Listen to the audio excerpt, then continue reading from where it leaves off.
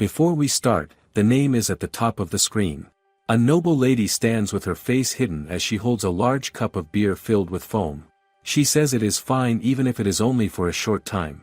She leans in and lightly tastes the foam, then begins to drink. One of the men nearby is impressed by how well she handles it. But the next moment, her body gives out. She collapses to the ground. Everyone is shocked. Panic spreads as they quickly call for a doctor. What just happened? She wakes up later in a quiet room. The ceiling above her is high and unfamiliar. Her throat feels dry. Her head aches badly. She knows this kind of pain. It is the result of drinking too much for days. She regrets pushing herself so far. As she looks around, she notices the fine furniture. Everything looks expensive. Where is she? She walks to a mirror and looks at her reflection. She freezes. A young blonde girl stares back at her. The girl looks delicate and almost like a doll. Is she seeing things?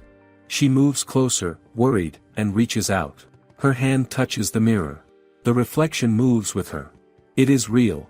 It is her. How can this be? Shock fills her mind. She grabs her aching head and tries to think. She remembers drinking. She remembers someone offering her a strong drink. Was it her uncle? Then she hesitates. Maybe that uncle belongs to this body. So who is she now? Her thoughts begin to settle. Her name comes back to her. She is Amo Izumi. She is 27 years old and single. She works as a receptionist at a clothing store. She spends her free time playing otome games while drinking. She enjoys cocktails, chuhai and cold beer. She lives alone and likes her quiet and simple life. That was her normal. Until that day. She remembers being told that someone left something behind in the women's restroom. She went to check. Inside one of the stalls, she found a bag. Smoke was coming out of it. Her heart raced. She quickly reported a suspicious object and asked for help. There were no customers nearby, so she tried to evacuate. She moved toward the exit. Just one more step. That was all she needed. Did she make it? The answer becomes clear. She did not survive. She has died. And now she lives in another body. This body belongs to Charlotte Abi. She is 12 years old. She is the youngest daughter of a duke family. She collapsed after drinking liquor given to her by her uncle, who is also the king of Eunacia, Albert.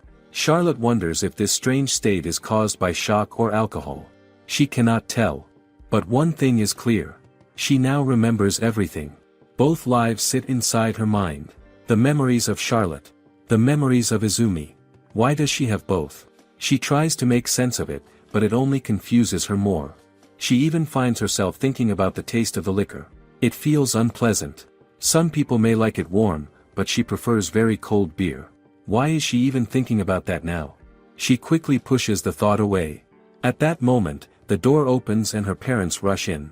Their voices are filled with worry as they call out to her. They ask if she is alright. Charlotte slowly answers that she only has a headache and that she is fine. But inside, she feels like her head is about to split apart. Their loud voices make it worse. Can they not speak a little softer? Her father speaks with concern. He says that drinking too much might be fine for her brother, but not for her. He is Edward Abi, the head of the Abi family. He was once part of the royal family as the second son, but he joined the Abi house after marrying her mother. Her mother is Julia Abi. She is known for her beauty and gentle nature, and it is clear that Edward loves her deeply. Julia steps closer and carefully looks at Charlotte. Relief fills her face as she sees that her daughter is awake. Charlotte apologizes softly, feeling a bit guilty. Then her older brother walks in. He comments on her usual bold nature. Charlotte looks at him and takes in his appearance. He has soft honey-colored hair and amethyst eyes. She remembers him more clearly now, not just as he is, but as he will be at 18. He always looks calm and distant, dressed neatly, with a cold expression. Yet he spoils the people he cares about. Especially his little sister. His name is Lucas Abi. He is the eldest son of the family and only 15 years old. He is the next duke. And more importantly, he is the main character of the otome game Lovely Heaven. The realization hits her. This world. This family. It is all from that game she used to play. So she is not just Charlotte. She is inside the world of Lovely Heaven. The story comes back to her piece by piece.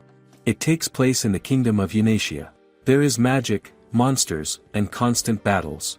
Heroes are summoned from another world by the kingdom's magicians. They travel with their companions to defeat dangerous creatures. That is the main story. And Charlotte. This body she now lives in. She is the one loved by the crown prince. But the past Charlotte is not kind. She is known for causing trouble. She gets involved in crimes like abduction and poison. She uses violence without hesitation. She is a girl who will do anything to get what she wants. In every path, her end is bad. She either faces execution or is cast away among monsters. Izumi never thought much about it when she played the game. It was just a story back then. But now it is real. Now she has to live as Charlotte. So this is reincarnation. Is something like this really possible? Lucas suddenly moves closer and holds her face, checking her condition. Charlotte is caught off guard. She was lost in thought and forgot that everyone was still around her. She quickly puts on a familiar polite smile from her past life and says she is only a bit dizzy. She claims she is fine. But then she notices something. Her parents and her brother are staring at her. They look surprised. Did she do something wrong? Was that smile too much?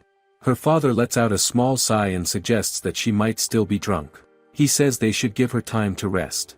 Her mother quietly tells a maid to prepare fresh water. The room slowly settles again. Charlotte lies back on the bed and lets out a soft groan. She raises her hand and stares at it. She is Charlotte now. But Izumi is still inside her. Both sets of memories remain clear. The more she thinks about it, the worse her head feels. It spins and aches. She feels like she might throw up. What is she supposed to do now? She wishes she had never entered that restroom. If only she had left a little earlier. Would things be different? She pushes that thought away. Regret will not help her now. What matters is what she does next. She decides to calm down and organize the memories she still has. She recalls the Rabitsu Royal Institute. That is where everything begins in 3 years. It is the place where the heroine and the main characters gather. There are 5 key figures in the story. The first is her cousin, Christopher Heaven. He is 3 years older than her and also the crown prince. Then there is Mira Belanger. He is the same age as Charlotte. He is the second son of a count. Because of his albinism, his skin is very pale. He hides it as much as he can since he feels insecure about it. Still, he is a genius. He works with magic tools and creates new inventions. Next is Howard Odette. He is a marquis and the same age as Prince Christopher. His father leads the knights. Howard is known for his rough nature and is often called the wild dog. Then comes Silas Muhen. He is also the same age as the prince. He is a half-elf. At first glance, he seems gentle. But inside, he is quite cruel. The last one is Lucas Abi. Her own brother. He is close to the crown prince and serves him as both aide and advisor. People know him for his cold gaze and call him the ice nobleman. To Charlotte, he feels more like a support character than a romantic one. Then there is the heroine, Kanata. At the start, she is unreliable. She struggles and makes mistakes. But over time, she grows stronger. She becomes brave and beautiful. Charlotte remembers that the original Charlotte played the role of a villain. She bullied the heroine and caused many problems. But now, thinking about it, she does not hate the heroine at all. The girl is trying her best to save the world. Does she not deserve happiness too? So what should she do? Charlotte thinks it through carefully. As long as she avoids trouble, she should be able to survive. Everyone in the main group will come to care for the heroine anyway. Maybe it is best to let things flow naturally. If the heroine chooses a path where everyone stays close, then maybe no one has to suffer. Would that not be the best outcome? When it comes to Lucas, her feelings are clear. She does not see him as a man. To her, he is simply her older brother. Someone she cares about. She finds comfort in the idea of staying by his side as his little sister. More than anything, she wants a peaceful life. She wants to see everyone smiling. Is that too much to ask? Later, during dinner, she sits quietly with her family. While they eat, her thoughts drift again. She wants a drink. The urge is strong. She misses that simple comfort. She wants to enjoy good food and drink and live calmly in this world. But she pulls her focus back. There are more important things to think about. She reviews what she knows of the story. If events follow the original path, everything starts soon. At the age of 12, Charlotte falls in love with Prince Christopher during Lucas's school entrance ceremony. Then, at 15, things fall apart. While harassing her rival at the Rabitsu Royal Institute, her actions are exposed. Her crimes come to light. And in the end, she is sentenced to death. Now that Charlotte thinks about it, she realizes how terrible that future is. Everything leads to ruin. She tries to calm herself and think clearly. It is currently March. The school entrance ceremony for Lucas and the others will happen in September. That leaves only 6 months. 6 months. Is that enough time? Shock runs through her, but soon it turns into relief. She regained her memories early. That means she still has a chance. She does not have to follow the same path. She can simply avoid the ceremony. She can stay away from the crown prince and the others. If she lives quietly, then in 4 years she will be old enough to drink again. The thought almost makes her smile. Is that not a simple and peaceful goal? But then she pauses. Something feels off. Is she forgetting something important? She quickly sits up. If she really tries, she knows she can build relationships with the main group. She has the memories. She understands their personalities. But is that the right choice? The safest path is to avoid them completely. Still, one person comes to mind. Richard Archer. He is Lucas's friend from school. One of the few people Lucas trusts. He is calm and kind, a half-wolf and half-man. But he is not part of the main group. He only appears in Lucas's story route. That makes him different. Maybe safer. Maybe someone she can rely on. Then another question appears. Why were Lucas and Richard not on good terms? What caused that distance between them? And Lucas himself. How did someone kind become known for such a cold gaze? And Charlotte. Why did she become someone capable of harming others? There must be reasons. There must be something she does not remember. She rolls on the bed, trying to force the memories out. But nothing comes. Her mind grows tired. Sleep begins to take over. As she tries to recall more, the door suddenly opens. The family butler, Mikhail, rushes in. His voice is urgent. He tells her to run. Charlotte is confused. What is happening? Mikhail explains that monsters are attacking from behind the estate. A swarm is approaching fast. He urges her to head to the master's library at once. Charlotte freezes. She knows about this event. It is part of the story. She remembers her father telling her that the knights and magicians would not arrive in time. He planned to hold the monsters back himself. He told her to escape with Mikhail. The memory feels too real. But this time, she does not want to accept it. She wants her father to come with her. She wants everyone to survive. Her mother pulls her into a tight embrace. The warmth feels real. Too real. Her mother tells her that they will always love her. She asks her to pass those words to Lucas as well. Charlotte realizes it then. This tragedy is happening again. There is no stopping it. She is pulled away by Mikhail despite her feelings. They reach the library. It is quiet and hidden. Mikhail tells her to stay there. He says he will go out and find help. Charlotte refuses. She begs him to stay. She does not want to be alone. But he leaves anyway, promising that he will return. She calls out after him, but he is already gone.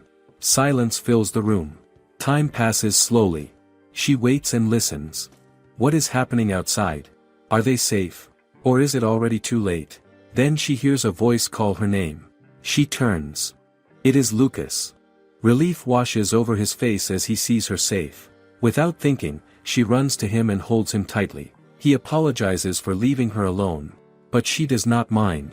Right now, he is here. And that is enough. Charlotte suddenly recalls something and freezes. That was not just a strange dream. It was a real nightmare. A scene from the past of Charlotte and Lucas comes back to her. Her parents. The people at the encampment. All of them died. That moment was the beginning of everything falling apart. How could she forget something so heavy? She remembers how much it hurt even when she only played it as a game. She cried during that part. That tragedy marked the point where Charlotte and Lucas began to drift apart. Lucas started to hide his feelings from everyone. He became known as the Ice Nobleman because he feared getting close to others again. He did not want to feel that kind of loss anymore. At the same time, he carried guilt. During the chaos, he was not there for Charlotte. That feeling stayed with him. Because of it, he began to spoil her too much. He tried to make up for what he thought he failed to do. But he did not realize the harm it caused. Charlotte slowly changed.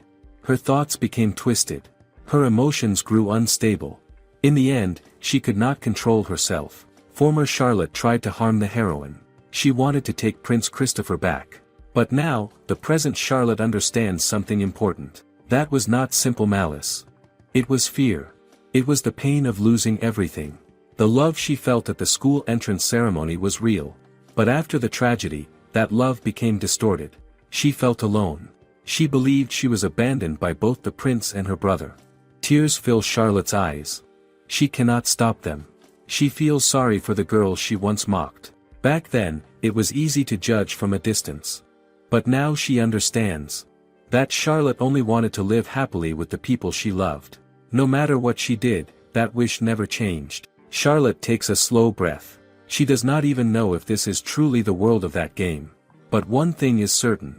The people here feel real. Her parents. Her brother. Everyone at the encampment. They are her family now. She does not want to lose them. She does not want to bring tragedy upon them again. So she makes a decision. In 4 years, she will create a future where everyone can smile. She will not follow the path that leads to ruin. She will break it completely. There are still 6 months before the school entrance ceremony. 1 year before the monster attack. That means she still has time. With the memories and experience of Izumi, she will do everything she can. She will change this story. Later, she walks outside while holding her brother's hand. The air feels calm. The weather is nice. Lucas points it out casually, and she responds with a gentle smile. But inside, her thoughts are focused. She wants to avoid involving anyone. She wants to quietly destroy the path that leads to disaster. That is her plan. But then a small question forms in her mind. Why is her brother still following her so closely? The next morning, Charlotte walks into the room and sees her siblings already seated. She greets them, and they return her greeting with warm concern. They ask if she is feeling better now. She smiles and says that she feels fine after resting. But it is a lie. She did not sleep at all. Nightmares kept her awake the whole night. How could she even rest after remembering all of that? Her eyes move to Lucas. She greets him, and he looks at her closely before asking if she plans to go out that day. Charlotte pauses. With the way he is watching her, she feels like lying would not work. So she tells him the truth, at least part of it. She says she wants to check the mountain area. Lucas finds it unusual. Charlotte quickly adds that she has been staying inside too much and needs some exercise. Lucas thinks for a moment, then says they should go together. Charlotte feels a quiet sense of panic. She wants to go alone. But Lucas calmly says that he also needs exercise. Just like that, her chance to refuse disappears. What can she even say now? Before she realizes it, Lucas takes her hand. Charlotte feels uncomfortable and asks if it is really necessary. She says she is no longer a child. Lucas looks at her and asks if she dislikes holding his hand.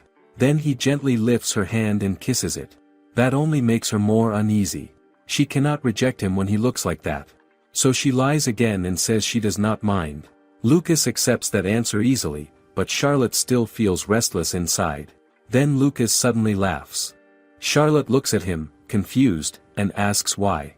He simply says that she looks prettier than usual. That only makes her more suspicious. Is he doing this on purpose?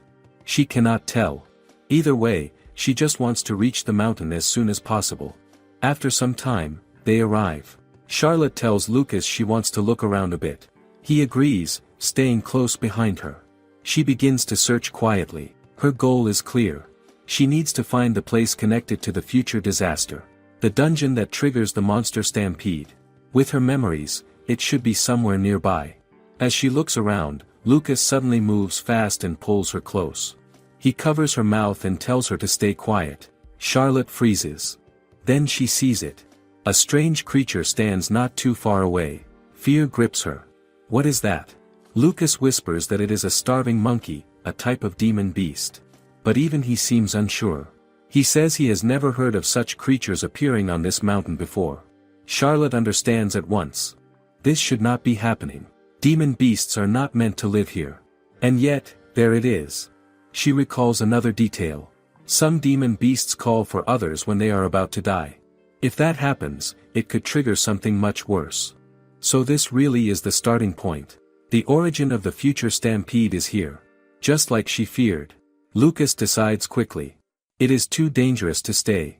He says they need to return to the mansion. Charlotte hesitates. She wants to confirm more.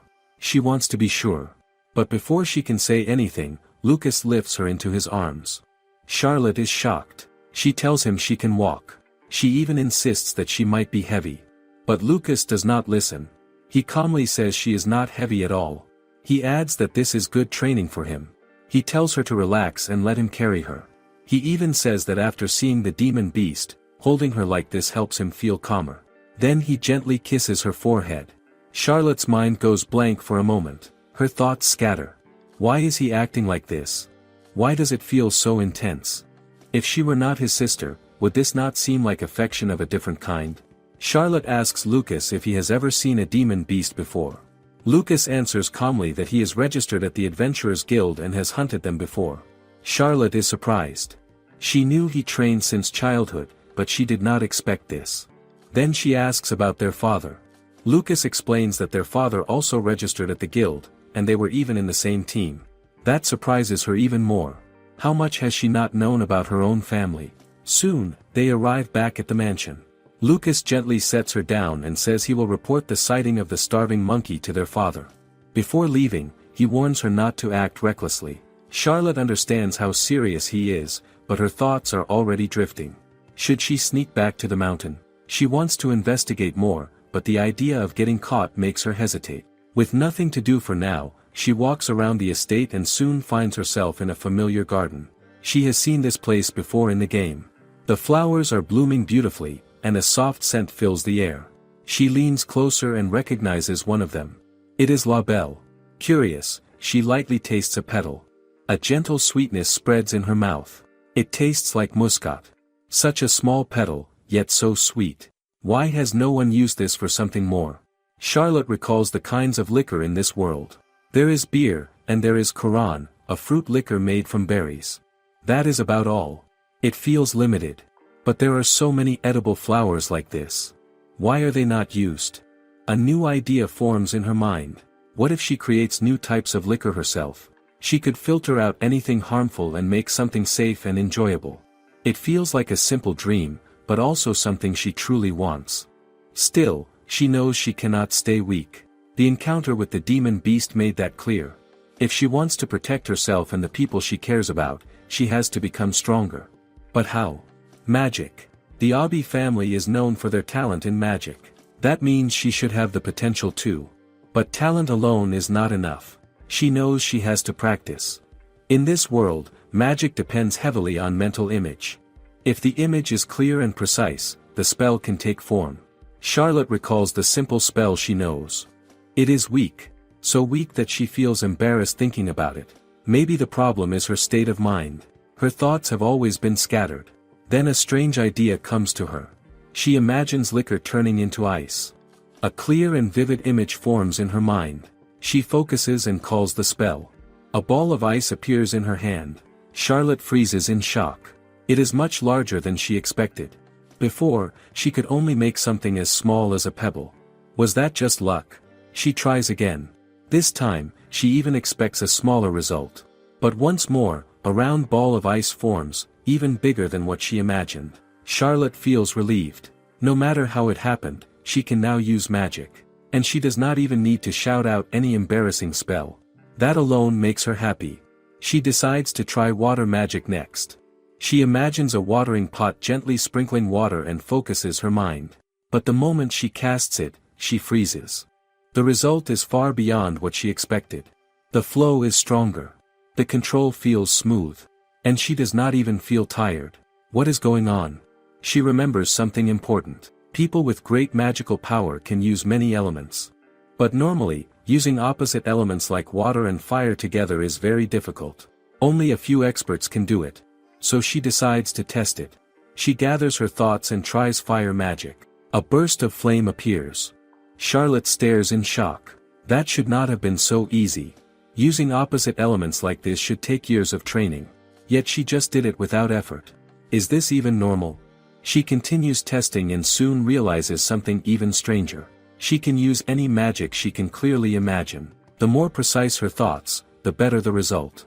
It feels unreal. She almost laughs. In her heart, she quietly apologizes to her mother for skipping all the proper steps and training. Then she admits it to herself. Ever since she was reborn, she has gained something like a cheat ability. This changes everything. If she has this much power, then changing the future might really be possible. She starts thinking ahead. Magic can help her survive. It can help her protect others. And it can even help her with something more personal. Liquor. She smiles to herself. With magic, she could experiment. She could create new kinds of drinks using flowers like labelle. She could refine them and make them safe. The idea excites her. Maybe this new life will not be so bad after all. Just then, Lucas walks into the garden. He notices her expression and seems a bit surprised. He says she must really like this place. Charlotte tries to act normal. Lucas then looks down and notices that her skirt is slightly dirty. Without hesitation, he kneels and brushes it clean for her. He reminds her that as a lady, she should be more careful. Charlotte thanks him, though she feels a bit awkward. He warns her again not to be reckless. But inside, Charlotte is already thinking of how to get away. She wants some space. Just as she is about to leave, Lucas calls out to her. He asks where she is going and then shows her a lunchbox. He says they should eat together. Charlotte cannot refuse. Soon, they are sitting together. But Lucas sits very close to her. Too close. The table is large enough for 4 people, yet he chooses to stay right beside her. Why sit so near? Lucas notices that she has not started eating and tells her to go ahead. He mentions that the food tastes good. Charlotte agrees. It really does look delicious. She begins to eat, but her thoughts wander again. She misses rice. She misses the familiar taste from her past life. Then another idea comes. If she can make liquor, maybe she can even create something like junmeishu. Would that be possible here? While she is lost in thought, Lucas watches her. He suddenly asks what she is thinking about. Charlotte is caught off guard. She did not expect him to notice. She quickly lies and says she was just thinking about how good the sandwich tastes. Lucas accepts that without question. Then he does something unexpected. He offers her his portion as well. Charlotte looks at him, confused, and asks why. He simply says that since she likes it so much, she should have more. Lucas seems to catch something when Charlotte mentions sake. He asks her what she means by Japanese sake. Charlotte hesitates and asks what that is instead. Lucas explains that he heard her say it. Then, almost casually, he asks about someone named Izumi. Charlotte freezes. She had thought about Izumi earlier, but she had not said the name out loud. Lucas has been wondering about it since then. He does not know anyone with that name among her acquaintances, and he knows she barely has any friends. Lucas also saw her practicing magic earlier. He is clearly taken aback. He had never realized Charlotte could wield so much magic. It is astonishing. Even Charlotte is shocked that he has never heard of it before. How could this be? Suddenly, Lucas stares at her and asks why she is in Charlotte's body. Charlotte freezes, unsure what to say. Her heart races. But Lucas does not let her evade the question. She insists that she is the real Charlotte, yet Lucas tells her she cannot deceive him. He notices details she never expected, like how she eats now, something he had observed carefully. Charlotte is caught off guard. She never imagined she could be discovered this way. Lucas softens slightly. He tells her she must be a messenger from the Red Star, so she has nothing to fear. He only wants to know about Charlotte. Charlotte's face betrays her fear. Charlotte feels a wave of confusion as Lucas gently asks if she is a messenger from the Red Star. She wonders what he means. In her mind, she recalls the game and shakes her head. Nothing like this ever appeared in the original story. Could it be an event she missed? Or maybe a sequel? No, that's impossible. She even bought all the soundtrack and drama CDs when the game was released. She has never heard of Messengers of the Red Star. Lucas notices her hesitation. He explains that the term refers to people born in this world with memories from another world. Charlotte freezes. She can't believe it. Could that be true? She feels a mix of shock and disbelief. Lucas continues, saying he knew she was special from the day she was born. After the day she fainted, he noticed her connection with the Red Star. That was when he realized just how unique she was. Charlotte worries. Does Lucas realize she is no longer the Charlotte he knew? She has Izumi's memories now. Her mind races. What will happen to her? She nervously explains that when she regained consciousness, she realized she had Izumi's memories and was living as the persona from the game world. Lucas listens carefully. He asks her to speak clearly and gently calms her as tears spill down her face. After a while, Charlotte feels drained. She wonders what she has done, telling Lucas everything. Lucas notices her distress and apologizes for not realizing how anxious she has been. Charlotte admits to herself that it has been confusing having both Izumi's and Charlotte's memories. She never thought to talk to anyone. She tried to handle it alone. Lucas holds her hand and assures her that she has nothing to fear. He says that whether she had Izumi's memories or not, she is still the same Charlotte Abi. He calls her his precious younger sister. Charlotte cries, feeling both relief and emotion, and Lucas remarks that she is truly a crybaby. Later, Lucas asks about the stampede. He guesses that is why she wanted to walk on the mountain. Charlotte explains that she felt she needed to start acting if she wanted to avoid it. Lucas scolds her gently, admiring her determination but pointing out that she is reckless. What would she have done if she faced the starving monkey alone? Charlotte admits she hadn't thought about that. Lucas tells her he has already discussed it with their father. They will begin an investigation in a few days. Charlotte is surprised. He explains that the monster should not be on the mountain, so they cannot ignore it even if they want to avoid a stampede. She asks if Lucas and their father will go personally. He assures her it's routine for them. She wants to go with them but Lucas refuses, telling her frankly that she would be a burden since she has no real combat experience with magic. Charlotte can't deny it. Charlotte feels the truth in Lucas's words. She knows she panicked earlier, lacking experience with magic, and if she kept casting recklessly, it could be dangerous. She doesn't want to burden anyone and decides to wait for the results. Noticing her hesitation, Lucas suggests a compromise. If she really wants to participate, he will give her a test in 3 days. If she passes, he will personally convince their father to let her join. He raises his right palm, which gets slashed by wind magic. Charlotte panics seeing his hand bleed. She starts to call for help, but Lucas calmly tells her to relax. He reveals that his palm is already healed, showing her the clean, unmarked skin. It was healing magic. Charlotte gasps, surprised that a wound could vanish so completely. Lucas explains that she has 3 days to master this magic. From his serious expression, Charlotte guesses he doubts her ability to succeed. Charlotte raises her palm and focuses, determined to master it. The wound appears again, sharper than she expected, and she feels the pain bite deeper. Lucas panics, asking why she cut herself and quickly offers to heal her. Charlotte insists she can do it herself. This is her first time using healing magic. She recalls what she saw earlier. She needs a mental image of the wound healing. Concentrating, she activates the magic and successfully closes the cut. She wants to show Lucas that she succeeded, but he stops her with a serious tone. She obeys. He asks her to promise never to hurt herself like that again. Charlotte pouts, insisting she has already healed it, but he warns her with a smile not to do anything stupid. She apologizes and promises she won't. Then he asks her to use her ice magic again, now that she can also heal. Charlotte unleashes ice, fire, and wind magic. Lucas notes that it's irregular but fitting for the goddess's beloved child. Charlotte asks what that means.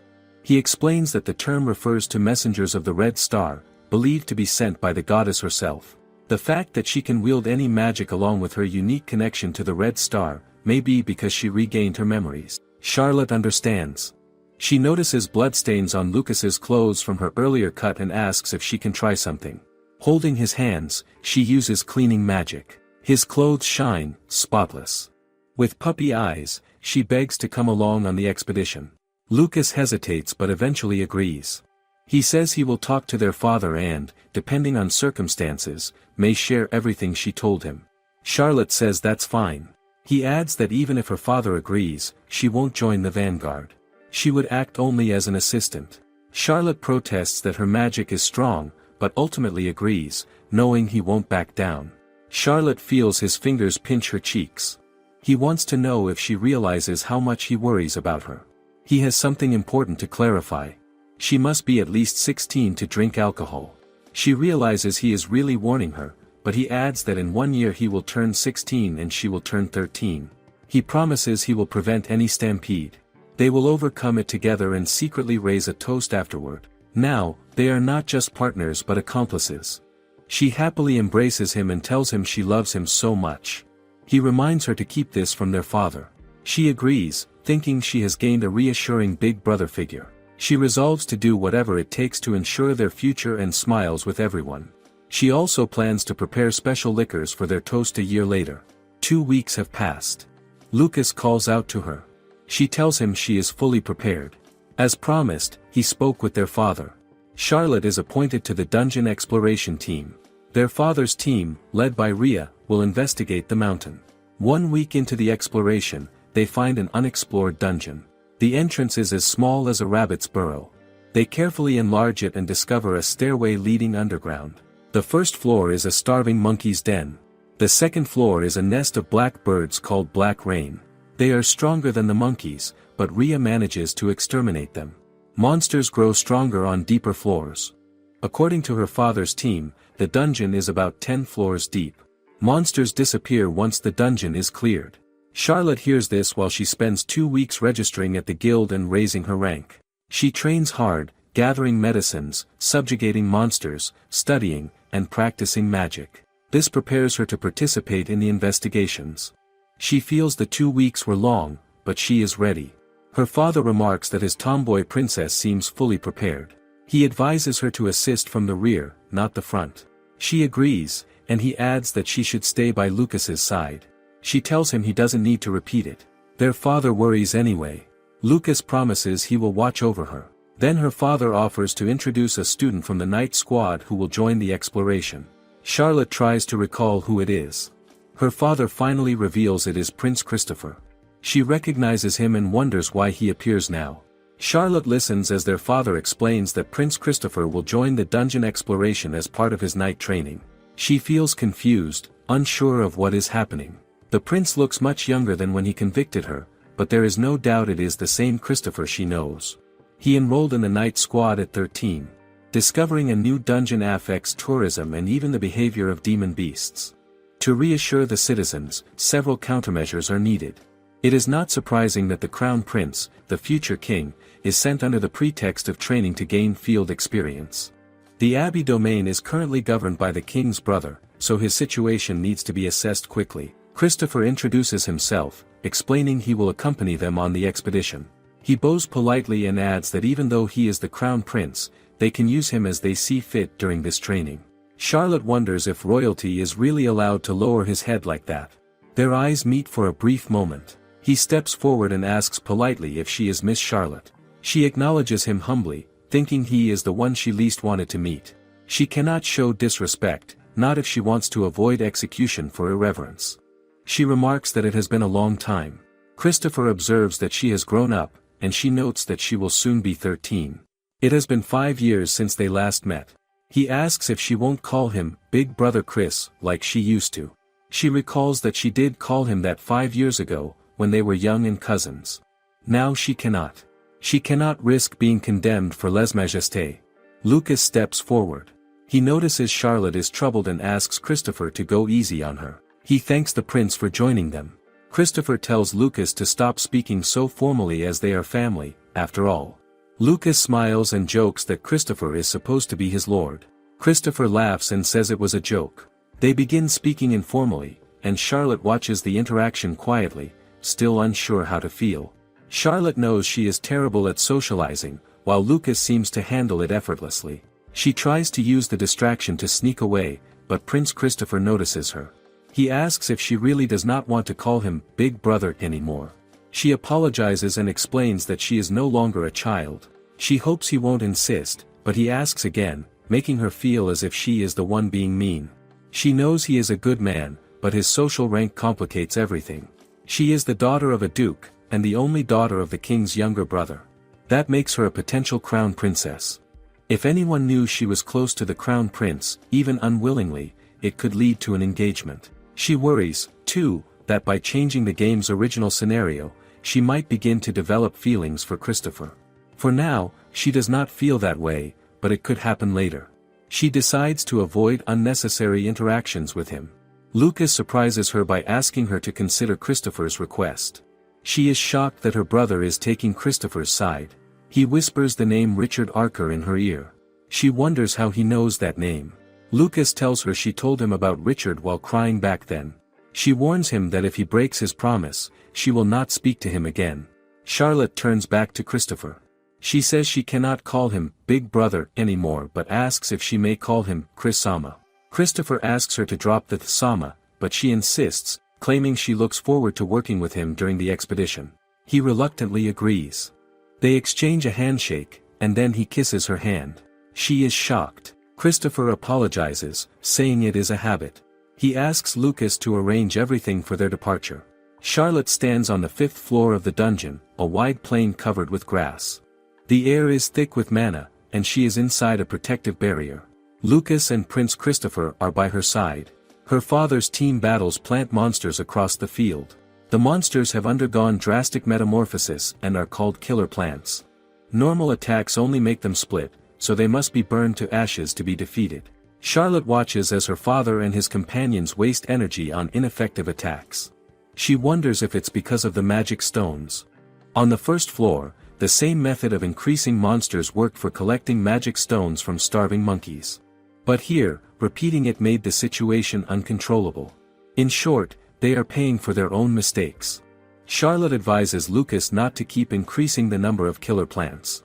She suggests using fire magic to burn them to ashes. Prince Christopher remarks that she has become quite fierce. Lucas adds that she is a real tomboy. She snaps at them so that she can hear everything. Lucas admits she is right. He assumes her father and his companions understand the situation, though it seems odd. He decides to leave, claiming he will go check on things, leaving Charlotte alone with Christopher. Her nerves spike. The silence between them is awkward. Christopher asks if she really plans to continue the expedition, even though she is the Duke's daughter. She asks why not, knowing he means it is dangerous for a girl. He says he just wants to understand why she is doing this. The Charlotte he knew was timid, almost a scared little cat. Charlotte recalls that in the game, Christopher once said all women must be protected. She thought he would oppose her going into danger. She admits she was afraid as a child and, to be honest, is still afraid. But she participates in the expedition because there is something she must accomplish. The thing she fears most is losing her loved ones. She must achieve this at any cost. Christopher is surprised. He never expected the timid girl of the past to show such determination. He holds her hands and asks if he can help. Charlotte flushes, nervously insisting it is something she must do alone. She has memories from her previous world and knows the dungeon's future events. She wants to prevent tragedy and enjoy her coming-of-age celebrations. There is no way she will let him disrupt her plan. Seeing her resolve, he can only accept it. Lucas returns and apologizes for keeping them waiting. Seeing them holding hands, he asks if he is disturbing them. Charlotte snaps that he is late. Charlotte listens as Prince Christopher tells Lucas about why she joined the expedition team. Lucas grins and asks what she said. Christopher replies that she claims there is something she needs to accomplish but is not very straightforward. Charlotte panics and calls out to Lucas, warning him not to reveal everything. Lucas just grins, takes her hand, and teases that Charlotte joined because she worries about him and doesn't want to be separated from her big brother. He winks at her. Charlotte realizes he is teasing Christopher and plays along, saying that it was supposed to be a secret. Christopher smiles and says he wants a cute little sister like Charlotte. Lucas always brags about having the cutest sister. Christopher recalls a recent letter where Lucas wrote about Charlotte hugging him while crying. Charlotte remembers that in the game, Lucas was deeply attached to his sister, which she thought was because of their parents' death. Now she wonders if he is just a true siscon who always thinks about her. Christopher asks Charlotte to call him Big Brother too. He says he asked his parents for a little sister but they said it was impossible. Charlotte brushes it off, thinking quietly. Charlotte tells Christopher he can call her Charles, like her big brother always does. She cannot call him Big Brother, but she allows the nickname. Christopher gets excited and tries to move closer to her, but Lucas steps in, claiming he cannot allow him to go further. Their attention shifts to Edward's team, who are battling the killer plants. The number of monsters has increased drastically. Lucas notices it seems their father and his team are trying to collect magic stones. Charlotte feels it is too much, wondering what her father is thinking. Even so, she realizes he is rushing toward danger willingly, despite the risks. Charlotte stretches her hands forward, imagining combining fire and wind to create a tornado of flames. She unleashes a massive spell known as Fire Story. The fire magic sweeps across the field. Everyone is shocked at its power. Charlotte sternly tells them she hopes they regret their recklessness. If they keep acting carelessly, it will be her and the others who get hurt. Her father and the team comply. She instructs them to stop worrying about collecting magic stones but not to forget their main objective. She continues to nag, reminding them that a member of the royal family is with them and they must stop being so reckless. Charlotte watches as the team picks up the magic stones. She can't believe they are still so reckless after everything she said. Lucas points out that the team has already been delayed by a week. Charlotte sighs, complaining about how tiring it is to collect the stones. Then she has an idea. She asks Lucas if he has a big bag. He does, and she takes it. She imagines a vacuum cleaner in her mind and activates it. The suction pulls all the magic stones straight into the bag. Everyone is stunned.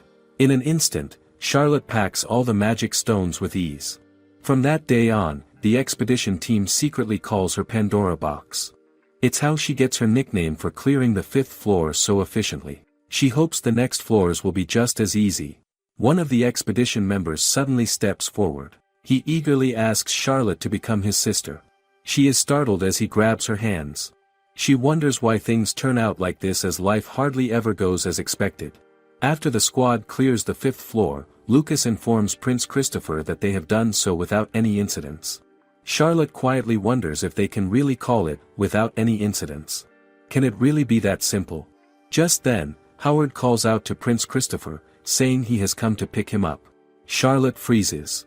She knows Howard Odette, the muscled dog, the third must-conquer protagonist. What is he doing here? She was supposed to meet both Christopher and Howard on the day Lucas would enter the institute. Howard greets Lucas first, then notices Charlotte hiding behind him. He asks if she is Lucas's little sister. Charlotte has no choice but to step forward and greet him politely, introducing herself. Howard says he has heard a lot about her from her big brother. He introduces himself and suddenly kisses her hand. Charlotte recalls a memory. It shakes her. Lucas calls out her name in worry. She explains that she only feels a little embarrassed hearing about Lucas talking about her. She hopes he didn't tell Howard anything strange. Howard remarks that Charlotte is as beautiful as Lucas says. She reasons that his words follow etiquette. Does that mean he doesn't have any real feelings? She thinks about it. Even though Howard is just a knight, he is very popular.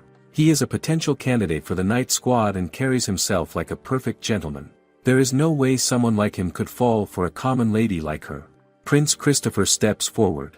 He compliments Charlotte, calling her cute and strong. He praises her fire magic and keeps remarking on how outstanding it is.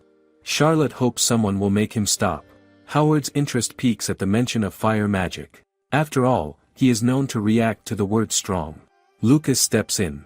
He reminds Prince Christopher that he should leave now or he won't make it to the royal capital before the day is over. Prince Christopher wonders if it is already that late. Lucas politely bids him goodbye. Charlotte feels a wave of relief as the prince finally leaves. Lucas asks if she didn't like Howard. She admits that she didn't. He tells her Howard is always busy with training, so she won't have to meet him very often. Charlotte feels even more relieved that she won't have to see Howard again. But the next day, Howard arrives. He explains that Prince Christopher cannot come due to an official mission, so he is here as the prince's representative. With a spirited expression, he says he will be in her care today. Charlotte can't help but feel intimidated by his serious look. She suggests that, if he is okay with it, she wants him to speak to her the same way he always speaks to Lucas. Howard agrees, saying that would actually be more convenient for him as well. Charlotte realizes this is the Howard she knows. He is simple-minded and good-natured, always protecting others with his body in emergencies. Even as the son of the night squad captain, he trains hard and never slacks off. She remembers how cute it used to be when Howard, who could seem foolish, acted so seriously. As Izumi, she liked Howard. But as Charlotte, she dislikes him.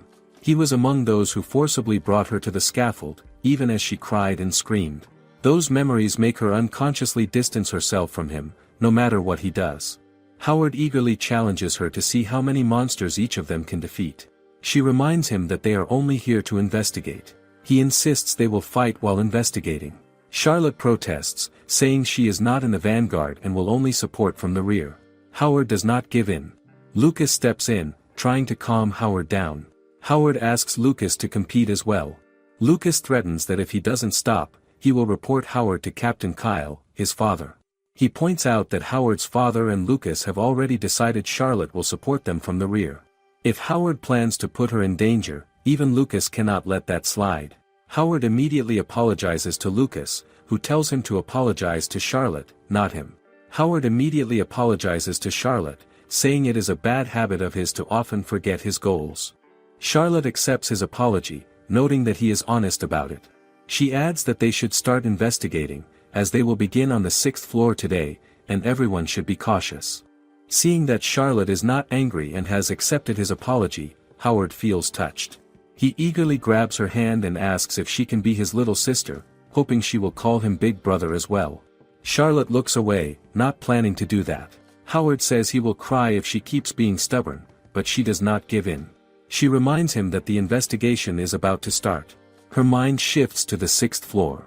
She wonders what kind of monsters dwell there. At first, she felt scared, but she admits to herself that it is becoming more and more interesting. There is, however, one thing she does not like, and that is something both Izumi and Charlotte dislike: evil spiders. Lucas tries to calm Charlotte. He says he understands how tense she feels. Howard watches her and quickly realizes something. Charlotte is afraid of evil spiders. Evil spiders are monsters with thick black fur and large bodies. They have many red eyes that stare without warmth. They use sticky threads to trap anything that moves. Once something is caught, it does not escape. Friend or foe, it does not matter. Everything becomes food. The worst part is their behavior. They seem to laugh after killing their prey. How could anyone ever like such a creature? Charlotte feels disturbed just thinking about them. Howard agrees with her. He admits they are disgusting. Still, he explains that their threads are valuable. The material is rare and useful. It ranks high in guild quests. For adventurers, meeting these spiders is seen as a chance, not a danger. The members of her father's group feel excited. They notice there are many spiders around. To them, this is a rare opportunity. A once-in-a-lifetime chance. Charlotte only feels more afraid. What if their numbers keep growing? What if it becomes like the 5th floor with the killer plants? She asks Howard this with worry. Howard tells her that evil spiders do not multiply like that. He begins to explain how their nests work. Most nests are made by female spiders. Before he can continue, Charlotte stops him. She does not want to hear more. Not about spiders. Not about nests. Not anything. Lucas decides to check on his father's group. He plans to leave Charlotte with Howard. That only makes her panic more. Howard notices her reaction. He offers his hand to her. He wonders if she wants comfort. Charlotte turns away instead. Howard feels confused. Did he do something wrong? Charlotte cannot believe his behavior. First, he pushes her into a fight earlier. Then he suddenly asks her to call him Big Brother. Now he offers his hand like nothing happened. How is she supposed to react? Even so, Charlotte reflects on herself. She admits her attitude is not right. Avoiding everyone is not the answer. Still, everything feels rushed. All the important people appear too early. Why is this happening now? Lucas returns and checks on her. Charlotte quickly asks about their father's group. Lucas explains the situation. The group wants the spider threads. They are very valuable and even useful for medicine. Because of that, they want Charlotte to ignore what they are doing. Edward steps forward and begins the operation. The group moves in and starts fighting the evil spiders. The battle spreads across the floor. Charlotte stays close to Lucas and holds onto him tightly. She asks Howard if he is not going to join the fight. Howard answers in a calm tone. He says it seems he is truly disliked. Lucas smiles at that. He explains that it is because Howard can be too persistent. Howard accepts this. He knows it is true. Still, he says he cannot help it. Lucas then reminds him of his goal. If he wants to become the captain of the night squad, he has to fix that habit. Howard sighs. He says thinking about that always gives him a headache. Lucas then speaks more seriously. He says he will not give Charlotte to anyone. But he adds one condition. If Charlotte agrees, then he is fine with her calling Howard Big Brother. Charlotte refuses at once. There is no hesitation. After some time, the fighting ends. Lucas reports that the expedition team has defeated all the evil spiders. They are now collecting the threads. He tells Charlotte she can go ahead and wait for them. Charlotte freezes. Does that mean she has to walk through the spider corpses? Lucas turns to Howard and says he is counting on him. Charlotte is still trying to understand what is happening. Then suddenly, she feels herself being lifted. Howard carries her in his arms. She reacts at once and tells him to put her down. Howard calmly explains that if she tries to walk, she might fall. Charlotte looks down for a moment. The sight of the dead spiders makes her body tense. She quickly clings to him. Howard assures her that he will not let her fall. His voice is steady. Charlotte begins to smile. Howard becomes flustered and tells her not to laugh at him. He says he is only worried that she might cry. Charlotte apologizes. She says she could not help it. Howard then suggests something simple. He tells her it might be better if she closes her eyes. Charlotte agrees. As she rests quietly, a thought comes to her. Is Howard nervous too? She reflects on her actions. She realizes she has been too stubborn. She keeps thinking about the version of Howard she knows from the game. Because of that, she never tried to understand the person in front of her now. But the Howard beside her feels different. He is gentle. He is kind. He is also a little awkward. Is there really a reason to fear him? She makes a quiet decision. She wants to apologize. She wants to thank him. Maybe she can even call him Big Brother sometimes. Later, on the 7th floor, Lucas sees them together. Charlotte and Howard are smiling. They look comfortable around each other. Lucas quietly notes how close they have become in such a short time. Howard looks very happy. He shares that Charlotte said she would call him Big Brother sometimes. Lucas turns to Charlotte and asks if this is true. Charlotte nods with a light expression. She explains that she feels indebted to Howard. If it makes him happy, she is willing to do that much. Then Lucas notices something else. Their hands are still together. He asks Charlotte about it. He reminds her of Richard. He wonders if she no longer needs an introduction since she seems close to Howard already. Charlotte quickly tries to explain. She says her relationship with Howard is like that of siblings. Then a sudden realization hits her. She and Howard are not actually related. They are not even close enough to act like that in public. For nobles, such behavior can easily be misunderstood. Why did she not think of this sooner? She pulls her hand away at once. She explains in a hurried tone that it is all a misunderstanding. She insists that Lucas should still proceed with the matter concerning Richard. Lucas watches her for a moment. Then he smiles. He says he will keep his promise. Howard looks stunned and asks if something is wrong. Charlotte feels a sense of relief. It is as if she has just been pulled out of a dream. But that feeling fades quickly when they reach the 7th floor. There are killer plants everywhere. Charlotte looks around and understands at once. This is exactly what she feared. Her father's group could not even last a week before repeating the same mistake. They did not reflect on what happened before. Why would they take the same risk again? It becomes clear that her father's group tried to collect magic stones from the killer plants. Charlotte had already warned them. Still, the result is the same as before. Nothing has changed. She turns to Lucas and admits that she is close to her limit. Lucas agrees with her. The situation has gone too far. Howard suddenly asks if she is going to fight now. Charlotte answers without hesitation. She says she has no other choice. Ahead of them, Edward and the others stand still. They stare at the overwhelming number of killer plants. Even they did not expect this many. The air feels heavy. Charlotte steps forward and calls out to her father. Her voice carries across the field. She asks him why he lied to her. At the same time, her magic begins to form. Her father looks shaken. He tries to explain himself. He says he planned to stop everything once she arrived. But Charlotte does not listen. She says she does not want excuses. She tells him he needs some fresh air. Then her magic erupts. A freezing blizzard spreads across the area. The killer plants are trapped in thick ice. The temperature drops sharply. Even her father's group begins to shiver. They ask her to calm down. But Charlotte does not stop. She releases another wave of magic. This time, the frozen plants shatter into ice crystals. The battlefield turns silent. With a cold smile, she makes one thing clear. This must never happen again. Her father and his team can only nod. They obey without protest. When it is over, Lucas praises her effort. Charlotte admits she is exhausted. The tension leaves her body all at once. Then Howard steps forward. His tone changes. He speaks with respect and asks her to accept him as her disciple. Charlotte is shocked. She refuses immediately. Howard does not back down. He insists on it. Charlotte refuses again, even more firmly. Lucas watches this and comments that Howard has gone too far this time. 2 days pass.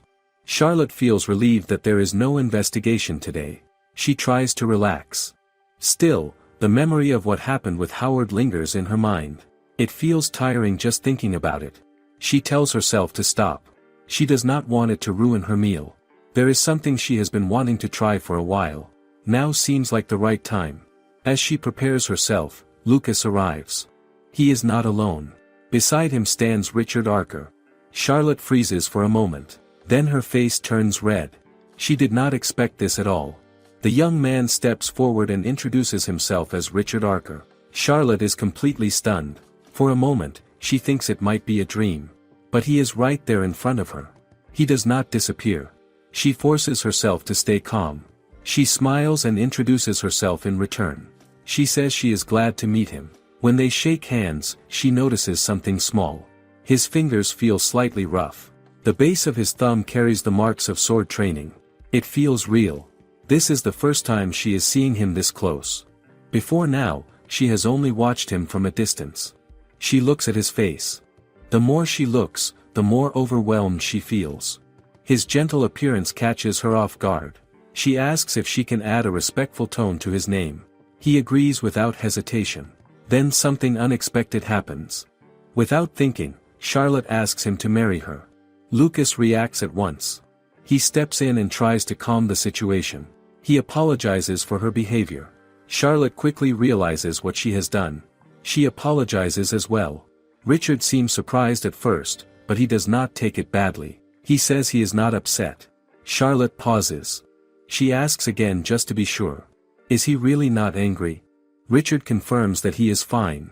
That answer settles something in her heart. So he does not dislike beastmen after all. Even so, Charlotte does not stop. Her feelings keep spilling out. She continues to express her affection. Lucas struggles to stop her. He already fulfilled his promise by introducing Richard. When did things turn into this? When did it become a confession and even a proposal? Seeing the situation getting out of hand, Lucas changes the topic. He suggests they sit down first. His eyes fall on a jar placed on the table. He asks what it is. Charlotte answers that she is trying to make syrup from labelle flowers. Lucas looks curious. He wonders if it is even possible to turn those flowers into liquid. Charlotte explains that she is about to test it. Richard stays quiet and watches with interest. Charlotte begins to picture the steps in her mind. First, she will freeze the flowers using ice magic. Then she will break them into fine powder with wind magic. After that, she will compress them and extract their sweetness. Once everything is clear in her thoughts, she begins. The flowers freeze instantly. They shatter into soft powder. Then she carefully compresses the essence out of them. The liquid forms, clear and pure. It shines softly. Charlotte looks at the result with surprise. She can sense the sweetness even without tasting it. It feels like her idea worked perfectly. She pours some of the syrup into another cup. Charlotte offers the drink to Lucas first. He takes a careful sip. His expression changes almost at once. He likes it. He says he can clearly feel the sweetness. That alone proves the experiment worked. Charlotte accepts that result, but she knows she is not done yet. Her real goal is different. She wants to make a non-alcoholic cocktail for children. Something light. Something fun. Something that feels lively. A bubbly drink would be perfect. But there is a problem. She does not know how to make carbonated water. Without that, the idea cannot come to life. She starts thinking deeply.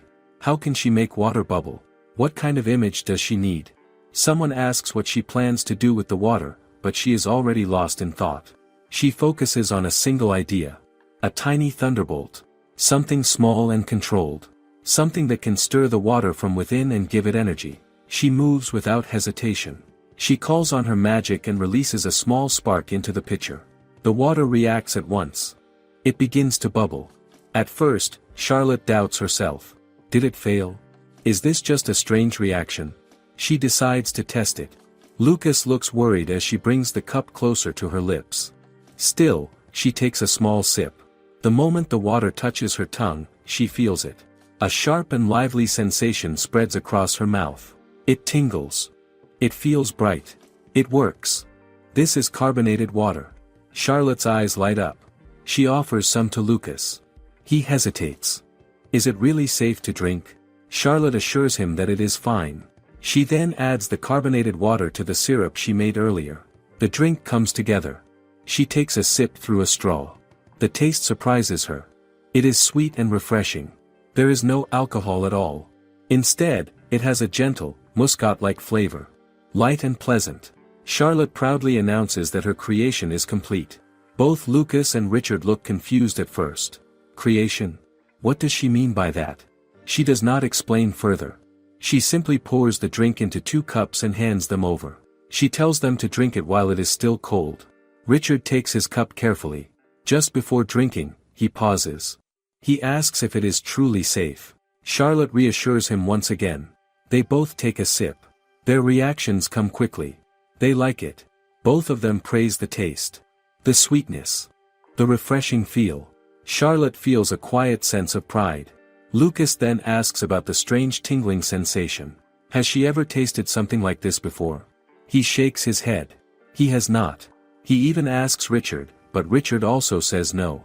He knows beer, but this is completely different. Charlotte reflects on that. Beer is made through fermentation. This is something else entirely. She had worried that the carbonation might be too strong, but it seems just right. Lucas realizes something important. She clearly changed the water. He asks what she did. Charlotte answers simply. She mixed a tiny thunderbolt into it. Both Lucas and Richard are surprised. Richard, in particular, seems impressed. It feels like such a unique idea. Something completely original. But the way they look at her makes Charlotte uneasy. Do they think she is strange? Because of that thought, she suddenly decides something. She says they will not be allowed to drink the cocktail again. Richard reacts at once. He apologizes. He explains that he was only surprised. He did not mean anything negative. He admires her creativity. Charlotte listens. His words affect her more than she expects. The way he speaks feels sincere. It becomes hard for her to stay firm. She accepts his apology.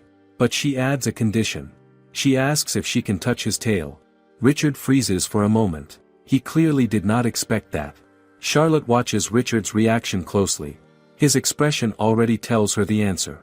He refuses her request to touch his tail. Her mood drops at once. But then Richard offers a small compromise. He allows her to touch his ears instead. That alone is enough to lift her spirits. Her face brightens again. She reaches out carefully and touches them. The moment her fingers make contact, she is amazed. They are softer than she imagined. The texture feels smooth and gentle, almost like fine fabric. When the ears tremble slightly, she finds them even cuter. She cannot hide her smile. Richard notices her expression. He looks a little surprised and asks if she is truly satisfied with just this. Charlotte answers honestly. She says she is very happy. While enjoying the moment, she makes another suggestion. She asks if Richard would like to touch her as well. Before anything can happen, Lucas steps in. He firmly reminds her that a lady should not allow others to touch her so easily. Charlotte quickly explains herself.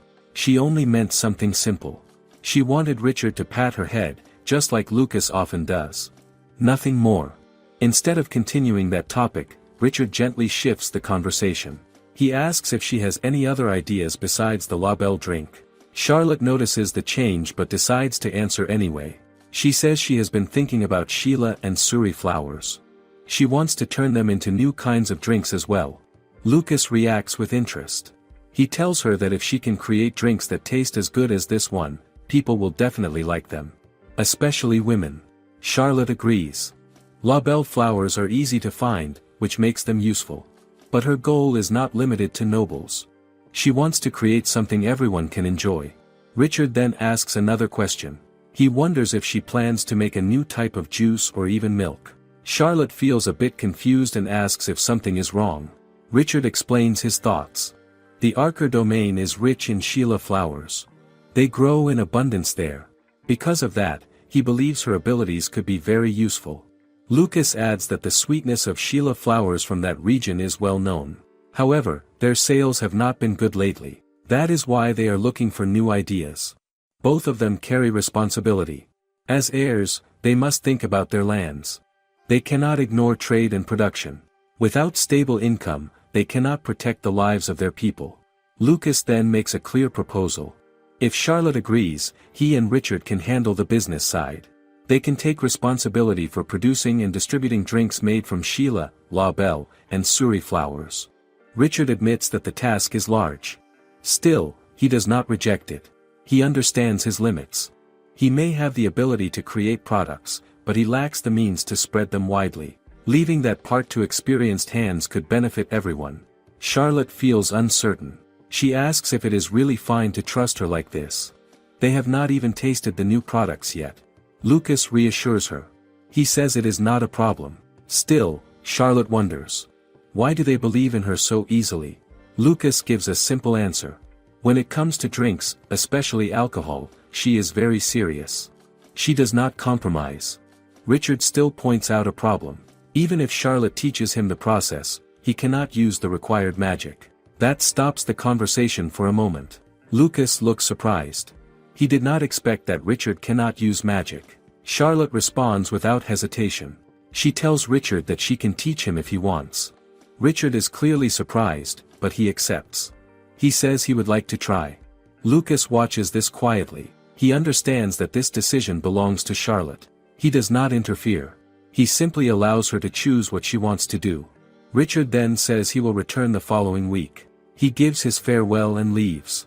After he is gone, Charlotte stands there for a moment. It still feels unreal to her. Was it all just a dream? Lucas assures her that it was real. He adds that he is glad to see her so happy. Several days later, Charlotte prepares to go into the city. The night before, she told Lucas about her plan. She wants to look for ingredients for her syrup.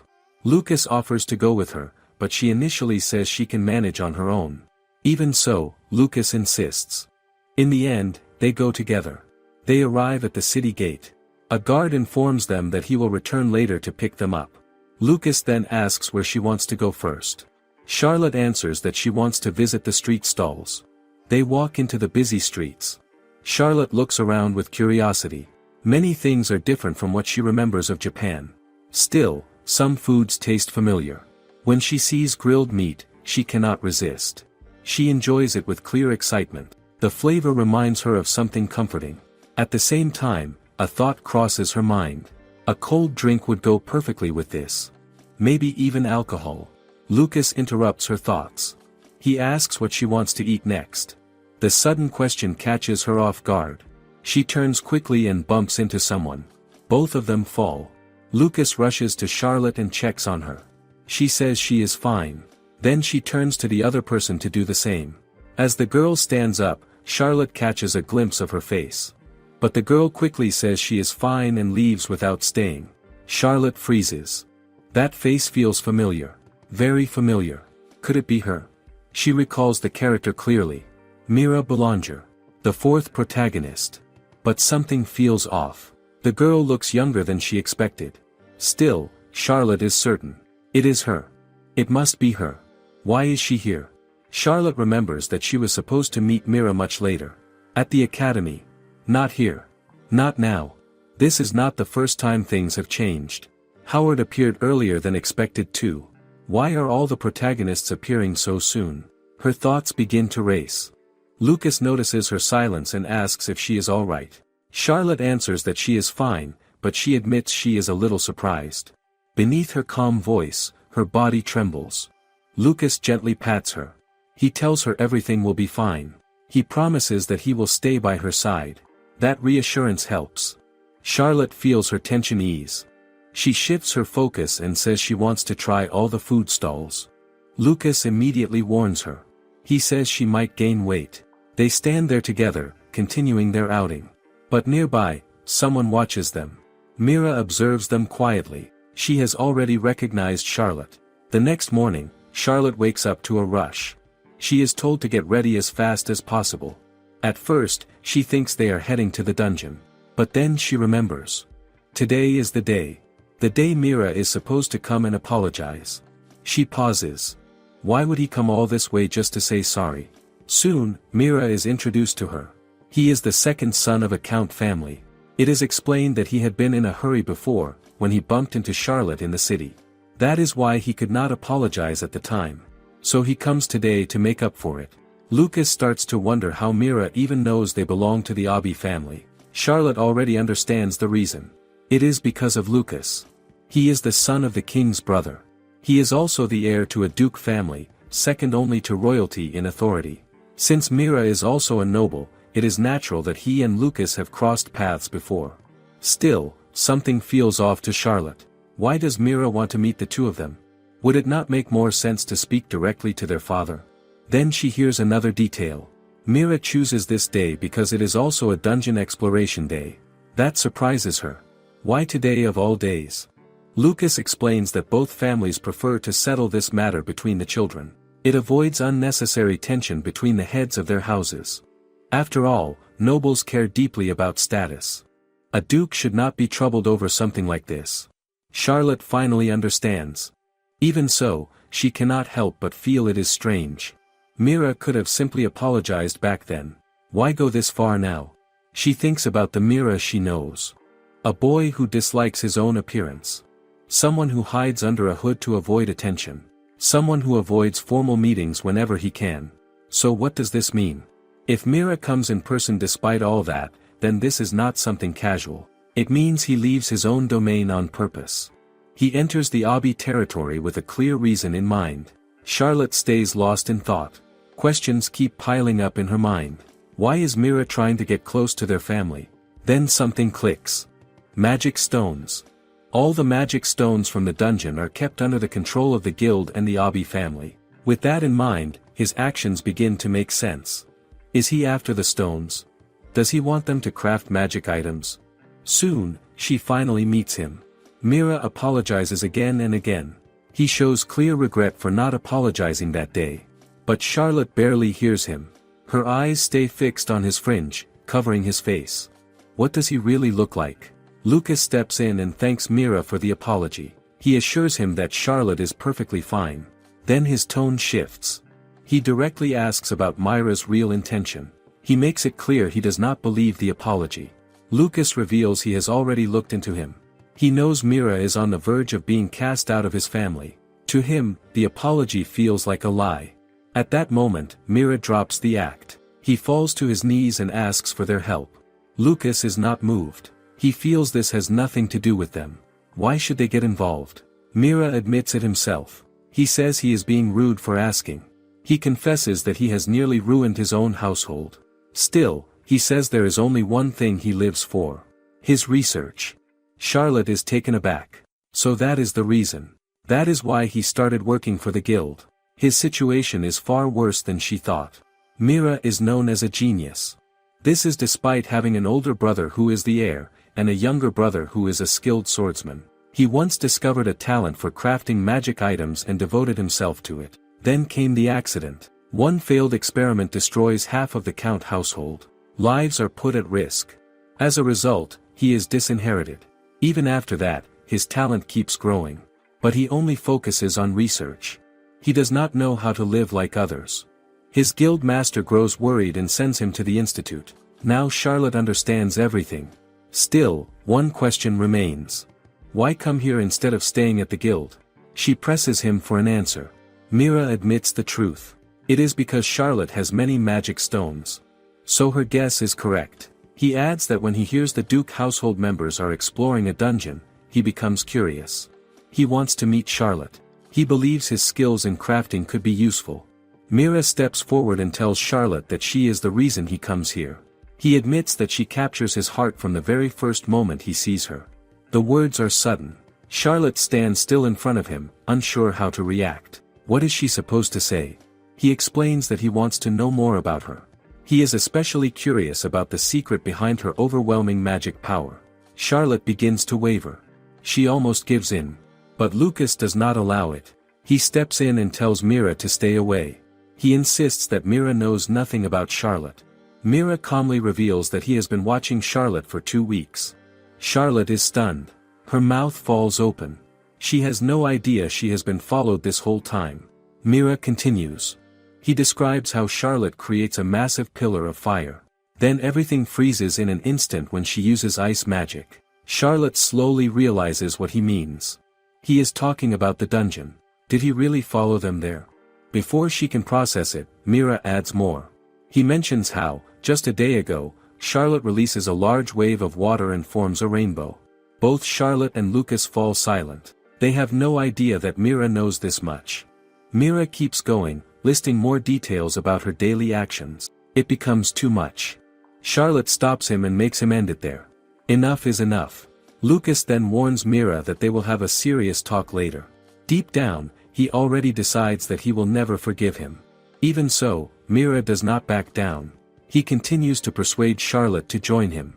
He believes her talent is rare. He knows he will never find someone like her again. Lucas agrees that Charlotte is special. But he makes one thing clear. Any information about her magic is highly confidential. It is a state secret. He sees the danger in this situation. A boy from a count household already knows too much. That alone is a threat. Lucas gives a firm warning. If Mira ever reveals this information, he will have no choice but to eliminate him. Charlotte feels a chill. She sees the seriousness in Lucas's expression. Mira responds with a calm promise. He says that if Charlotte agrees to help him, he will never reveal her secret. He asks if they can accept this deal. Lucas pauses for a moment to think. Then he gives his answer. He says he will trust Mira, as the heir of the Duke household. Charlotte is surprised. It feels too quick. Why does Lucas agree so easily? But Lucas is not finished. He adds one condition. Mira must never act without Charlotte's permission. He makes it very clear. If Mira ever causes Charlotte to cry, he will not hesitate to eliminate him. The air turns heavy for a moment. Lucas then considers the negotiation complete. He asks Charlotte if she agrees. She nods right away and accepts the deal. With that, Lucas gives Mira permission to stay in the mansion from that day forward. Mira feels relieved and expresses his gratitude. Charlotte begins to wonder if Lucas should be making such decisions alone. Is this really okay? Lucas reassures her. Their father already knows about it. That answer surprises Charlotte again. Later, when they are alone, Lucas decides to share a secret. He says it must stay between them. He explains that Mira is not the one who almost destroyed his house. Instead, others take advantage of Myra's failed experiment to cause the damage. Charlotte stays quiet as she listens. Lucas continues. He says Myra's family, the Belanger, has always treated albinos like Mira as impurities. They are usually eliminated. Charlotte feels the weight of those words. Lucas explains that Myra's talent is well known. Because of that, many people doubt that his experiment truly fails. Adults begin to watch him closely. The guild and their father are among them. At first, the guild plans to deal with Mira directly, but in the end, they decide to find him a family to adopt him. Charlotte realizes something important. The Abi family is one of those families. She then wonders what will happen to the Belanger family for trying to eliminate Mira. Lucas assures her that they will receive proper punishment. Charlotte cannot help but think deeper. Will that punishment be an assassination? She remembers that Mira does not know any of this. It is supposed to be a secret. But then another thought comes to her. This is Mira. A genius. Would he really not figure it out? Her mind drifts again. Lucas once mentions that the Abi family plans to build a laboratory and a residence for Mira on the back mountain. Maybe that will help him. Maybe things will settle down. Charlotte tries to hold on to that thought. She tells herself everything will be fine. She keeps a smile on her face. But the smile feels off. Mira notices it right away. He calls her out, pointing out how strange her smile looks.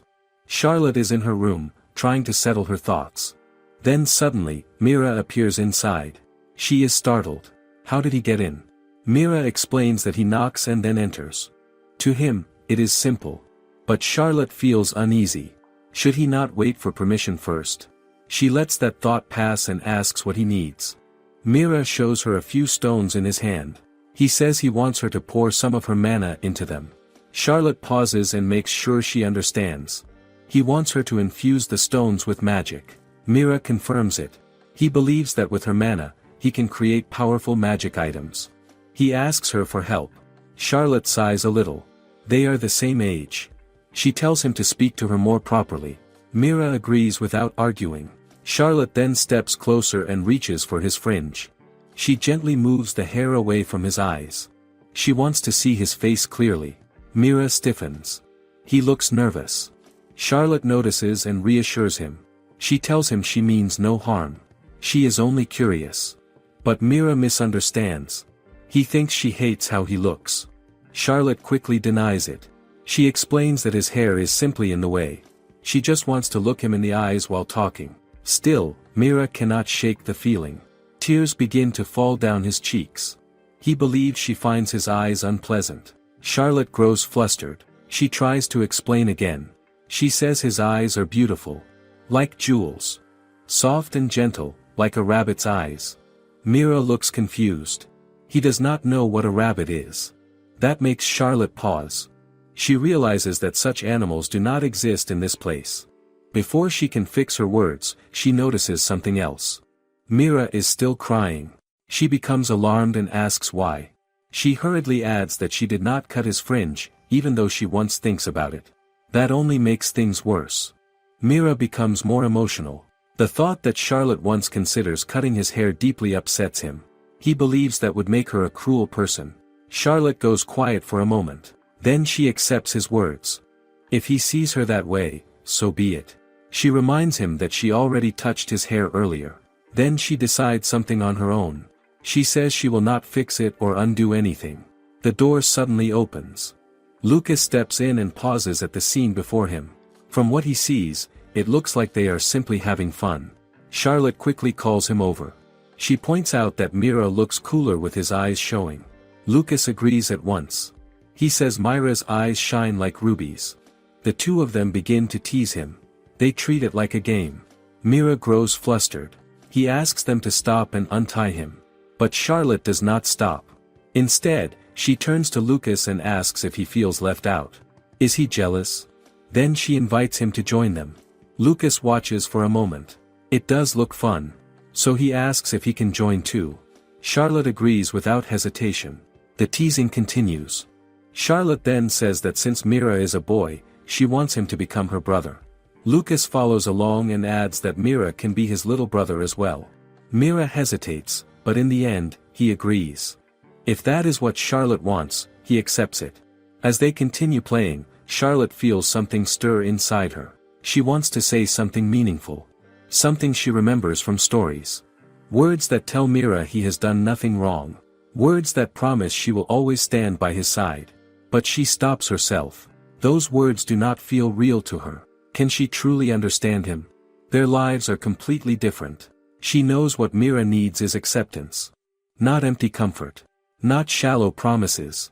Still, she also knows something else. She does not feel love for him. She does not think she ever will. If she lets herself get too close, would that not be cruel? So she holds herself back. The next day arrives. Charlotte and Lucas are together when Mira comes to greet them. Something about him is different. His fringe is gone. His eyes are fully visible now. Mira explains that he does it for his research. Charlotte listens, but she knows the truth. That is not the real reason.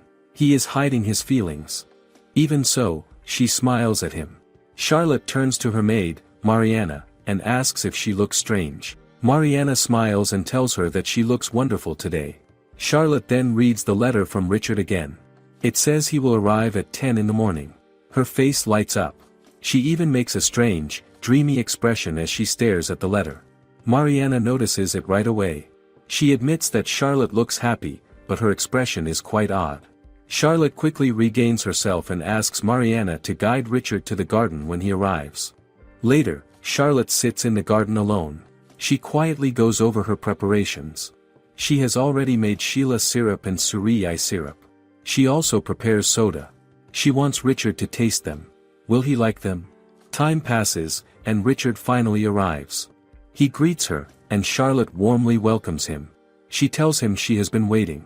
Richard asks her to relax and not be so formal. He then comments on her appearance. He says she looks very beautiful today. Charlotte feels her expression slipping again. She almost makes another strange face. She quickly steadies herself. In her mind, she can almost see her older brother watching her with a cold look. That thought alone helps her stay composed. She asks Richard if he comes alone. Her eyes move around carefully. She knows she cannot lower her guard. Her brother could appear at any moment. Richard tells her that he comes alone because he knows she is waiting. He already knows the way, so he has no trouble getting there. Then he notices the drinks on the table and asks about them. Charlotte explains that she could not prepare these during his last visit. She has been wanting him to try them. She points them out one by one. The clear one is Sheila syrup. The pink one is surei syrup. Richard asks if he can taste them. Charlotte watches him and feels her heart race. He looks so innocent at that moment. Just having him there feels unreal. She tries to calm herself. After a brief pause, she tells him they will continue their magic training after this. Then she invites him to go ahead and taste the drinks. Richard takes a sip from the syrups and carefully compares the taste. The Sheila syrup feels rich and juicy, giving a bright sweetness. The surei syrup tastes different. It carries a slight bitterness mixed with sweetness. Charlotte agrees and notes how easy it is to enjoy that kind of flavor. Is that what makes it so addictive? Richard then suggests turning these syrups into a local product for their domain. Charlotte supports the idea. She explains that their magic training will also serve as practice for making the syrups. Richard wonders if he can really do it. Charlotte reassures him and promises to teach him herself. He accepts, though he feels a little shy. Charlotte begins with the basics. She tells him to place 5 Sheila petals into a vase. She explains that while she could create the final product instantly, he needs to follow each step properly. She asks him to place his hands over the vase and imagine the petals freezing. She tells him to let that image grow clearly in his mind, then use the incantation for cold. Richard closes his eyes and focuses. Charlotte watches him for a moment. He looks calm and composed, and she finds herself briefly distracted. She quickly regains her focus. Richard says the incantation, but nothing happens. Still, Charlotte believes he is trying his best. She wonders if it is true that beast men struggle with magic. But she does not give up. She asks him to try again, telling him to stay calm and focused. She gently places her hand on his and decides to guide him by sharing some of her mana. It is her first time attempting this, so she is unsure. She closes her eyes and concentrates. She imagines her mana flowing into him and tries to connect with his energy. Slowly, she senses something deep within him. It feels like a source of power, sealed away like a locked box. Could this be his mana? She focuses and wills the box to open. It responds. A moment later, Richard's hands begin to glow. He says the incantation again, and this time the petals freeze. Richard is surprised. Charlotte lets him understand that he is the one who did it. He wonders if it was actually her doing, but she explains that she only shared mana and did not perform the spell for him. He thanks her and calls her by her first name, which quietly pleases her. She calms herself and reminds him that they are only halfway done. There is still more to complete. She tells him to imagine the frozen petals being slowly pressed into syrup. He follows her guidance and speaks the incantation again. The petals transform into syrup. He looks at the result in disbelief. Did he really succeed? He tastes it and finds it delicious. Charlotte suggests they repeat the process once more, before the method slips from his memory. She plans to give him the full recipe and the rights to use it. Richard notes that since it is syrup production, it should be easier to handle. Charlotte agrees and adds another idea. She wants to make jam alongside the syrup. Would that not make their product even better? She also mentions trying a mix of Sheila syrup and Clan liquor. However, she explains that they need to wait. There are still improvements she wants to make before it is ready. She also admits that she cannot drink alcohol yet. Richard calmly accepts this and says he will wait until the time comes. Then, in a quiet moment, Richard gently takes her hands and kneels before her. He expresses deep gratitude for what she has done. He brings her hand closer and kisses it softly. Charlotte is completely overwhelmed. Her face turns red, and her heart races. Is this not the moment she has imagined many times? Richard admits he does not know how to repay her. Charlotte gathers herself and asks for something simple. She wants him to keep calling her by her first name. Richard wonders if that is truly enough. She insists that it is. Just then, Lucas arrives. He notices the two of them smiling and remarks on how much fun they seem to be having. Charlotte immediately becomes flustered. Why is she panicking so much? Lucas questions her reaction and asks if she has done something wrong. She quickly denies it. Lucas then turns to Richard and asks if he was able to use magic. Charlotte answers first and explains that he was the one who made the syrups. Richard, however, credits Charlotte for helping him succeed. Lucas looks at her, waiting for an explanation. Richard explains that he was ready to give up when his spell failed. He only succeeded because Charlotte guided him and shared her mana. Lucas asks Charlotte to clarify what she did. She explains that she tried to synchronize with Richard by letting her mana flow into his body. During that process she sensed a magic source inside him sealed like a box. Once she opened it, he was able to use magic. Lucas is surprised and asks how she even thought of such a method. Charlotte simply says she read about something similar in a book. In truth, ideas like this remind her of stories and games that Izumi used to enjoy. She just wanted to test if it could work. In this world, people usually believe that if someone cannot use magic, there is no other option. Lucas looks at Charlotte with curiosity and asks why Richard's magic was sealed in the first place.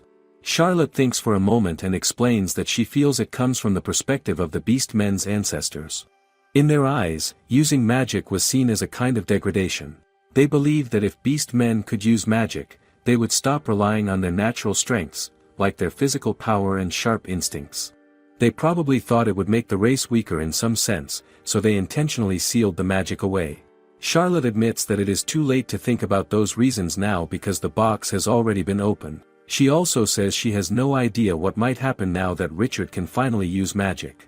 Richard reassures her with a calm smile.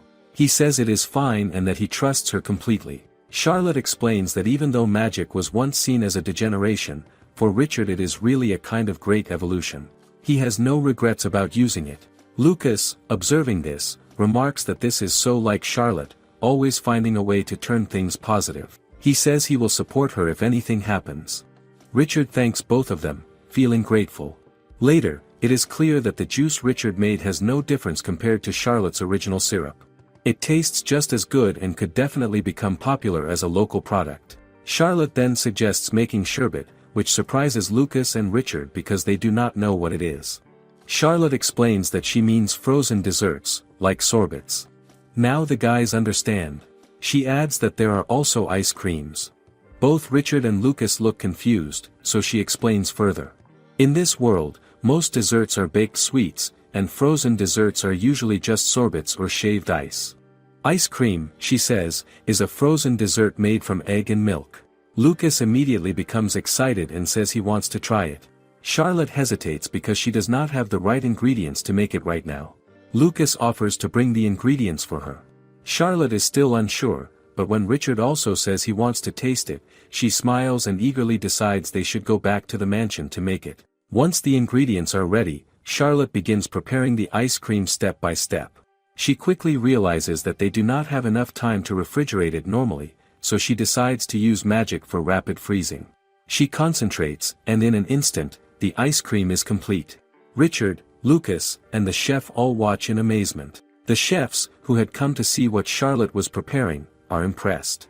Charlotte happily offers everyone a taste and is glad she made enough for all of them. She tries some herself and finds the sweetness and texture to be perfect. She glances at the others, who are tasting it one by one. They are clearly impressed. They ask for more servings and comment on how different it is from sorbet, noting how it melts instantly on the tongue. Charlotte watches them enjoy it and feels satisfied, seeing that everyone genuinely likes it. Charlotte suggests that eating the ice cream together with fruits or cakes makes it even more delicious. The chefs watch her with admiration and humbly ask if she could teach them the recipe. Richard smiles and comments that Charlotte is not only skilled in magic but also in cooking. He points out that first she made soda, and now ice cream, and asks where she learned all of it. Lucas explains that Charlotte often reads books about cooking from other countries and fairy tales. He guesses that she got many of her ideas from them, which Charlotte confirms with a smile. At that moment, Mira arrives, curious about what Charlotte is doing. Charlotte offers her a spoonful of ice cream. Richard, noticing Mira, asks who she is. Charlotte introduces Mira to Richard, and he greets her politely. Then Richard turns to Charlotte and gives her a gentle kiss on the cheek. He says he will visit her again very soon and jokingly asks her not to cheat on him in the meantime. After that, he takes his leave. Charlotte is left completely stunned by his boldness. Lucas, observing the situation, remarks that Richard is marking his territory, which makes Charlotte even more flustered. She wonders if Richard is acting jealous.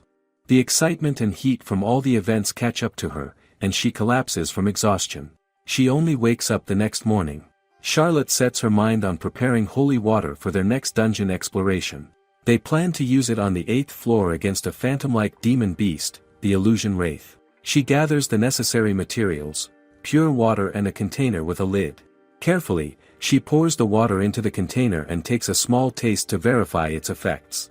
To her surprise, it tastes like ripe apples and pineapples, with a flavor reminiscent of a high-quality Chardonnay wine. Lucas notices her tasting the water and asks what she is doing. Charlotte startles and quickly explains that she is preparing holy water for the dungeon. Lucas then questions why she would drink it. Charlotte clarifies that she was just tasting it. Lucas frowns slightly, remarking that holy water normally has no flavor, and jokes that he thought she was disinfecting herself after being kissed by Richard. Charlotte's face flushes red at the memory, and she retorts that Richard is not a germ. Lucas smirks and pretends he sees Richard, which startles her even more until she realizes it is actually Mira, who quickly assures her she is not Richard. Mira steps forward and hands Charlotte a vial of the holy water. She asks what Charlotte thinks about it. Charlotte examines it closely and notes that it sparkles beautifully. Lucas instructs her to use appraisal on it. Charlotte pauses, remembering that appraisal is supposed to be one of Mira's secret abilities. Back in the game, Mira, the young genius developer of magic items, could create new items using appraisal. Charlotte wonders whether Lucas discovered this ability while investigating or if he simply saw Mira using it. Mira smiles and says there is no need to keep it a secret anymore. Charlotte carefully uses the appraisal skill on the holy water. The magic reveals it to be high-quality holy water with incredible effects, far surpassing what she expected even though she was the one who prepared it. She admits she did not know it would turn out this powerful. Lucas listens seriously and immediately instructs her that she is not allowed to make holy water again from now on. Charlotte's father explains their plan in a meeting. He reminds everyone that the last time, they were forced to retreat because the illusion wraiths attacked unexpectedly. This time, however, they are fully prepared. They will start from the 1st floor of the dungeon and progress carefully toward the 8th floor. Charlotte turns to Mira and asks if he also registered at the guild. Mira explains that the guild master suggested it as a precaution, a place to take shelter in case of an emergency. Prince Christopher arrives, and Charlotte greets him warmly. He says he has heard rumors from Lucas about making Mira cry and Richard's kiss. Charlotte quickly covers his mouth to stop him from speaking.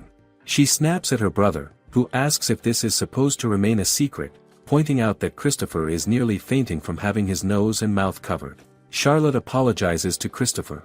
He insists that he is the one who should apologize, noting that the subject seems to be a taboo. Charlotte feels a pang of relief. She thinks that could have been disastrous. She imagines she could have been severely punished for interfering with the crown prince. She hands Christopher a vial of holy water. Most of the holy water she made earlier was confiscated, but she had managed to hide some. Christopher drinks it and remarks that it is sweet. Immediately, the tiredness and fatigue he had been feeling since yesterday vanished. Lucas immediately restrains Charlotte and asks Mira to check her pockets. Mira finds several hidden vials of holy water. Lucas questions Charlotte about them and warns that they are going to have a serious talk about the potions, including the one Christopher drank. Charlotte tries to explain that she thought the vials could be useful in an emergency. Lucas responds sternly. He tells her that if she continues to behave this way, she will face the consequences herself. He adds that he plans to dispose of the vials and then takes his leave. Charlotte is shocked. She never expected Lucas to yell at her like that. She wonders why he is acting so harshly. After all, she believes the potions could have been helpful. Later, inside the dungeon on the 8th floor, Charlotte feels uneasy. The place reminds her of a haunted mansion. Prince Christopher asks her if she is afraid. She admits that she feels a little anxious. As they move forward, Charlotte notices a water well nearby. She reasons that if this were a horror movie, something would probably emerge from it. Suddenly, a hand rises from the well. Charlotte realizes that an illusion wraith has appeared. She warns everyone to stay alert. She sees only the fingers, but she senses that something is wrong. She notices others already engaged in combat, fighting against something she cannot fully see. Charlotte, Lucas, and Christopher stay inside the barrier while others fight the illusion wraiths scattered all around. Suddenly, one of the wraiths charges straight at Charlotte through the barrier. Prince Christopher observes that the demon beast must have sensed the barrier. They are quite clever. Charlotte hesitates. What should she do? She wants to exterminate all of them immediately with her magic, but her brother gets angry at her for thinking that. Charlotte notices Mira sitting nearby, deep in thought. He asks her to gather as many magic stones from the defeated illusion wraiths as possible. Charlotte wonders if the illusion wraiths even drop magic stones since they do not have a physical body. She recalls that a magic stone is the same as a demon beast core, and every demon beast has one unless it is a newborn. Prince Christopher asks Mira what he plans to do with the magic stones. Lucas asks if he wants to craft something. Mira explains that the illusion wraiths can sense each other. He wants to use that link to track their movements through the magic stones. He points at two wraiths and says they can communicate with each other and even merge together. Once they fuse, they cannot separate. Lucas realizes Mira wants to force all the illusion wraiths to fuse and then destroy them at once. Mira admits it is just a theory, but he believes it would be the most effective method. Mira also mentions that the same appraisal method can be used on demon beasts. Back in the game, he was able to see their status using this skill. However, he points out a problem. Charlotte understands quickly. Mira does not know how to use the magic stones to lure all the wraiths at once. Charlotte says she has an idea and explains it to Mira. He wonders where she learned that knowledge. It looks interesting to him, and he agrees to try it. He asks what they should do next. Mira instructs Lucas and Christopher to collect all the magic stones. Meanwhile, Charlotte will imagine the magic tool she wants to craft. She plans to infuse it with the right amount of mana so she can materialize it. Mira remarks that Charlotte always comes up with outstanding ideas. Charlotte asks what he means. Mira explains that when they are together, he does not have time to think about the things he dislikes, like the color of his eyes or his appearance, even though he used to hide from people's gaze. His blood-related family rejected him, but every member of the Abi family accepted him wholeheartedly. Mira claims that from the very beginning Charlotte has been nothing but mean to him. He says she has never spoken a kind word. Then she laughs and admits she is kidding. He tells Charlotte he is very happy for her and to feel free to use him however she sees fit. Mira adds that he will not have time to think about anything unnecessary again. Charlotte can't help but look at him. Christopher calls out to Charlotte, holding a bag full of magic stones. He asks if this amount will be enough. Mira mutters quietly to himself, saying he is so envious of Richard and wishing he had met Charlotte first. Charlotte asks if he said something. He quickly says it is nothing. Charlotte praises her brother. He replies coolly, but she can tell he is still angry about what happened. She knows what he would typically say if he were not upset. Charlotte decides to focus on the subjugation of the illusion wraiths. She asks Mira if he is ready. He replies that everything is okay. Mira begins to use magic to melt the collected magic stones. Instantly crafting magic tools from raw magic stones is a high-level technique. Normally, magic stones must pass through a medium state before becoming tools. In other words, Mira is also a cheat persona. He finishes crafting the magic tool, which looks exactly like a vacuum cleaner. Charlotte is impressed that he got it right. Holding the vacuum cleaner, Charlotte announces that they should begin the operation. She activates it, and all the illusion wraiths are drawn inside. When she is done, she points out a new problem: how to cleanse the illusion wraiths trapped inside. Charlotte says she has an idea and asks her brother for some vials. He asks if she wants to drink them. Charlotte snaps that it is not what he thinks. She just wants to test their effect on the monsters inside. High-quality holy water is effective against diseases, curses, and demon beasts without physical bodies. It turns them to ashes and makes them disappear. Charlotte pours the holy water into the vacuum cleaner. The tool begins to jolt and lets out a scream before finally coming to a stop. They look inside and see a huge magic stone. They are all pleased knowing the operation succeeded. But then Charlotte suddenly notices the well, where more hands have emerged. She finds them creepy, like spiders. Later, Mira and Charlotte are seen looking a bit rough, their clothes and hair slightly disheveled from the battle. Mira glances at her and remarks that Charlotte is quite outstanding. Charlotte blushes, feeling embarrassed. She calls out to her big brother for attention, but he ignores her. Mira tells her to apologize.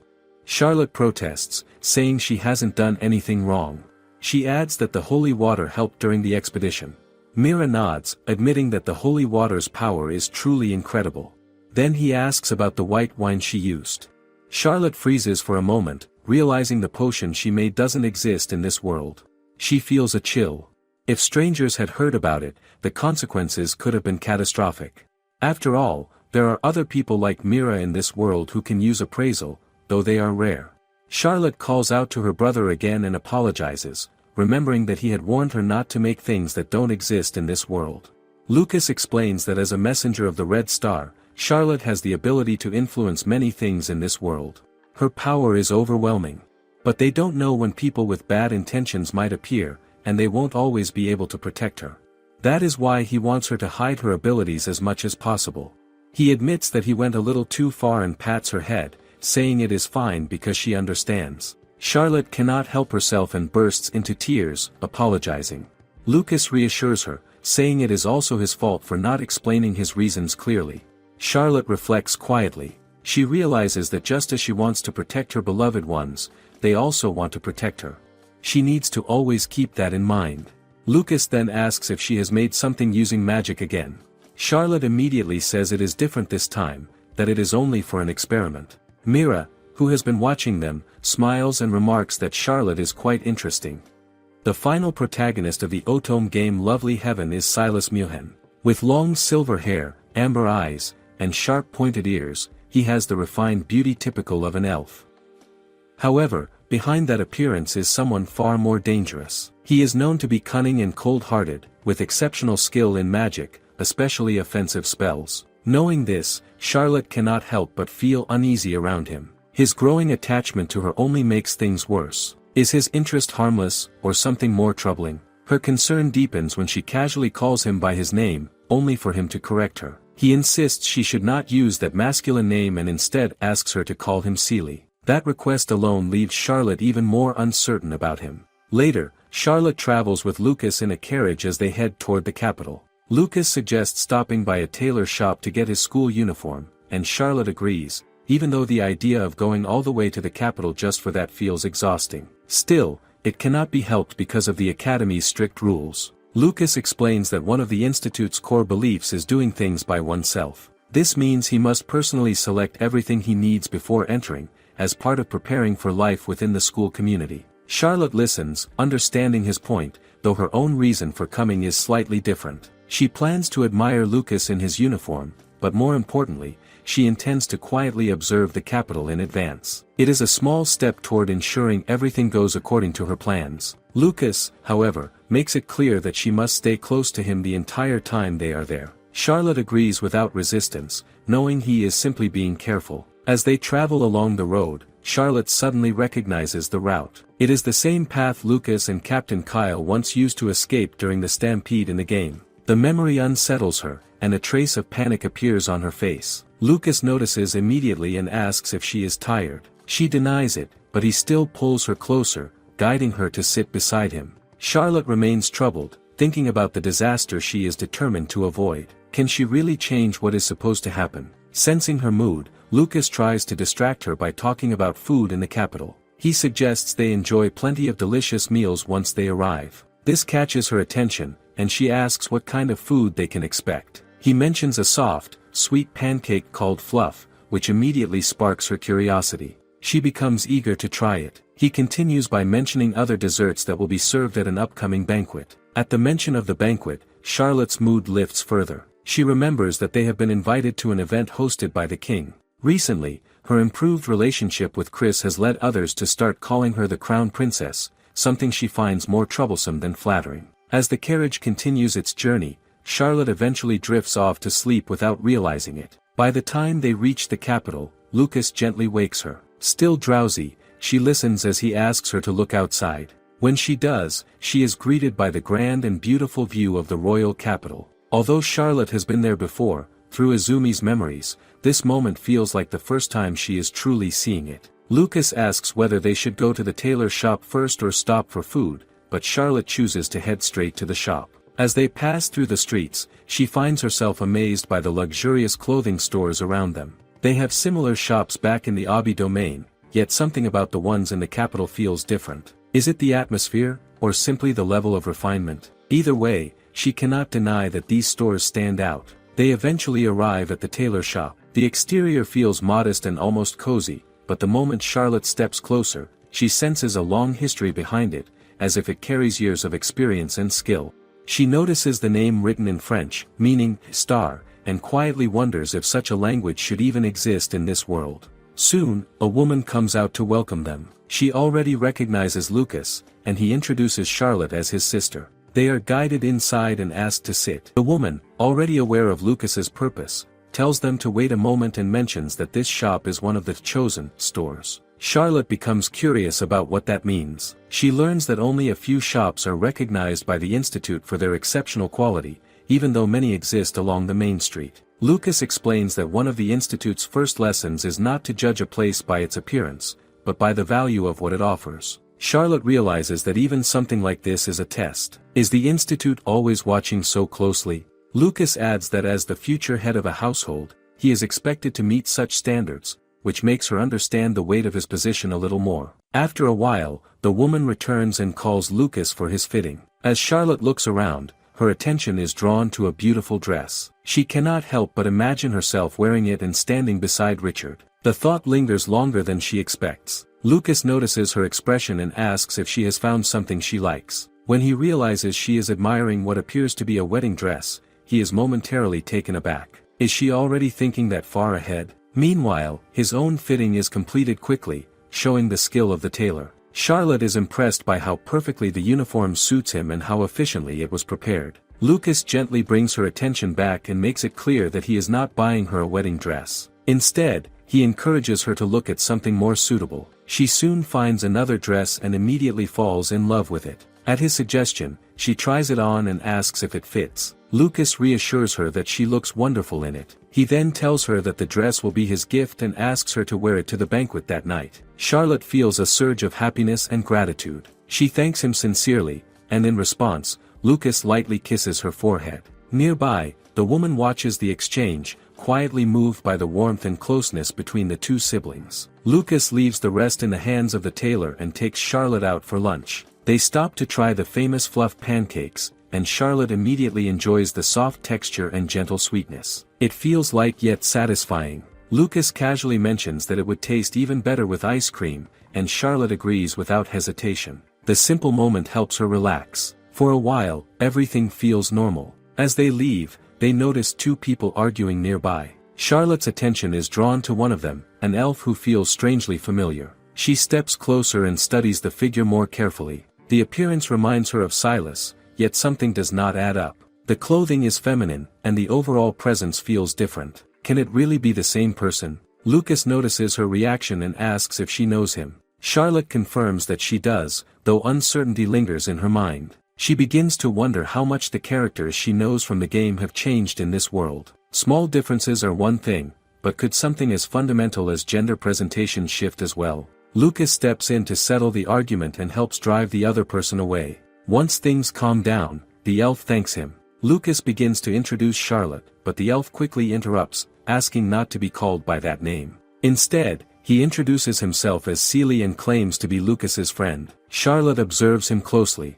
The tone of his speech and his mannerisms feel slightly off, yet there is no mistaking the underlying personality. That sharp, calculating nature remains unchanged. She introduces herself in return, but before she can react further, Seely suddenly embraces her and even suggests that she become his sister. The gesture only deepens her confusion. Why does he feel so different, yet so familiar at the same time? Charlotte recalls what she knows about him. Silas is said to be the grandchild of the Count of the Muhen domain, a remote region with little confirmed information. His mother was an elf, and his father a human who died before Silas was born. Because of this, his lineage was never clearly revealed. From a young age, his immense magical power caused him to be used by others, until the Count and his wife rescued and adopted him, treating him as their late son's child. In return, Silas devoted himself to working hard every day to repay their kindness. That is the version of him Charlotte remembers from the game. Knowing this, she begins to suspect there must be a reason behind his current appearance. Is this simply another role he is playing? If so, his ability to adapt is even more impressive than she thought. Later, Lucas asks about his plans for the day, but Seely once again reminds him not to use that name. He casually replies that he is only there for shopping. Lucas does not seem convinced and presses further, suggesting that he might actually be there for work or preparing for the academy. Seely responds vaguely, saying it could be considered part of his job as well. He then shifts the conversation, pointing out how unusual it is to see Lucas showing such care towards someone like Charlotte. To him, it is a rare sight. Lucas brushes off the comment, acting as if he does not understand what is being implied. Seeing this, Seely chooses not to push the matter any further. As they continue on their way, Charlotte begins to understand Silas a little better. His gentle and polite behavior is still there, but so is the quiet cruelty beneath it. That part of him has not changed at all. She starts to wonder if he still loses that polite mask when things become tense. Is that side of him still the same as she remembers? Lucas suddenly questions him, asking if he has been keeping track of their movements. Silas does not give a clear answer. Instead, he responds vaguely, saying that even if it were his job, he would not openly admit it. Lucas seems to expect that reply and does not press further in that direction. Instead, he gives a firm warning. Even if Silas is acting under the Count's orders,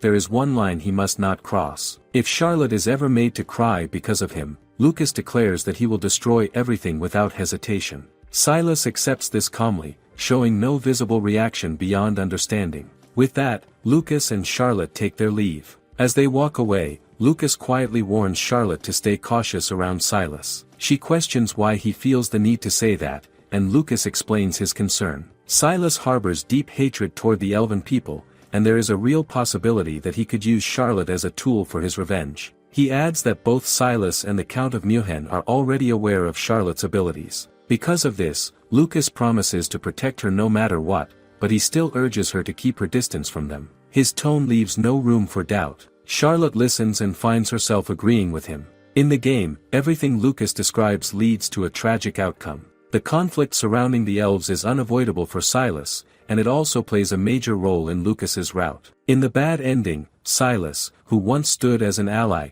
turns into an enemy. He kidnaps the heroine to use her for his revenge, forcing Lucas to face him alone. Their clash ends in disaster, with neither able to reach the other. In the end, Lucas dies in the heroine's arms after his battle with Silas. The memory weighs heavily on Charlotte. Can she really let something like that happen again? She quickly reminds herself that she is not the heroine of that story. There is no way she will allow Lucas to die. Still, the uncertainty troubles her. When exactly does that event begin? According to what she knows, the heroine should only appear much later, during the banquet hosted by the king and Chris to celebrate achievements. Charlotte has not done anything significant enough to deserve such recognition, yet she has already been invited. The thought unsettles her. Could this banquet be the trigger? The idea that something so simple could lead to such a tragic end fills her with fear. At the same time, she realizes something even more troubling. If Silas has already decided to act, then no amount of preparation may be enough to stop him. Would she still be taken no matter what she does? Unable to ignore the growing unease, Charlotte immediately turns to Lucas and tells him that she has something important to discuss. Later, Charlotte changes into the dress Lucas chose for her. When he sees her, he quietly compliments how well it suits her, and she feels a small sense of reassurance. Together, they head to the banquet. Upon arrival, they are warmly welcomed, and Lucas expresses his gratitude on behalf of both of them for the invitation. They are then guided to their seats. Charlotte notices Slivia and greets her, mentioning that it has been a while since they last met. Slivia responds kindly and thanks her for coming, adding that she has already heard about Charlotte from Chris. This surprises Charlotte, but Slivia quickly clarifies that nothing unusual was said, only that Charlotte is strong. The conversation remains light as they briefly speak about Charlotte's parents, and she reassures them that they are doing well. After a short while, Charlotte excuses herself, saying she will retire for the night. They exchange farewells, and she leaves the hall. Outside, a maid leads her down a quiet hallway toward her assigned room. As they walk, Charlotte feels that the distance is unusually long. Why does it feel so far away? Eventually, they arrive, and she steps inside. The moment she enters, she finds Silas already waiting for her. At that instant, a thought crosses her mind. Has his revenge route already begun? She greets him calmly, and he immediately asks if she is not surprised to see him there. She answers honestly that she expected this. Hearing that, Silas questions whether she already knows what he intends to do next. Charlotte does not directly respond to his plans. Instead, she tells him that all she wants is for everyone, including him, to live peacefully. She even says that she does not mind if he chooses to use her, but she draws a clear line. If he involves innocent people, she will never forgive him. She then takes out 2 flowers and presents them to him, explaining that they represent his possible paths. Using her magic, she demonstrates with one of them, altering it before his eyes. Then she shows him the second, equally beautiful but carrying a different meaning. Silas begins to feel uneasy, unable to fully understand what she is trying to convey. Charlotte calmly explains that it is a warning. He can choose a path where everything is burned away without a trace, or one where it is frozen and shattered completely. The meaning is clear enough. Silas is left speechless, caught off guard by her approach. Meanwhile, Charlotte feels a quiet sense of success. She knows that taking the first move is often the key, and she can already see that this method works against him. Charlotte understands that Silas, especially in his darker state, tends to falter when directly confronted. If she pushes too far, he might become suspicious, so she carefully holds back. Still, she believes she has done enough to begin steering events away from disaster. She has already informed Lucas that she intends to cooperate with Silas to some extent. It is a risky decision, but she knows that if Silas's revenge is left unchecked, Lucas will be the one in danger. From what she remembers, Silas has 2 possible endings. One leads to reconciliation with the elf village and a peaceful life with those he cares about. The other is far darker, where he uses forbidden power to take revenge, sacrificing even those close to him. That path leads to tragedy, including Lucas's death. This is the outcome Charlotte is determined to avoid. Lucas asks Charlotte if there is any way to stop Silas's revenge. She explains that the only way is not to oppose him directly, but to pretend to cooperate while guiding things toward reconciliation with the elves. She already knows the path Kanata takes in the original story, and she understands that following it could greatly change the flow of events. Still, she is willing to take that risk. It is not only about preventing Lucas's death. She also wants to save Silas from the fate that awaits him. She admits to herself that she does not intend to save everyone in the world, but if it is about protecting the people right in front of her, then she will act. Is that not enough reason to move forward? Later, Silas confronts her and asks why she is interfering with him. His question catches her off guard. For a moment, she wonders if she has pushed too far or revealed too much. Her original goal was simply to create an opening she could use, especially with Lucas's life at stake. She quickly regains her composure and points out that he is the one trying to involve her in the first place. Hearing this, Silas's emotions begin to surface. He admits that all he wants is for the elves to feel the same suffering his mother endured. The weight of his words becomes clear. He has been holding on to that pain for a long time, unable to let it go. Losing a parent so suddenly is something that leaves a deep scar. How could it not shape him? As Silas continues, his frustration builds, and Charlotte suddenly shifts the direction of the conversation. While he is still caught in his emotions, she calmly asks if there is alcohol in the elf village. The question feels out of place, and it momentarily confuses him. After a pause, he answers that there is. She then asks him to give it to her as a reward, stating that she will help him carry out his revenge. The unexpected turn leaves him uncertain, but before the moment can settle, Lucas enters the room. Charlotte notices his condition immediately and moves to check on him. She reassures him that things with Silas have been settled for now, and they help him sit down. Lucas still looks concerned and asks what she plans to do next. Without hesitation, Charlotte says they will go along with Silas's plan for revenge. The statement surprises both of them. Silas, in particular, is taken aback by her willingness to cooperate. However, Charlotte quickly sets a condition. There will be no killing. She makes it clear that she has no personal grudge against the elves and will not allow things to go that far. For a moment, silence fills the room. It is obvious that Silas's hatred runs deep enough that he had considered killing without hesitation. After a long pause, Silas finally agrees. He promises that there will be no killing.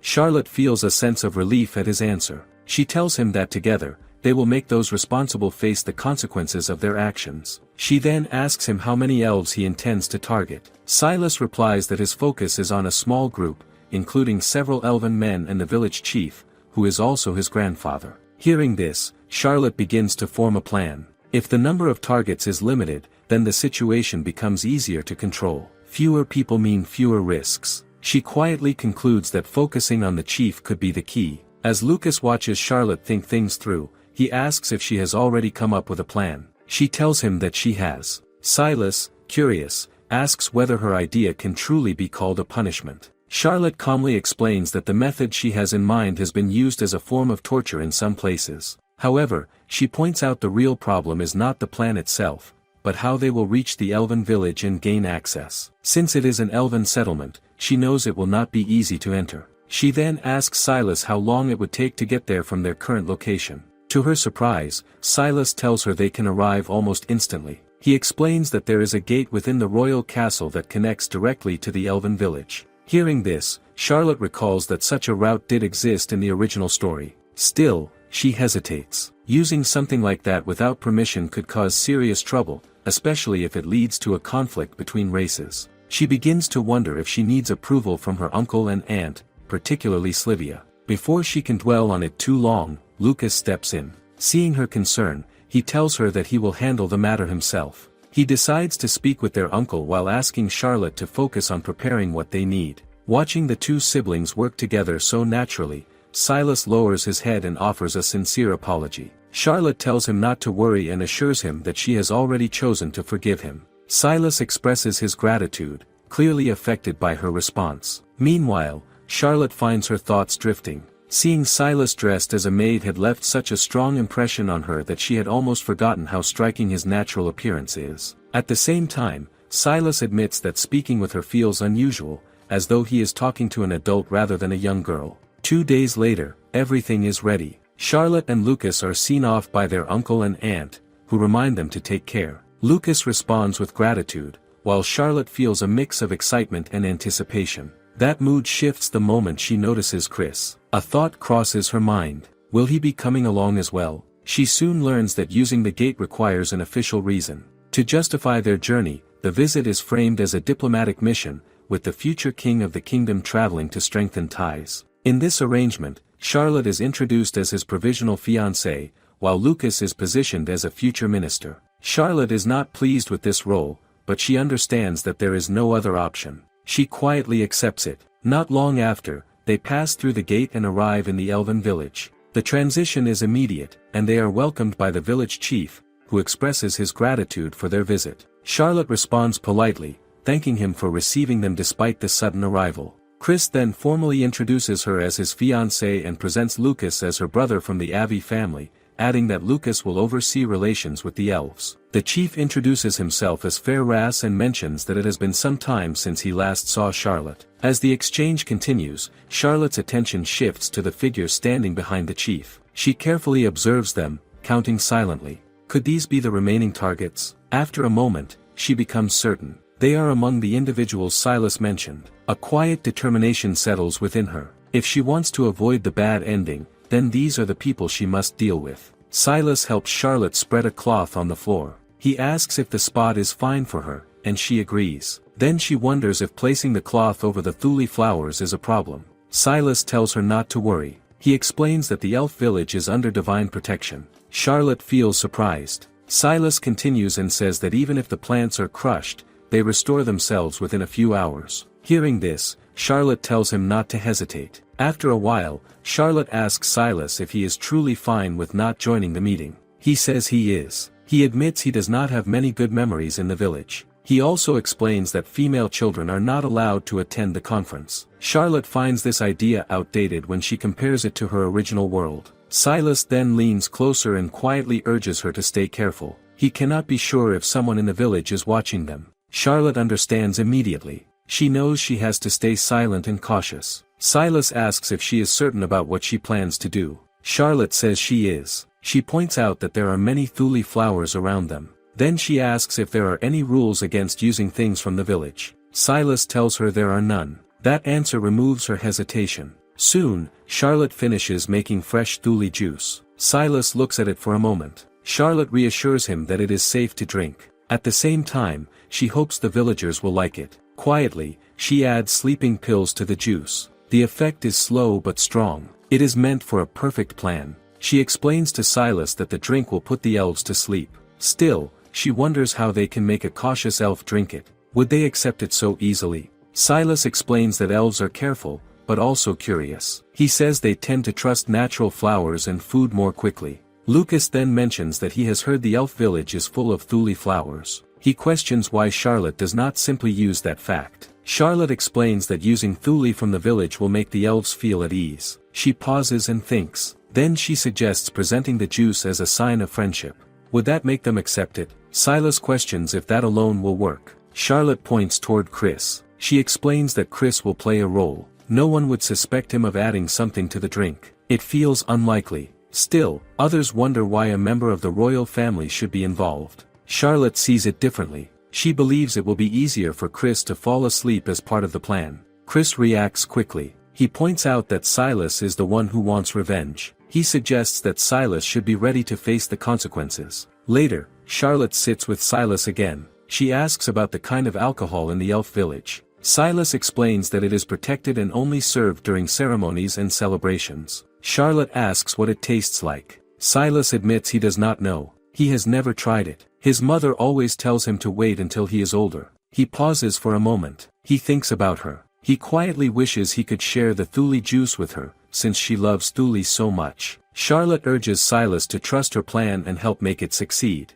They finish their preparations and decide to head back. Suddenly, a strange light shines from deep within the forest. Charlotte feels confused. Did she cause something to glow? She stops and walks toward the source. She reaches a large tree and notices a hollow inside it. Curious, she reaches her hand in and feels something hidden there. She pulls out a small box. It does not look shiny or valuable at first glance. She opens it and finds a ring inside. There is an engraving on it that reads, "To Fairras and Alina's beloved child, Lilina." As she reads the words, Silas steps closer from behind. He reacts immediately. He explains that Lilina is his mother's name. Fairras and Alina are his grandparents. This realization leaves him confused. Why would his mother's ring be hidden in a place like this? Charlotte notices something else inside the hollow. It looks fresh, like a recently placed flower. That detail raises another question. Who could have left it there? She then asks Silas about his grandmother. She recalls never seeing her before. Silas explains that his grandmother passed away before he was born.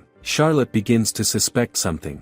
Could the village chief be involved? Why would such an item be hidden in the forest? Then another thought troubles her. The ring is not shiny, yet it caught her attention so easily. How did she notice it at all? She realizes that this moment does not exist in the original storyline she knows. It feels as if something unseen is guiding her. But what is leading her, and why? Silas soon asks if they should continue with the plan. Charlotte agrees. They proceed without further delay. Later, they are called to the dinner table. Food and drinks are served, and the chief encourages everyone to eat freely. At that moment, Lucas brings out the thule flower juice. Chris looks surprised at first, but Lucas calmly introduces it. He explains that the drink comes from the Avi territory and is made from edible thule flowers. He presents it as a gesture of friendship. The chief and the elves remain cautious. They hesitate to touch it. Then Chris steps forward and drinks from the juice himself. He describes it as delicious and says it is his first time tasting something like it. His reaction shifts the mood. Charlotte feels relieved. The elves begin to reconsider. They pick up their cups and examine the drink more closely. It looks appealing. There is no sign of anything suspicious. Yet the sleeping pills are already mixed in. Charlotte and Lucas also drink from the juice. Their cups contain the same mixture, but they have already taken an antidote. They remain safe. Refusing the drink is not an option anyway. The server on the elf side is human, and everything being served follows the same preparation.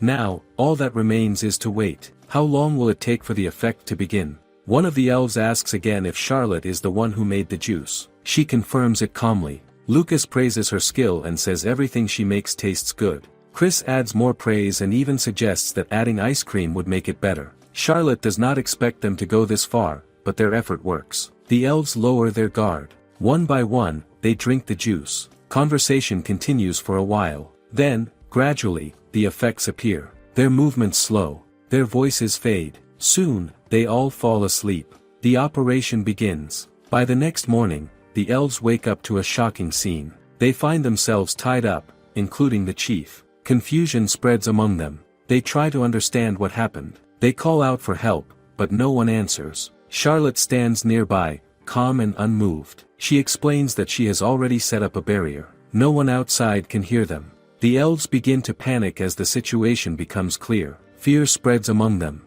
One of them tries to threaten Charlotte, warning her about the consequences of her actions. Another begs her to untie them. Their voices grow louder, filled with desperation. Then Silas steps forward. His presence silences them for a moment. He asks if they can repeat those same words to him. The elves freeze in shock when they recognize him. Charlotte watches their reaction and assumes they now understand why she has done this. Without hesitation, she uses her magic. The pressure around them tightens. Pain and distress take over. The elves struggle as if fighting for their lives. Silas watches this and begins to question it. Can this really be called punishment? Charlotte explains calmly that escape is impossible. She has sealed the area with a barrier. No one can run. She also admits she cannot easily control the intensity of the magic. She does not know when the suffering will stop. The experience brings both pain and despair. It is far worse than Silas expected. She then asks him a simple question. Does he want to try it himself? Silas refuses immediately. He does not want to take part in it. Charlotte warns him that this magic is dangerous. One mistake could break a person completely. After some time passes, Charlotte turns to Silas and asks if he feels any better now. He does not answer right away. He pauses and gathers his thoughts. Then he speaks. He says that these elves are the reason his mother died. The tension shifts again. One of the elves quickly begins to apologize, but Silas does not accept it. He states that no apology can bring his mother back. What he wants is the truth. Why was she killed? The chief responds, but his answer is unexpected. He claims that Silas is mistaken. According to him, Lilina lived a long life. Silas refuses to believe it. How could that be true? The chief continues and explains that Lilina was always fragile, and he constantly worried about her. She eventually falls in love with a human man. She has a child and leaves the village. Silas still sees it differently. He believes the elves rejected her because of him. He thinks they despise the fact that he is a half-elf. The chief denies this. He insists that they forgave and accepted Lilina when she returned. Then he reveals something Silas has never heard before. There is a way for a half-elf to abandon their human side and become a pure elf. This revelation causes Silas to pause. He begins to calm down. Why did his mother never tell him this? The chief explains further. Half-elves live shorter lives and receive less benefit from nature than pure elves. Because of this, he urged Lilina to give up Silas's human side. She refused. Instead, she chose to leave the village again and take Silas with her. At that moment, Silas begins to understand something painful. He remembers how often his mother cried. Was it because of this choice? The chief tells him it was not his fault. Their disagreement was never resolved. That conflict followed Lilina until the end of her life. Charlotte listens carefully. She knows there is no way to confirm the story now. Lilina is gone. Still, something about the chief's words feels genuine. She decides to reveal what she found earlier. She brings out the small box and shows the ring to the chief. She explains how she discovered it hidden in the forest. The chief looks shocked. He says he hid it in a place where no one should have found it. Then his expression softens. He begins to think of it as his daughter's guidance. Could she have led them to it? Charlotte then faces him directly. She speaks without hesitation. She tells him that both he and Lilina share responsibility for what happened. They both remained silent when it mattered most. She understands that he was trying to protect his people and follow tradition, but in doing so, he ignored the feelings of those involved. Her words leave a heavy silence behind. At that moment, another presence steps forward. It is Count Muhen. Silas is visibly shocked to see him there. The situation shifts once again. The Count calmly thanks Charlotte for inviting him. Count Muhen arrives, and both Silas and Charlotte feel surprised at the sight of him. Silas wonders why he is here at all. The Count explains that Silas is involved in something unusual, something that cannot be ignored. He then turns his attention to Charlotte and asks her to explain the situation more clearly. Charlotte reflects for a moment. She understands that everyone involved has been acting out of concern for one another. So who is really at fault? She decides that placing blame is not so simple. Still, she makes one thing clear. Silas is the biggest victim in all of this. This shocks him. He wonders if that role should belong to his mother instead. Charlotte gently shifts the focus. She sees Silas as a child who has been influenced by the choices and emotions of the adults around him. She senses that this moment will become a story they will all look back on in the future. But what kind of future will that be? She does not know. Even so, she chooses to move forward. She wants a future where they can laugh together and share peaceful moments. Is that not something worth holding on to? She explains that neither Silas's mother nor the chief truly thought about the children in their decisions. She understands the mother's feelings. Silas is proof that her love was real, and he is also part elf. But what happens if he abandons his human side and fully chooses to become an elf? The answer feels clear. The balance would be lost. On the other side, the chief focuses only on the future of the elves. He thinks about their long lives and the safety of his own daughter. In doing so, he overlooks Silas completely. Both adults claim their actions are for Silas's sake. But in truth, their choices come from their own desires. Their words never reach each other. The discussion leads nowhere. Charlotte is then asked what should have been done differently. She answers in a simple way: they should have asked Silas. It is his life. He should be free to choose his own path. The role of adults is to accept that choice and watch over him. That is what should have happened from the start. Count Muhen agrees with her. He admits that he has also made mistakes. Then he reveals something he has been holding on to. He brings out a letter from Lilina. It is something she left behind before her death, meant to be given to Silas when the time felt right. Silas takes the letter and begins to read. His mother writes that she is sorry for not being able to watch him grow up. She asks for forgiveness. She explains that she entrusted his care to his grandfather and to Count Muhen. She hopes he will experience the life he might have had in the elf village and grow into a fine man. She also shares a quiet wish. If the day comes when he can spend time with his grandfather in that village, she wants him to tell them that she still loves them, that they simply failed to understand each other. She encourages him to live freely. Her love for him remains clear in every word. As Silas finishes reading, tears begin to fall without restraint. Charlotte watches Silas as he reads the letter. She quietly wonders if his mother truly knew what was best for him, or did she only realize her mistake when it was already too late. Count Muhen reflects on his own actions. He admits that he should have given the letter to Silas much earlier. He believed that waiting might allow Silas's resentment toward the elves to soften, even if only a little.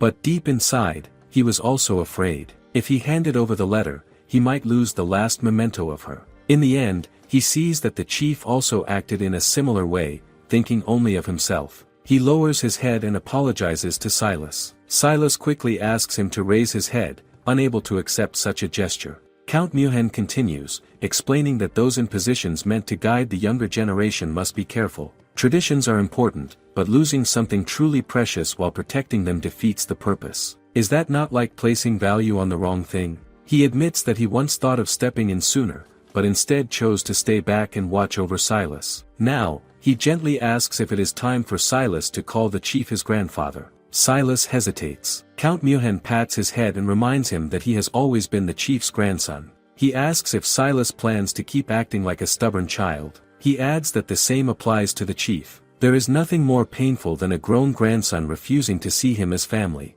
The chief responds by saying he does not deserve that role. Count Muhen simply notes that the chief remains as stubborn as ever. He then speaks about the nature of elves. Unlike humans, they live long lives. That means there is still time. Even if things cannot be fixed now, there may come a day when Silas and his grandfather can walk side by side. He admits again that he has been selfish, but he brushes it off lightly, treating it like a small joke from a caring elder. As he pats Silas on the back, the tension begins to ease. Charlotte watches as Silas slowly reconnects with his family. Count Muhen asks Silas if he wants to live freely, just as his parents and he himself wish for him. At the same time, he casually asks if Silas can help with his work once in a while. Silas agrees, and a small smile appears on his face. Charlotte feels relieved. Things are not perfect yet, but they are moving in the right direction. Perhaps the rest will settle with time. As she turns away, Charlotte suddenly hears a quiet voice thanking her. She looks back,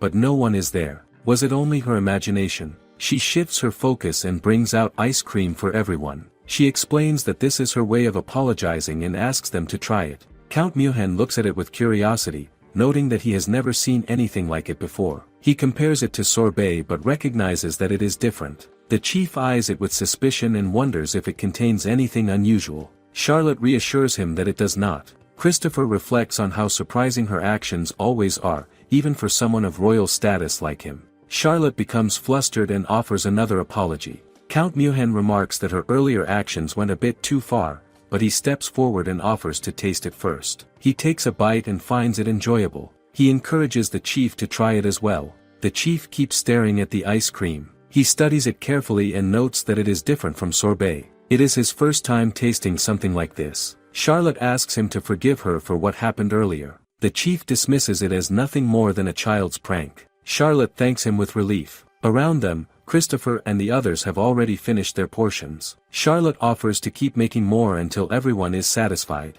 Later, Charlotte stands alone on the balcony. She feels exhausted after making ice cream 3 times. On top of that, she has been made to prepare carbonated juice again at her brother's suggestion. She takes a moment to rest. Then Silas approaches her and thanks her for all her effort. As he stands there, Charlotte notices a necklace around his neck with a ring attached to it. She looks at it with quiet curiosity. Silas admits that he still finds it difficult to call the chief his grandfather. Charlotte gently tells him to take his time. There is no need to rush something like that. Silas then explains the ring. It was given to him by the chief, and it once belonged to his mother. Along with it came honest words. The chief managed to say that he loves him, but also admits that he forced his feelings onto him before. Now, he wants Silas to choose his own happiness. No matter what path he takes, he will always remain his grandson. Charlotte asks if he feels any better after hearing that. Silas says that he does, and he thanks her again. Silas tries to address Charlotte in a more formal way,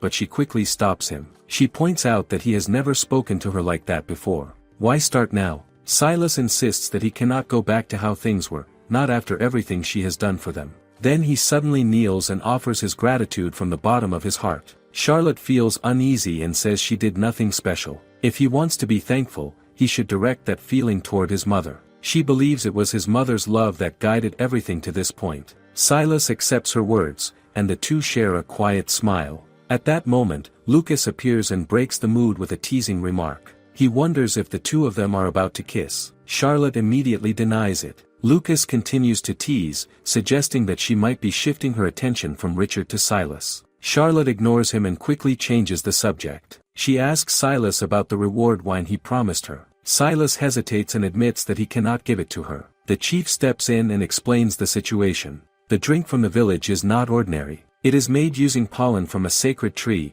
which gives it its special properties. However, once it leaves the village, it turns into plain water. That means it cannot be given as she expected. Charlotte feels surprised and wonders if she has done something wrong. The chief reassures her that this is not the case. Instead, he offers something else. As both a village leader and as an individual, he feels grateful to her. So he makes a promise. During her coming-of-age ceremony, he will personally serve her the village's sake as a blessing. Charlotte brightens at this and accepts the promise happily. The chief then turns to Silas and asks him to visit the village more often once he becomes an adult. Silas agrees without hesitation. As the atmosphere settles, Count Muhen suddenly makes a bold suggestion. He proposes that the chief allows Silas and Charlotte to marry during her coming-of-age ceremony.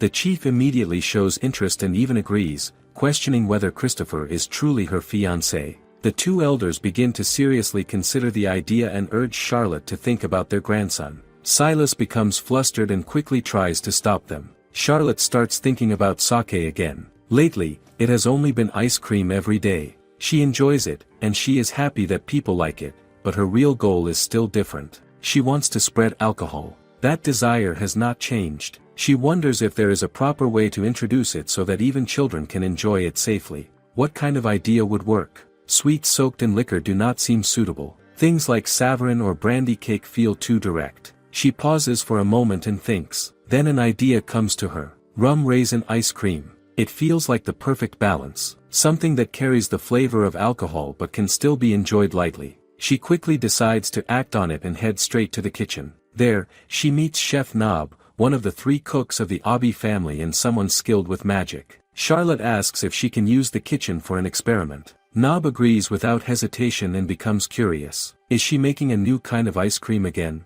Charlotte confirms it, and Nob immediately offers to help.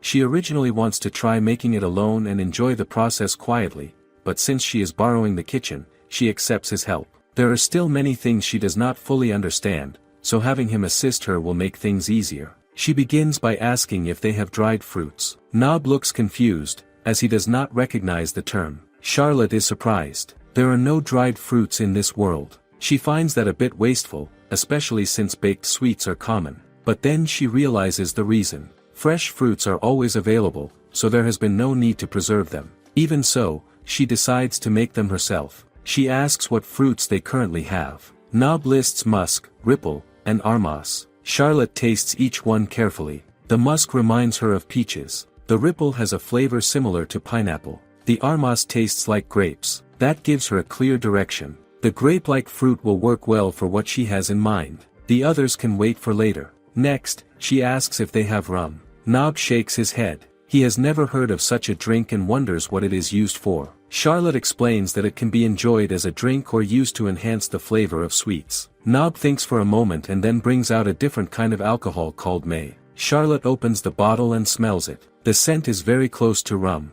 That is enough for her. She asks if she can use the may along with the fruits, and Nob gives his approval. She explains that she will start by making dried fruit. The process itself is simple. The moisture must be removed so that the sweetness becomes more concentrated while keeping the original flavor intact. Normally, drying under the sun would take a couple of days. A machine could speed it up, but nothing like that exists here. So she turns to her magic. This is where her advantage comes in. With careful control, she removes the moisture from the fruits and dries them properly. Soon, the dried fruits are ready. Charlotte takes a bite and finds the taste rich and satisfying. She offers some to Nob. As soon as he tries it, he becomes emotional. He cannot believe that something so simple can create such depth of flavor. The sweetness feels stronger, yet natural. They place the dried fruits into a jar. Then Charlotte pours the may over them. Nob watches in surprise. They only just finished drying the fruits, and now they are soaking them again. Why go through all that effort? Charlotte explains that this step will make the flavor even better. She adds that she will enhance it further with magic. Charlotte knows that soaking the fruits properly would normally take 2 days.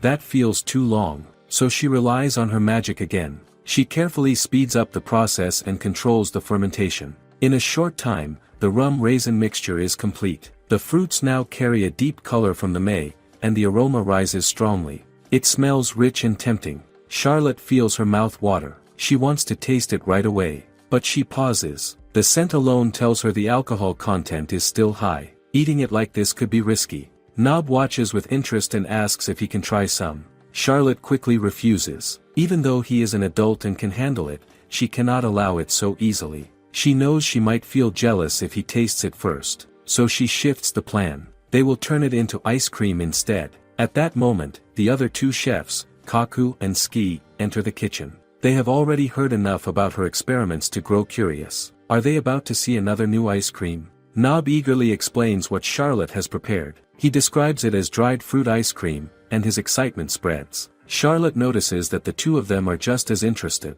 They have clearly become followers of her creations. She explains that this one carries an adult flavor and asks them to taste it and share their thoughts. As she prepares to serve it, she realizes they will need to make more. Her energy rises again. Her magic has already worked several times today, and she feels confident using it again. But just as she is about to present the May fruit ice cream, she suddenly notices her mother and Lucas standing nearby. She is caught off guard. Her mother explains that she followed Lucas because it looked like something interesting was happening. Lucas casually points out that Charlotte is making a new type of ice cream and hints that she tried to do it without telling him. Charlotte brushes past that and suggests that everyone taste it together. She takes a spoonful herself. The flavor confirms her idea. It truly is like rum raisin. The balance feels just right, and she finds it deeply satisfying. Lucas reacts with surprise, noting how many variations she continues to create. Charlotte glances at her mother, who also tastes it and quietly says it is delicious. That brings Charlotte some relief. Still, something feels distant.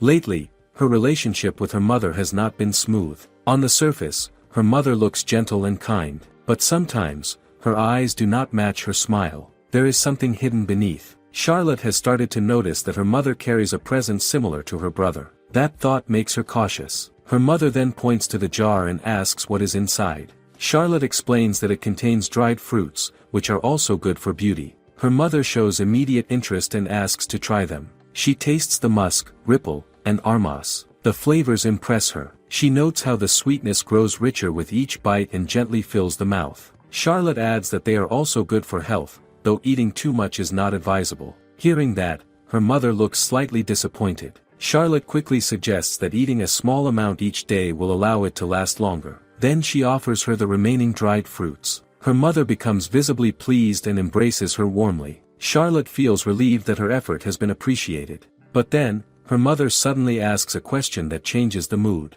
She asks Charlotte who she really is. Charlotte freezes. For a moment, her thoughts race. Has her mother noticed something? Does she suspect the truth about her past memories and her origin? Her brother has already accepted her, but what about her parents? Her mother continues calmly. She wonders how a 12-year-old could possess knowledge that even adults do not have. Could it be from books? Charlotte quickly agrees and says that is the reason. Her mother seems intrigued and comments that those books must be quite interesting. She then asks which books they are. Charlotte grows nervous and tries to avoid the question. She says the books are not that interesting and might not be worth sharing. Her mother gently pushes back, saying that if they are Charlotte's favorite, then it should not be difficult to talk about them. Charlotte's thoughts begin to race. What should she do now? Her mother studies her expression and calmly asks if she is struggling because those books do not actually exist. Charlotte feels cornered. No words come to mind. For a moment, she thinks it is over. If she tells the truth and her mother cannot accept it, then she may have to leave this home. She tries to steady herself. Even if that happens, she knows she can survive on her own with her abilities. But is that really what she wants? Just as the tension reaches its peak, Lucas steps in. He tells their mother to stop and reassures Charlotte that she does not need to worry. He says their mother has a habit of teasing too much. Their mother then softens and points out that Charlotte looks far too frightened. She explains that she already knows. Lucas had told her that Charlotte carries memories from being a messenger. She had wanted to talk about it earlier, but Charlotte never approached her. Charlotte is stunned. She realizes her mother has been aware all along. Lucas then adds something even more surprising. Everyone in the house already knows. Charlotte looks around and sees the chef smiling calmly. A sense of shock washes over her. She worries that this knowledge could be dangerous if it spreads. Lucas explains that it is precisely because of that danger that they needed to know. If the people in the house remain unaware, how could they protect her in an emergency? Charlotte asks when all of this happened. Lucas explains that he decided to tell them before the dungeon investigation began. He had said he would reveal everything if the situation required it. He also points out something she should have noticed. No matter what kind of magic she uses, no one in the house reacts with surprise anymore. Does that not make sense now? Her mother then speaks gently. She says she wishes Charlotte had trusted her sooner. She explains what happened when Charlotte was born. At that time, Lucas was only 3 years old, yet he noticed something unusual in Charlotte's eyes. He saw a red star. That led her to consult a magician for a secret appraisal. The result confirmed it. Charlotte was identified as someone connected to the red star. From that day on, the matter was kept hidden, and everyone in the mansion agreed to protect her and watch over her growth. Her mother adds that she has always sensed Charlotte was facing something on her own. Even now, she understands what Charlotte has been worried about. That is why she wants Charlotte to rely on her and her father more. She then pulls both Charlotte and Lucas into a warm embrace. She tells them that they are free to walk their own paths, and that her love for them will never change. Tears begin to form in Charlotte's eyes. She remembers the words her brother once passed on from their mother during the day of the stampede. Now she hears those same feelings directly. The weight of it reaches her fully. At that moment, she makes a firm decision. She will protect this happiness. No matter what it takes, she will clear the rest of the dungeon's second basement. Later, Charlotte observes her mother again. She notices how much more beautiful she looks. The effect of the dried fruits is clear. Her skin appears smoother, and her presence feels brighter. Word begins to spread, and rumors about the dried fruits grow quickly. People become curious. Demand rises faster than expected. Then Nob rushes in with urgent news. The production of dried fruits can no longer keep up with the demand. Charlotte stands there in disbelief. This is not what she intended. She reminds herself that her real goal was to spread alcohol, not dried fruits. Yet her territory's specialty has already shifted in that direction. As demand continues to grow,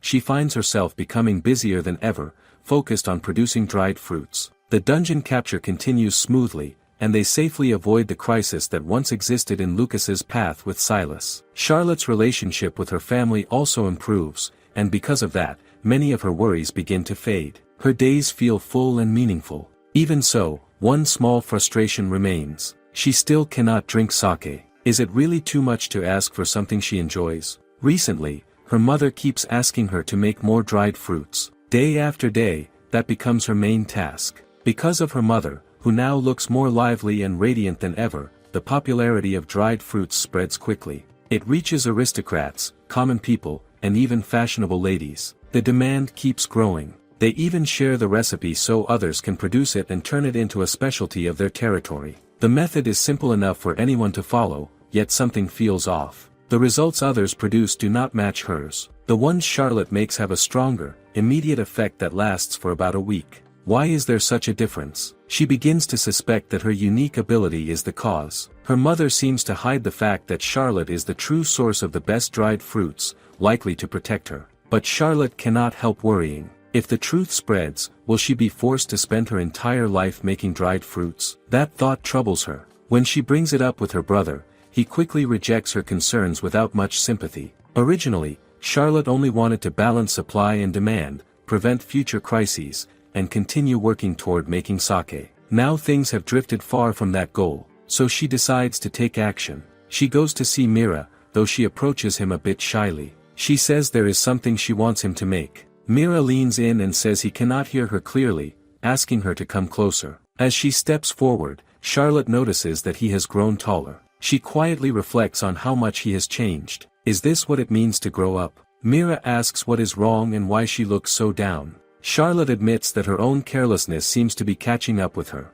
Mira responds bluntly. He points out that she has always acted freely, doing whatever she wants. So how is this situation any different? Charlotte cannot argue with that. He has a point. Mira then offers her a cup of soda, and as they talk, he reveals that he already knows about the special dried fruits. He even takes out a jar of them. He says she has made another product with an unusual effect. Charlotte is surprised. How did he figure it out? Mira explains that he used appraisal magic to analyze them. To him, the answer was obvious. He then asks why she does not focus on solving the real issue instead of worrying so much. After all, if there is a problem, should she not address it directly? He asks what she wants him to make, even if he does not yet understand the details. Charlotte finally explains her idea. She wants to create an oven. Mira looks confused, so she carefully describes it. It is a box-shaped tool that can generate heat and dry ingredients placed inside it. With this, they could produce large amounts of dried fruits more efficiently. She compares it to the magic tool Mira once created during the battle with phantom enemies. If he can shape it according to her image,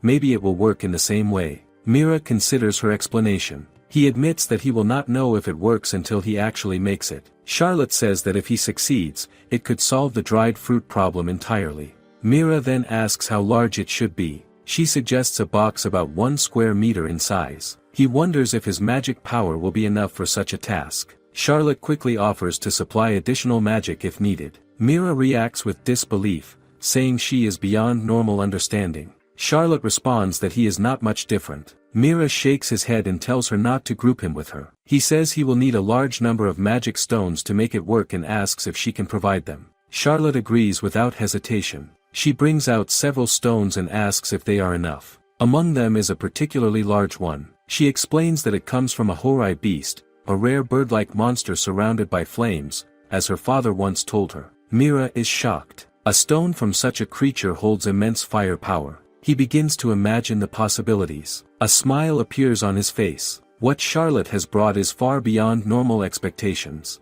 With renewed interest, he declares that he will begin making it right away. Mira asks Charlotte to pour her image of an oven into the magic stone. Charlotte closes her eyes and begins to focus. She thinks carefully about what is needed. The key is drying. It should remove moisture completely. At the same time, it would be useful if it could also bake and produce steam. But above all, she holds on to one important wish. The oven should be able to create the same effect even when she is not the one using it. Can that really happen? As she continues to concentrate, she suddenly feels a large amount of her magic being drawn out. The sensation is unfamiliar. It feels like something important is slipping away, yet she is not completely drained. She pauses for a moment, trying to understand what just happened, but there is no clear answer. In the end, she tells Mira that she is done. Mira looks slightly surprised but quickly hides it. He tells her that if his magic begins to run low, he will signal her, and she should be ready to support him. As he activates his magic, Charlotte watches closely. No matter how many times she sees it, the process still feels fresh and exciting. About an hour later, Mira finishes. He says that somehow his magic was enough. In front of them stands the completed oven. Charlotte's eyes light up with excitement. Without thinking, she rushes forward and hugs Mira, praising him. Mira becomes flustered and quickly asks her to let go. Charlotte pulls back and apologizes, though she is still smiling brightly. Mira tries to steady himself, feeling his heart beat faster than expected. Charlotte then runs off to gather fruits for testing. On the way, she meets Mariana, who is already carrying a tray of sliced fruits. She hands it over, and Charlotte thanks her gratefully. Mariana tells them not to worry about her and encourages them to continue. Back in the kitchen, Charlotte places the tray into the oven and activates it. Mira and Mariana watch closely. The process does not take long. Soon, Charlotte opens the oven and brings out the results. She calls Mira over to inspect it, but he stands there in shock. Without thinking too much, Charlotte offers both him and Mariana a taste. The moment they eat the dried fruits, they collapse. Charlotte panics. Did something go wrong? She quickly takes a bite herself. The taste surprises her. It is even better than the dried fruits she created with magic. The flavor is deeper and more refined. Mira slowly recovers and begins to explain the effect of the fruit. As Charlotte listens, she becomes stunned. Mariana also reacts with amazement, saying that even a small bite seems to remove excess fat from the body. Mira then comments that both the dried fruit and the oven are unfair. Charlotte asks what he means by that.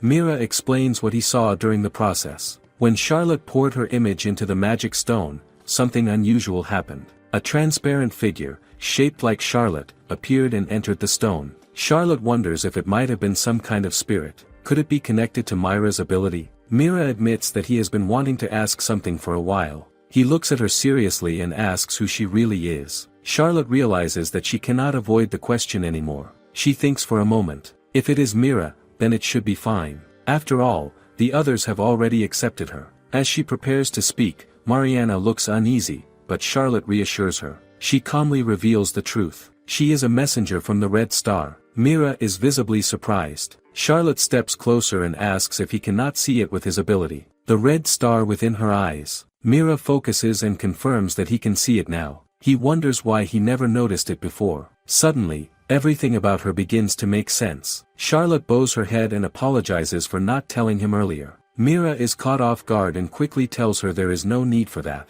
Charlotte explains that it is not something she could easily share. Only the Abi household and now Mira know the truth. She asks him to keep it a secret. Mira asks about Richard, but Charlotte admits that she is not ready to tell him yet. Mira smiles gently and pats her head, promising to keep her secret safe. At that moment, Lucas suddenly appears. He asks Charlotte if she really told Mira. Charlotte is startled by his sudden presence. Lucas warns her about the risks of revealing such information without his approval. Then his attention shifts to the oven. He asks if she made it. Charlotte becomes flustered and tries to deny it. Lucas turns to Mira for confirmation. Without hesitation, Mira states that Charlotte is responsible. Charlotte freezes in shock. The betrayal hits her immediately. Lucas looks at Charlotte and asks what she plans to do with the oven. He wonders if they can make something less troublesome to manage. Charlotte and Mira exchange timid glances and agree that it might be better. Charlotte apologizes, feeling a little guilty, when suddenly a voice speaks.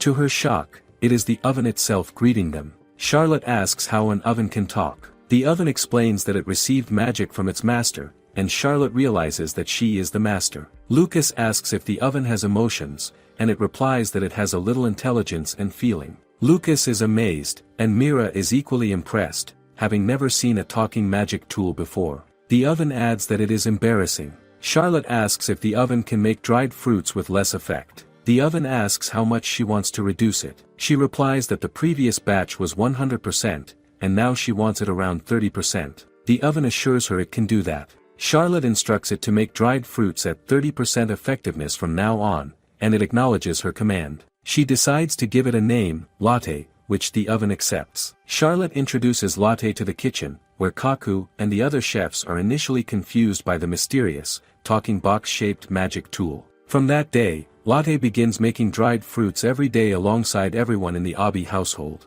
Latte quickly becomes a valued addition to the household. It can cook food perfectly without burning, and anything made with it tastes even better when paired with a skilled cook. Even maids who enjoy baking but lack talent can create delicious treats with Latte. Rumors spread across the household that sweets made using Latte can grant wishes when given to loved ones. Charlotte wonders if she should make some for Richard. With Latte handling dried fruits and baked sweets, one of Charlotte's major problems is solved, and the household settles into peaceful days. But her peace is interrupted when Richard approaches with a confession. Charlotte is stunned, and Richard nervously asks if he is not good enough. Charlotte is seen writing a letter as she realizes it has been a month since she last saw Richard. The past month passes so quickly yet feels so long. She remembers the kiss on her cheek and how he said he would be back soon. She wonders if their feelings are truly mutual. She has told him how she feels, but she never asked about his feelings directly. Would it be enough if he said he liked her? Could she finally feel at peace? Then her thoughts drift to her role as a messenger from the Red Star. Is it right to respond to Richard if he returns her feelings? She thinks about the upcoming dungeon investigation. The second basement floor is the last scheduled stage,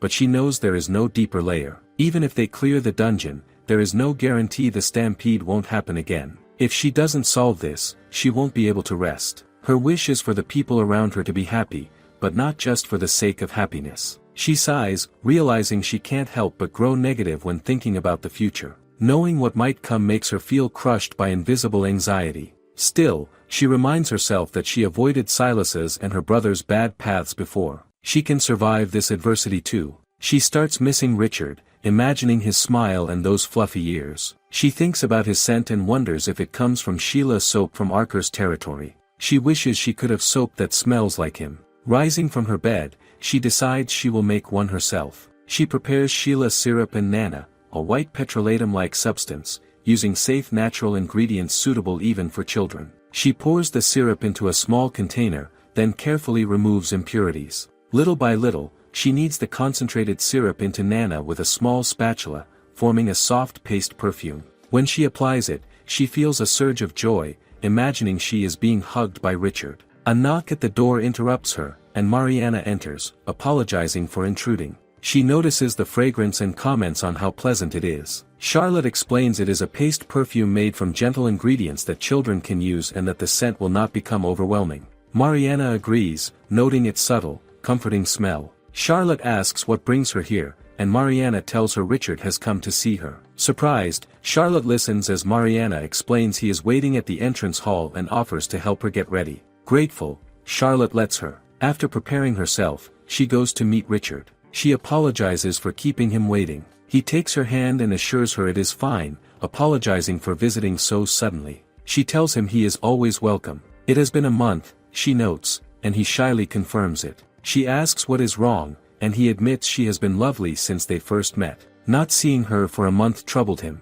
Imagining how much more beautiful she has become makes him jealous that others might start liking her. Charlotte feels a surge of joy but keeps her composure, smiling calmly as she asks if he has grown taller. He confirms that he has and suggests they move somewhere else instead of standing in the hall. He offers to hold her hand, surprising her. When he asks if she minds, she quickly reassures him that she does not and takes his hand. Holding it, she thinks with a soft smile that today might just be too cute to handle. They are later seen sitting together as Charlotte prepares baked sweets and soda for him. She explains that she made them herself and hopes they suit his taste. In her mind, she recalls a rumor in the household that if someone gives lattes baked sweets to the person they love, their wish will come true. She quietly finds it amusing and feels that everything is going according to her plan. The sweets are filled with popular dried fruits, something she confirms with confidence, knowing it has improved the flavor. He tastes them and finds them delicious, which brings her relief. He realizes that although Charlotte made them, the trend actually started with her mother, Julia.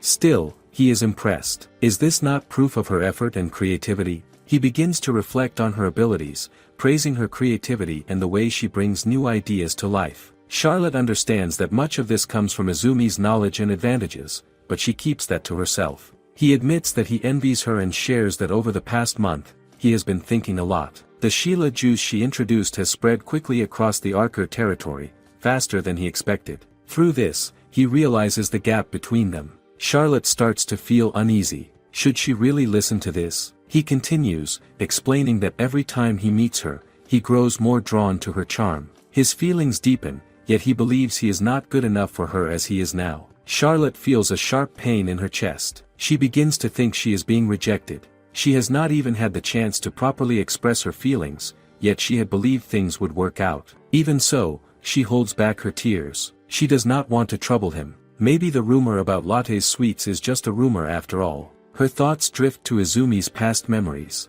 She recalls a painful breakup where Izumi was rejected for never showing weakness. In truth, Izumi had loved deeply and wanted to cry and hold on, but she forced herself to stay strong. Why? Because she feared being a burden and being hated even more. She endured it, despite being someone who was never truly strong. After that, Izumi escaped into Otome games, leaving behind the harshness of reality for a kinder fantasy world. That path eventually leads to her rebirth as Charlotte. Now Charlotte wonders if she is about to repeat the same mistake. Will she once again lose something important without fighting for it? As she struggles with her thoughts, he calls out to her. She notices the pain in his expression. Is he feeling guilty? Instead of ending things, he asks her for half a year. He admits it is selfish, but he does not want to let her go. He wants to accomplish something first, something that will allow him to stand proudly beside her. Until then, he asks if she can wait. Charlotte is stunned. She realizes she has not been rejected at all. There is still hope.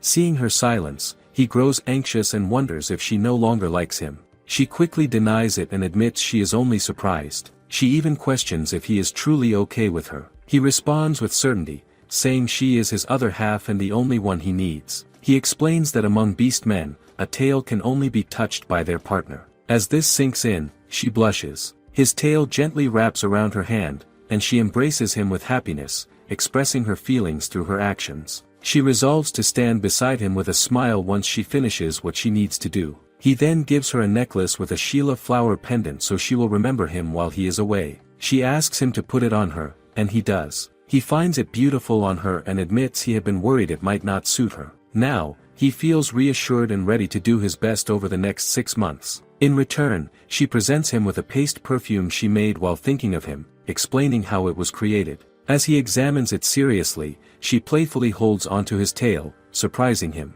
She admits she made the perfume because she wanted to stay close to his scent, but now realizes that nothing compares to the real thing. Soon after, he takes his leave, and they both agree to meet again in half a year. On his way, he encounters Lucas, who questions him about leaving without seeing him. Lucas already knows Charlotte has been informed. He can tell that Richard is serious about her, but he lightly jokes that a lot can happen in half a year. What if someone else takes her away? Richard remains firm and says he will do everything he can to prevent that. He trusts Lucas to inform him if anything happens. With that, he departs. Lucas watches him go, feeling the weight of the situation. He cannot help but feel hurt after witnessing everything, yet he convinces himself that being a little harsh is something he will be forgiven for. Today marks their first dungeon survey in a long time. After securing the 8th floor, her father and the rear members have been constantly busy. This time, they decided to proceed without a preliminary survey. The group forms as usual, with her father, the rear members, Lucas, Charlotte, and Mira, along with Silas, who insists he has come to help her. Charlotte tells him there is no need to add honorifics to her name, but he refuses, saying she is an important benefactor. He asks her to treat him the same way she did when he was Lily and encourages her to simply call him Silas. He even jokes that he would act like her loyal dog if she wishes. Charlotte has no choice but to give in. As she observes him, she realizes he is quite capable, which is expected of someone with his past. He also looks younger now, likely because of his shorter hair. Even so, she feels conflicted about being around him. It is not that she dislikes him, but remembering one of the bad endings tied to him makes her want to keep her distance. Should she really get involved with him again? She decides to push those thoughts aside and focus only on the dungeon. She introduces Mira to Silas, and the two greet each other with polite smiles. However, something feels off. Their handshake lingers longer than it should, and neither seems willing to let go. The tension between them is clear. Charlotte begins to worry, but Lucas casually tells her to leave them alone, saying it is their own issue and not worth getting involved in.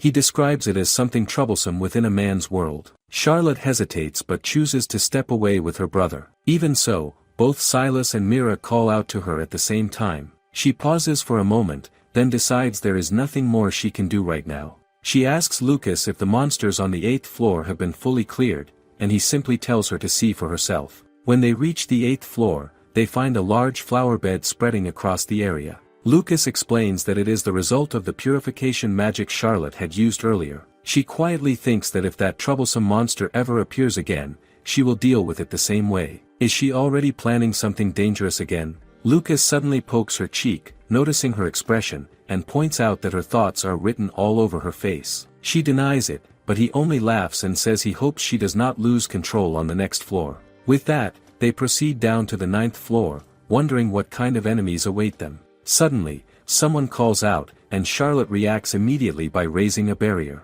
The others move into position, guarding her as tension fills the air. She realizes how careless she has been. Even if the floor had a preliminary survey, the monsters here should be far stronger than anything they have faced so far. Why did she let her guard down? She focuses ahead, trying to understand the situation. Then she sees it. A mirror stands before them. She questions whether it is truly a monster, and Lucas quickly identifies it as a clown mirror, warning that the situation is dangerous. The surrounding members begin to suggest retreating, believing it is the safest option. However, her father speaks firmly, saying they must carefully plan their strategy or risk losing their lives. Charlotte is shocked. Can something that looks like an ordinary mirror really be that powerful? She searches her memory but finds nothing. This is not something that appeared in the game. Lucas explains that the creature before them is a troublesome monster known as the Clown's Mirror. Charlotte wonders how such a dangerous thing could exist so close to the mountain behind their home. Then she reminds herself that any place connected to a dungeon always carries the risk of a stampede. The surrounding members grow tense and begin urging an immediate retreat. Before they can act, the mirror suddenly emits a blinding light. Everyone covers their eyes, and Lucas instinctively pulls Charlotte close to shield her. At the same time, Silas quickly steps in and covers her face with his hands, warning her not to look. However, Charlotte gently removes his hand and thanks him, explaining that it is already too late. She has seen everything. The mirror shifts, revealing its true nature as something far more unsettling. It takes on a crude and mocking presence, as if deliberately trying to provoke her. Then it changes again, this time transforming into a perfect copy of Charlotte herself. It mimics her appearance and movements exactly, down to the smallest detail. Lucas immediately warns her not to engage with it directly, while Silas and Mira advise her to ignore it. The copy continues to act in exaggerated and embarrassing ways, using her likeness in a way that feels humiliating. Charlotte feels irritation building inside her. Is this thing trying to push her on purpose? She almost steps forward,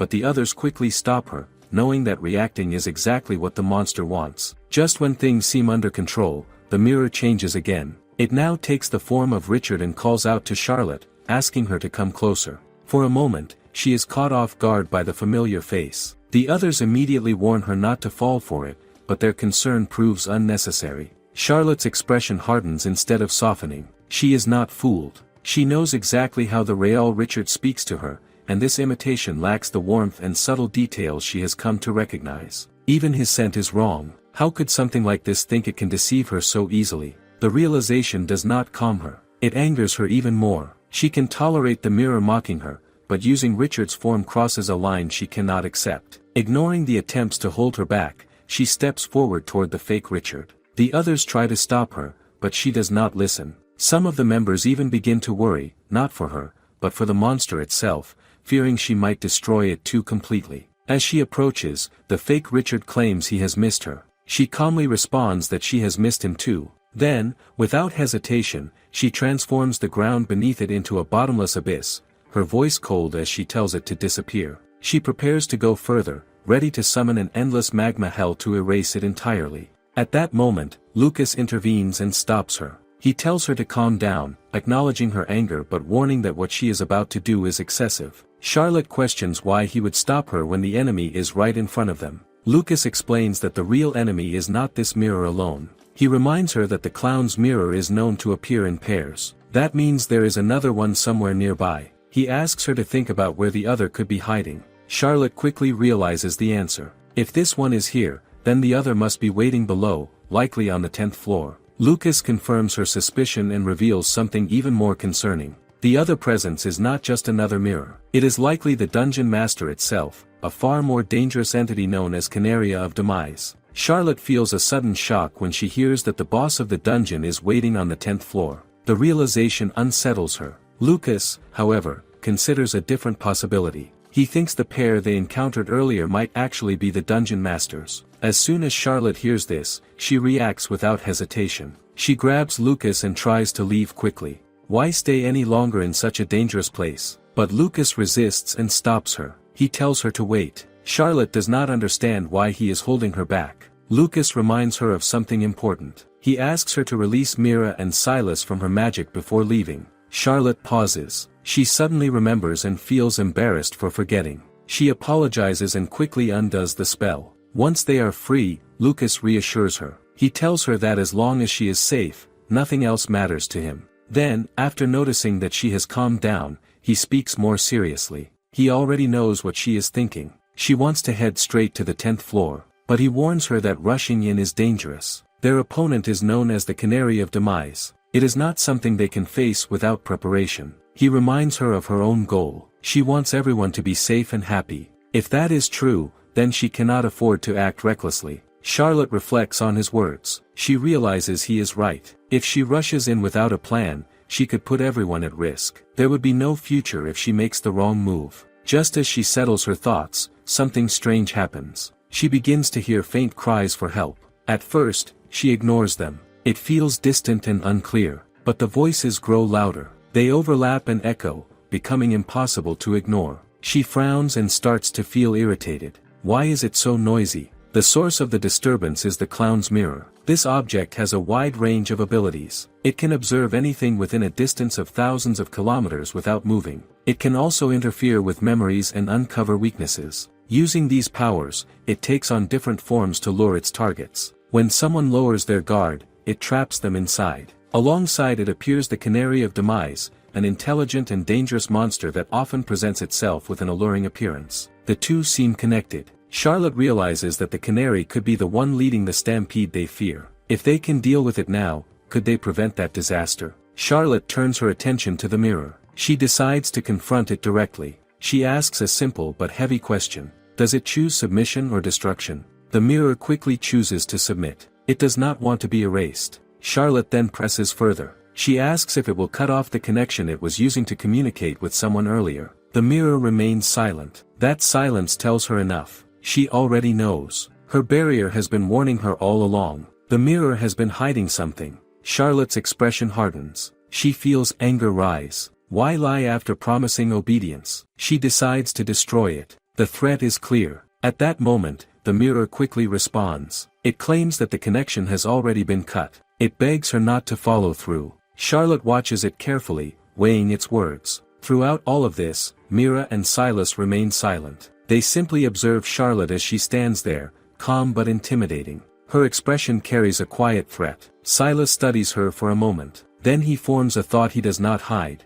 In his eyes, this side of Charlotte only makes her more striking. Charlotte considers the possibility that the mirror is telling the truth about cutting off its connection. Even so, she does not trust it enough to let it go. When the mirror notices she is about to leave, it asks to be released. Charlotte refuses. Instead, she offers a different condition. She tells the mirror to come to her household once it is able to leave that place. The mirror reacts with surprise. It does not expect such an offer. Charlotte then hesitates for a moment. Will this decision cause trouble later? She can already imagine her mother scolding her, yet she does not change her mind. Before long, they reach the 10th floor. As soon as they arrive, a woman greets them with clear irritation. She complains that they are late and that she has been waiting. Charlotte studies her carefully. Could this woman be the Canary of Demise? She looks young, perhaps in her mid-20s, but appearances mean little for a monster. Charlotte begins to wonder how old she truly is. Could she even be as old as her great-grandmother? To her surprise, the woman reacts immediately and tells her not to call her that. Charlotte freezes in shock. Can this woman read her thoughts? Mira quickly points out the truth. Charlotte has spoken everything out loud without realizing it. This only confuses Charlotte more. When did she even say those things? Mira watches her and admits he envies Charlotte's strong composure, especially in such a tense moment. Lucas adds that this is part of Charlotte's charm. He believes Mira is still too young to fully understand it. Mira does not take that well. He feels irritation building inside him. He speaks bluntly and criticizes Charlotte. He calls her reckless and careless. He says her ideas are unusual and hard to understand. Charlotte listens, unsure how to take it. Is this praise or criticism? Mira continues without holding back. He admits that Charlotte is kind at heart, but that is exactly why he cannot ignore her. He points out how Charlotte pushes herself too far, almost to the point of breaking. He describes her as desperate and stubborn,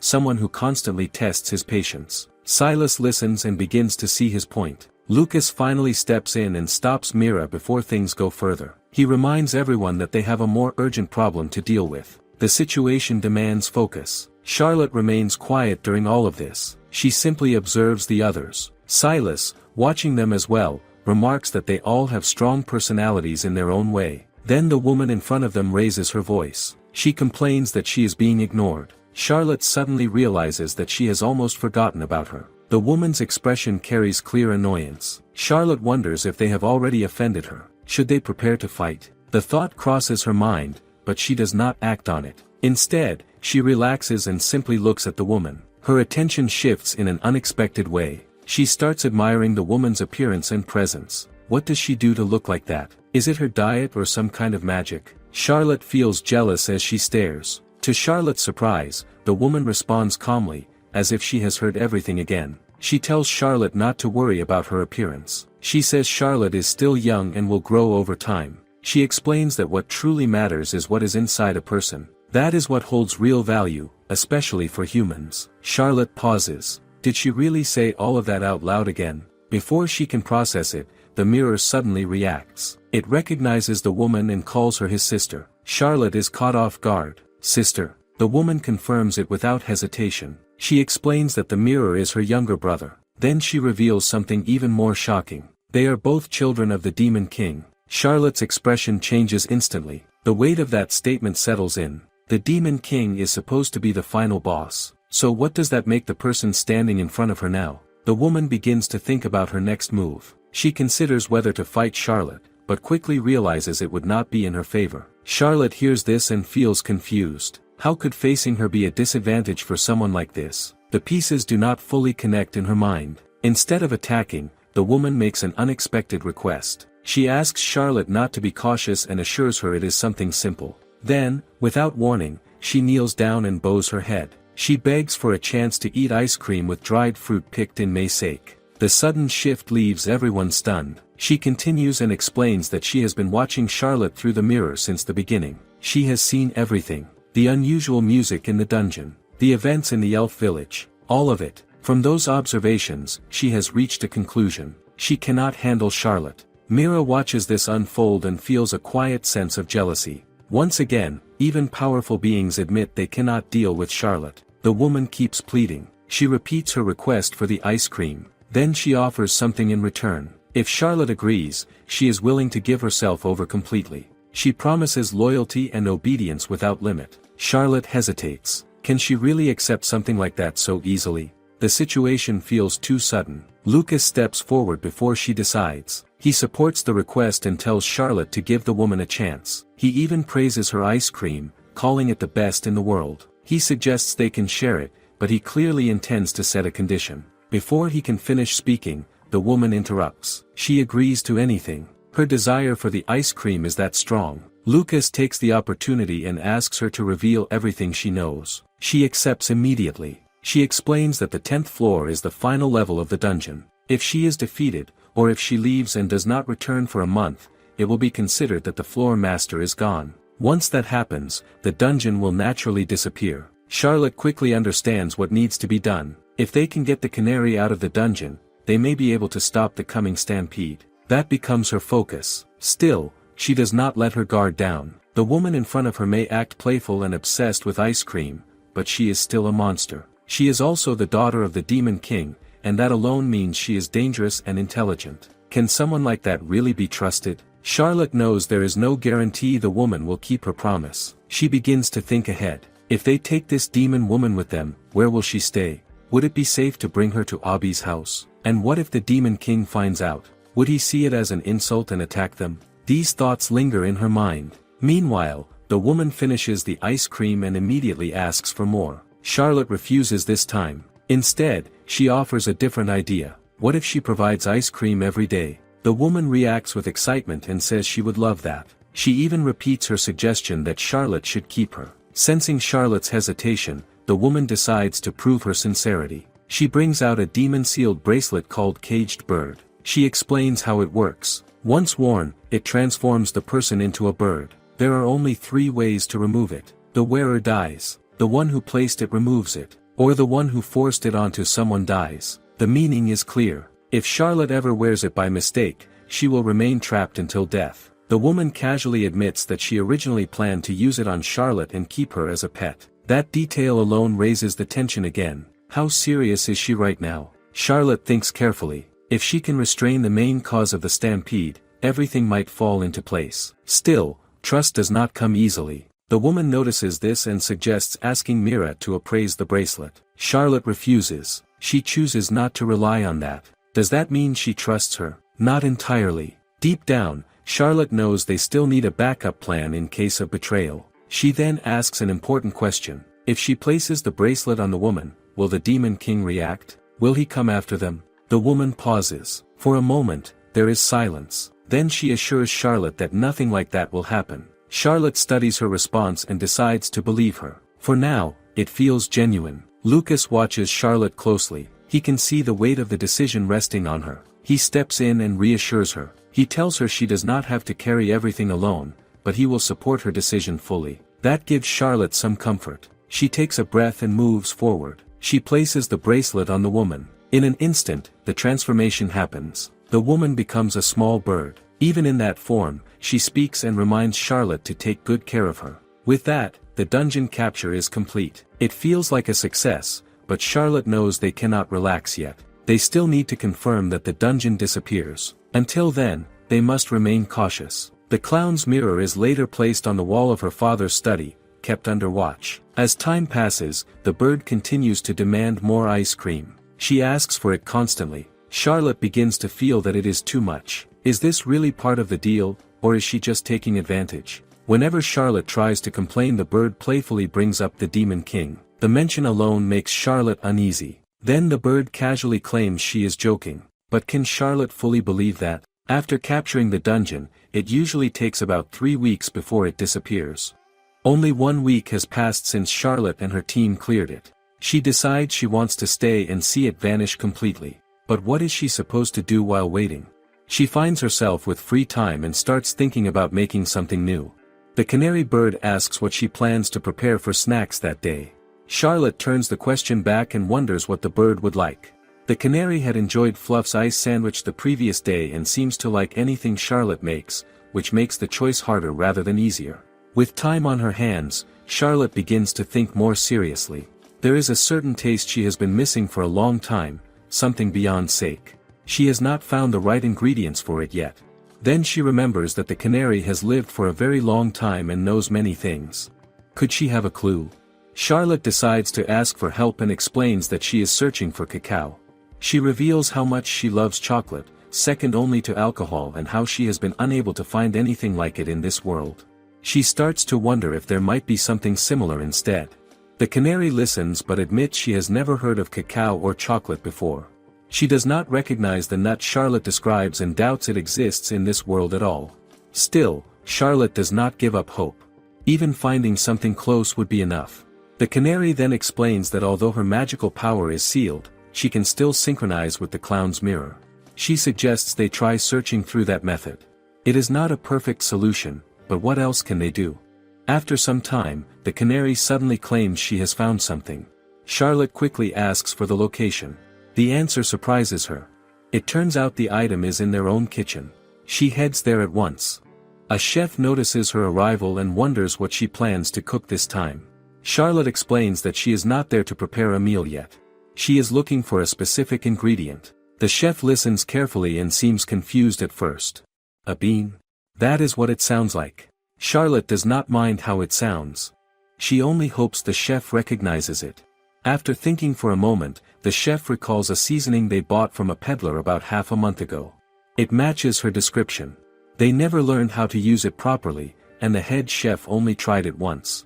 It should still be somewhere in the pantry. He asks Charlotte to wait while he goes to get it. As he leaves, the canary quietly notes that the chef seems capable of using magic. This catches Charlotte off guard. How did she notice that so easily? The canary explains that people with enough magical power often have colors that appear around their bodies. Charlotte listens and tries to understand it better. Is it like an aura? She recalls seeing a calm blue color around the chef earlier. The canary then points out that Charlotte herself has a rare color, a deep red edged with gold. This makes Charlotte pause. Could the canary have already realized something about her origin?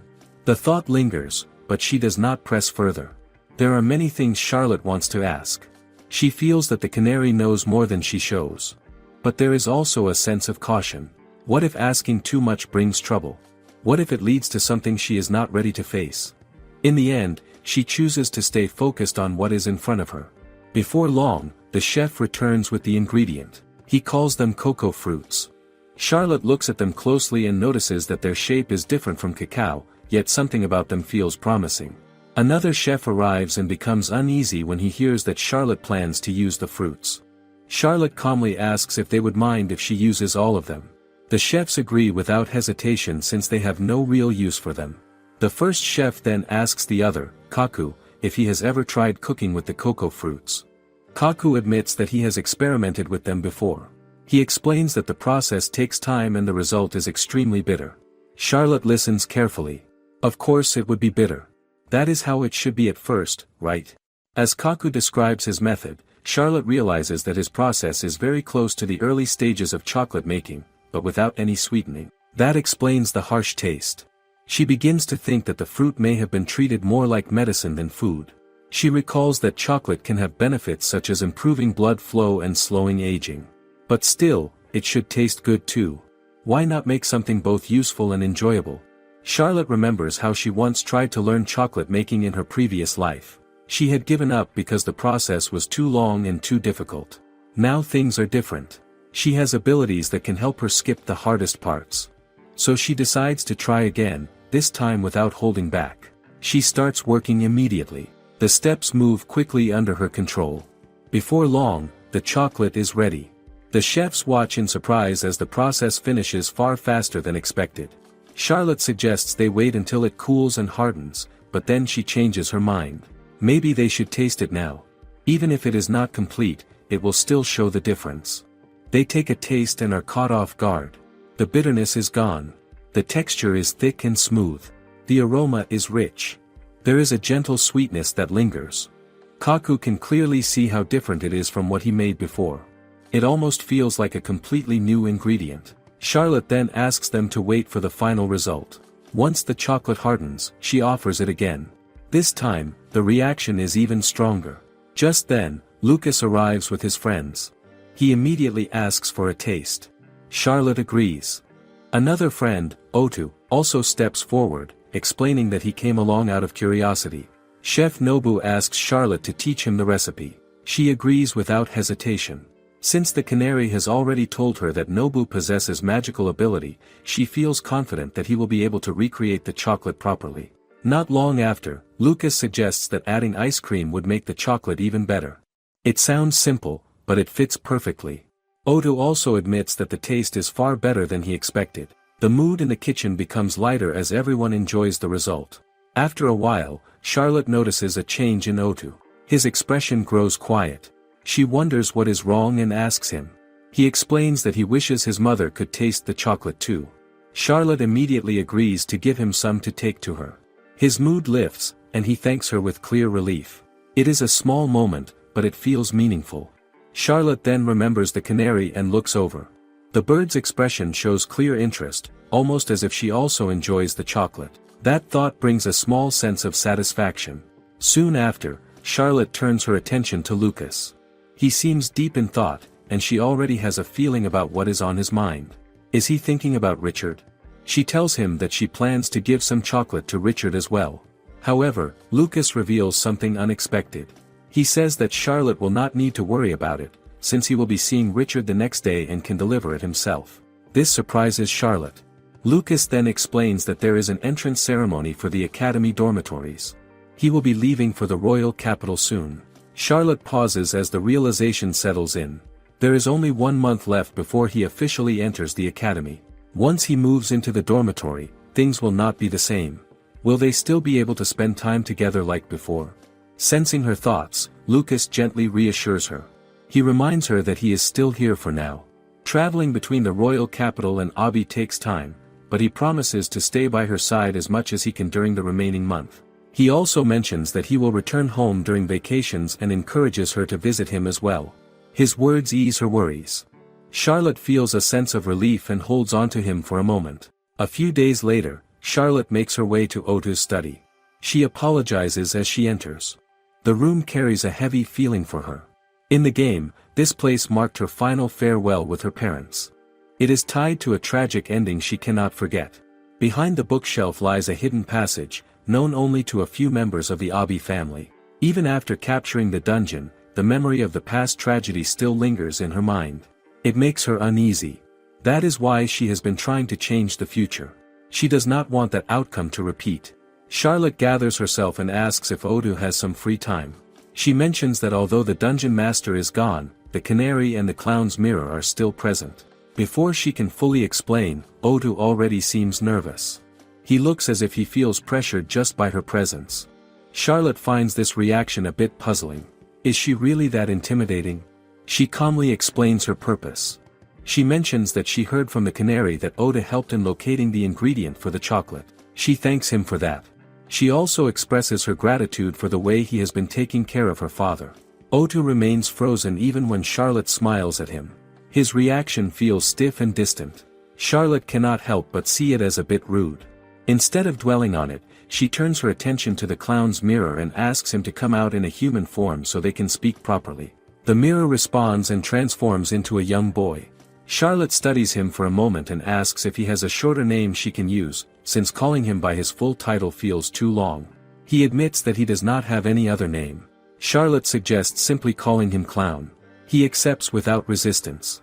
Charlotte then brings out the chocolate and offers it to him. He hesitates at first and asks if he is truly allowed to eat it. She reassures him that it is fine. Ota thanks her as well, and the two of them each take a piece. The moment they taste it, their expressions shift. The sweetness surprises them so much that they almost recoil. For a brief second, they even seem alarmed. Charlotte quickly assures them that it is not poison. Why would they think that?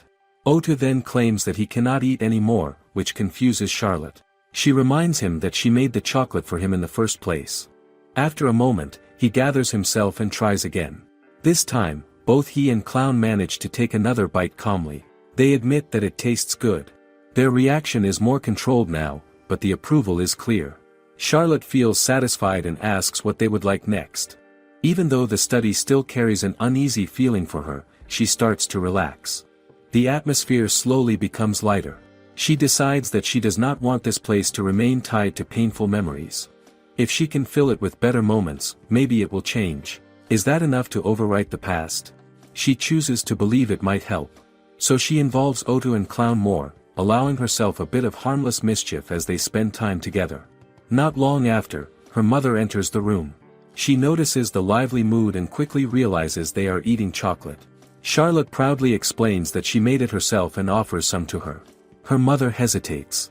She recalls that chocolate can contain stimulating elements like caffeine and wonders if it is safe. Charlotte reassures her that it is harmless in normal amounts, unless there is a special condition. That response makes her mother pause. She then reveals that she has a reason to be careful. Charlotte senses it immediately. Could it be what she thinks? Her mother confirms it soon after. She is expecting a child. Charlotte is taken by surprise, but the meaning becomes clear. She will soon have a younger sibling. Charlotte gently suggests that her mother should rest, but her mother insists that she is fine for now. Charlotte then asks when the baby is expected. The answer comes calmly. Around the next spring. Oda overhears this and cannot hide his excitement. He asks again to make sure it is true. Her mother confirms that it has already been verified by a doctor. As Charlotte takes this in, she begins to notice something important. The future is changing. It is no longer following the same path as the one she remembers from the game. The difference is small, but it is real. This gives her a new sense of direction. What should she aim for now? The answer feels simple. She wants her family to be safe. She wants everyone around her to be happy. And now, she wants to protect the future of her unborn sibling as well. Charlotte spends some quiet time with her brother before the day ends. Lucas gently reminds her that it is time to get ready for bed. She nods and asks the canary to allow them to leave for the night. There is a calm feeling as the day comes to a close, almost like a brief pause before something important. The next morning, Charlotte heads out early to check on the dungeon. She had wanted to go the night before, but the danger held her back. Now, with the sun up, she feels it is safer. When she arrives, she immediately notices something is different. The dungeon is gone. Completely gone. She recalls what the canary had said about the remaining traces of magic fading away. At the time, it felt hard to fully accept. But now, seeing it with her own eyes, there is no room for doubt. It has truly disappeared. She steps into the area where the entrance used to be. It is dark, so she creates light with her magic and begins to look around. There is nothing unusual at first. No sign of an entrance. No stairs leading downward. As she walks further, she realizes there is no cave ahead either. Could it really be this complete? She even tries digging, just to be certain. But there is nothing beneath but ordinary soil. No hidden structure. No trace left behind. The dungeon is truly gone. As she stands there, Charlotte reflects on everything that led to this moment. When she regained Izumi's memories, clearing this dungeon became her top priority. It was the key to preventing the stampede. Along the way, she faced unfamiliar monsters and pushed forward, even while her father and others struggled with repeated efforts. She knew they could have resolved things sooner if they had been more decisive. Still, things unfolded the way they did. Was it all necessary? If events had gone differently, would they have ever drawn the canary's attention? Or was everything always meant to happen this way? While she is lost in thought, Lucas arrives. He says he expected to find her there. When he went to her room earlier, the canary told him she had already left. He admits he was worried. Charlotte is about to respond when she hears another voice. She turns and sees Chris. The surprise is clear on her face. Soon after, Howard and Silas appear as well. She did not expect to see any of them here. It has been a while since they were all together like this.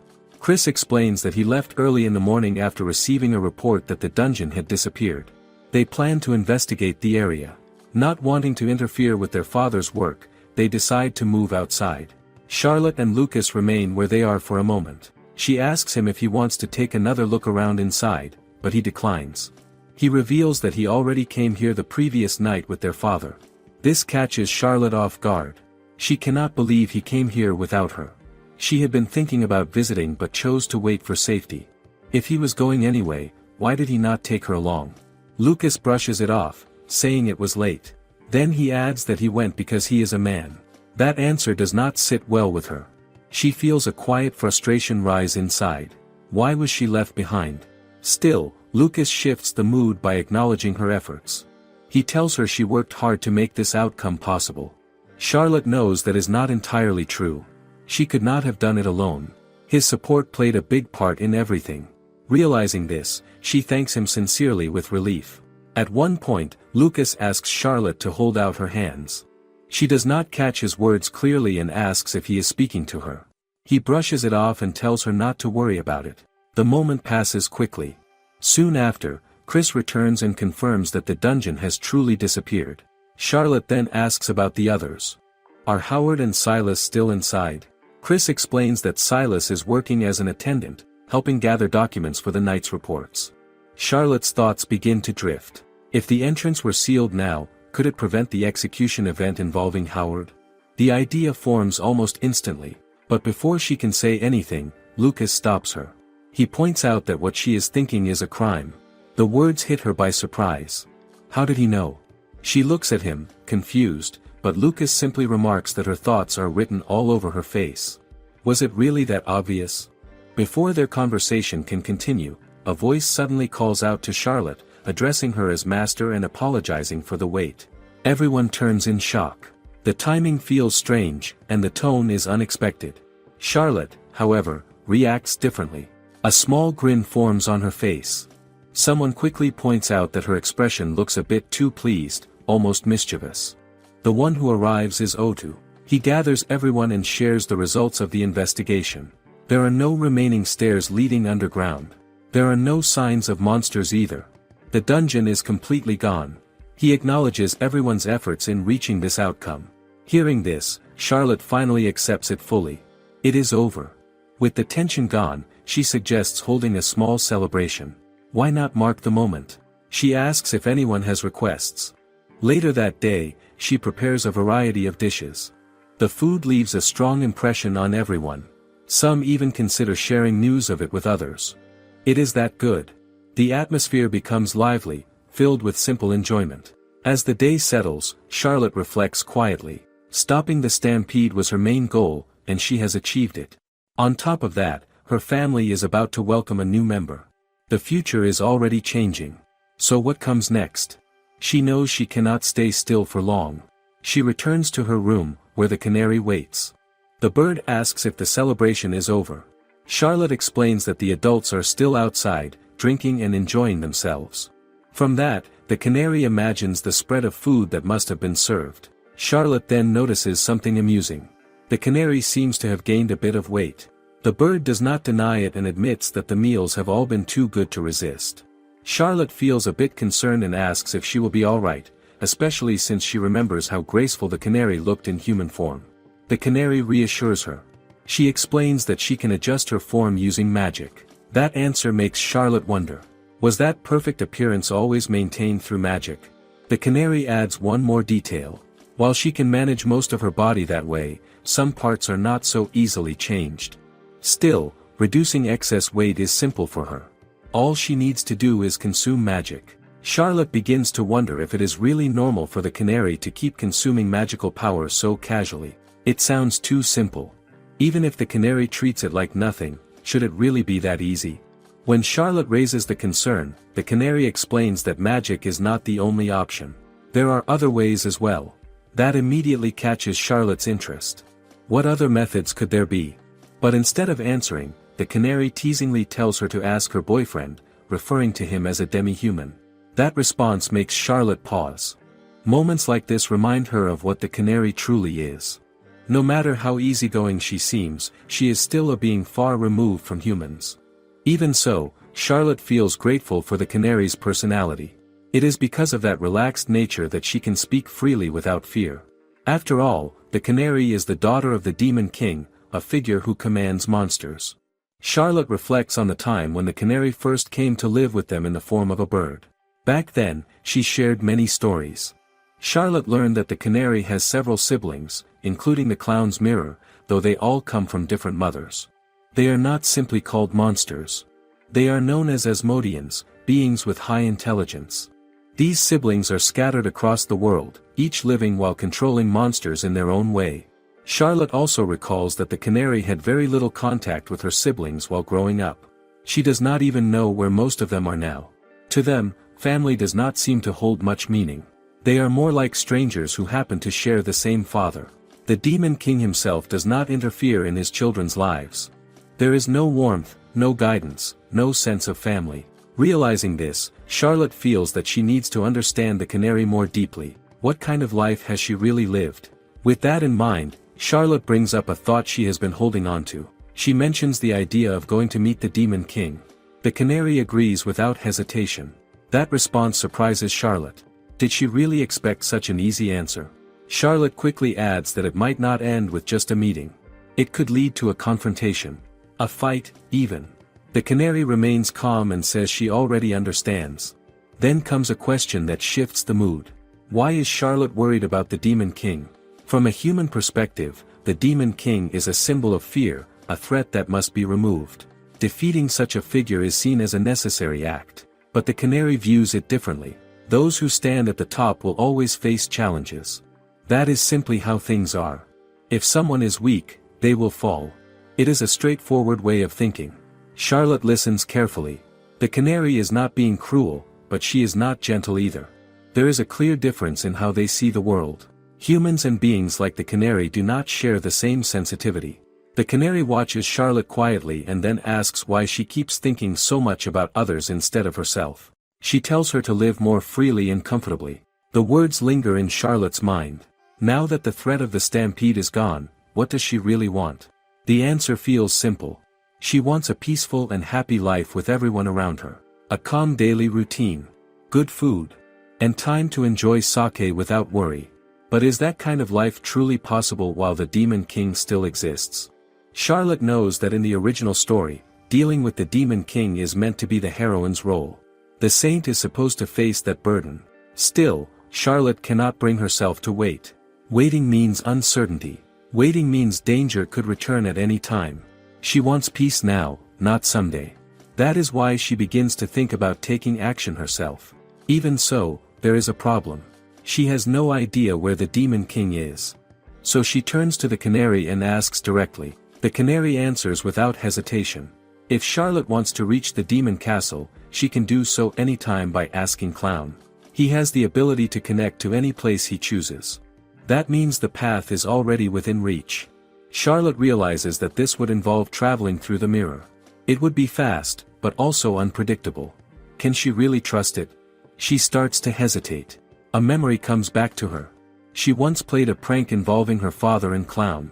What if Clown decides to return the favor? What if she ends up trapped in an endless corridor of mirrors? The thought alone is enough to make her pause. Is this really a safe way to travel? Trying to steady herself, Charlotte shifts her focus. If she plans to meet the Demon King, she needs to be prepared. She asks the canary what the Demon King likes and dislikes. Her intention is simple. She wants a peaceful discussion, not a fight. But the canary reacts with amusement. She finds it interesting that Charlotte is thinking about the other side's weaknesses before even meeting him. Charlotte quickly denies that intention. That is not what she means. The canary then decides to share something important. Her tone changes slightly as she speaks. She says that the Demon King's greatest dislike is actually Charlotte herself. The answer comes without hesitation. Charlotte is left stunned. Canary casually refers to Charlotte as the messenger from the Red Star. This catches Charlotte off guard. She does not expect anyone to know about that identity. Curious, she tries to ask more questions, but Canary grows tired of talking and refuses to continue. Charlotte then offers her a meal, and this quickly changes Canary's mood. After eating, Canary becomes fond of her. Even so, Charlotte does not lose focus. She wants to understand something important. Why does the Demon King hate her? Canary explains that it is not really hatred. There is simply a rule. The Demon King must not make contact with the messenger. It is not about personal feelings. It is about avoiding trouble. Charlotte presses further. What kind of messenger would make even the Demon King keep his distance? Canary recalls an old story. She says that a messenger from the Red Star is a rare existence. Someone with influence equal to a saintess. A being loved by the goddess. To harm such a person would be like declaring hostility toward the deities themselves. Would that not lead to something far worse? It could even turn into a war between the Demon King and the gods. Charlotte starts to reflect on this. Is the messenger truly that important? She then remembers what Clown did and wonders if that action might cause problems. Canary dismisses the concern. She believes Clown only wanted to surprise her and play around. Still, Charlotte knows the nature of Asmodeans. They do not usually harm others. But monsters with low intelligence are different. If one of those creatures were to hurt her, the blame would fall on the Asmodeans. That thought lingers in her mind.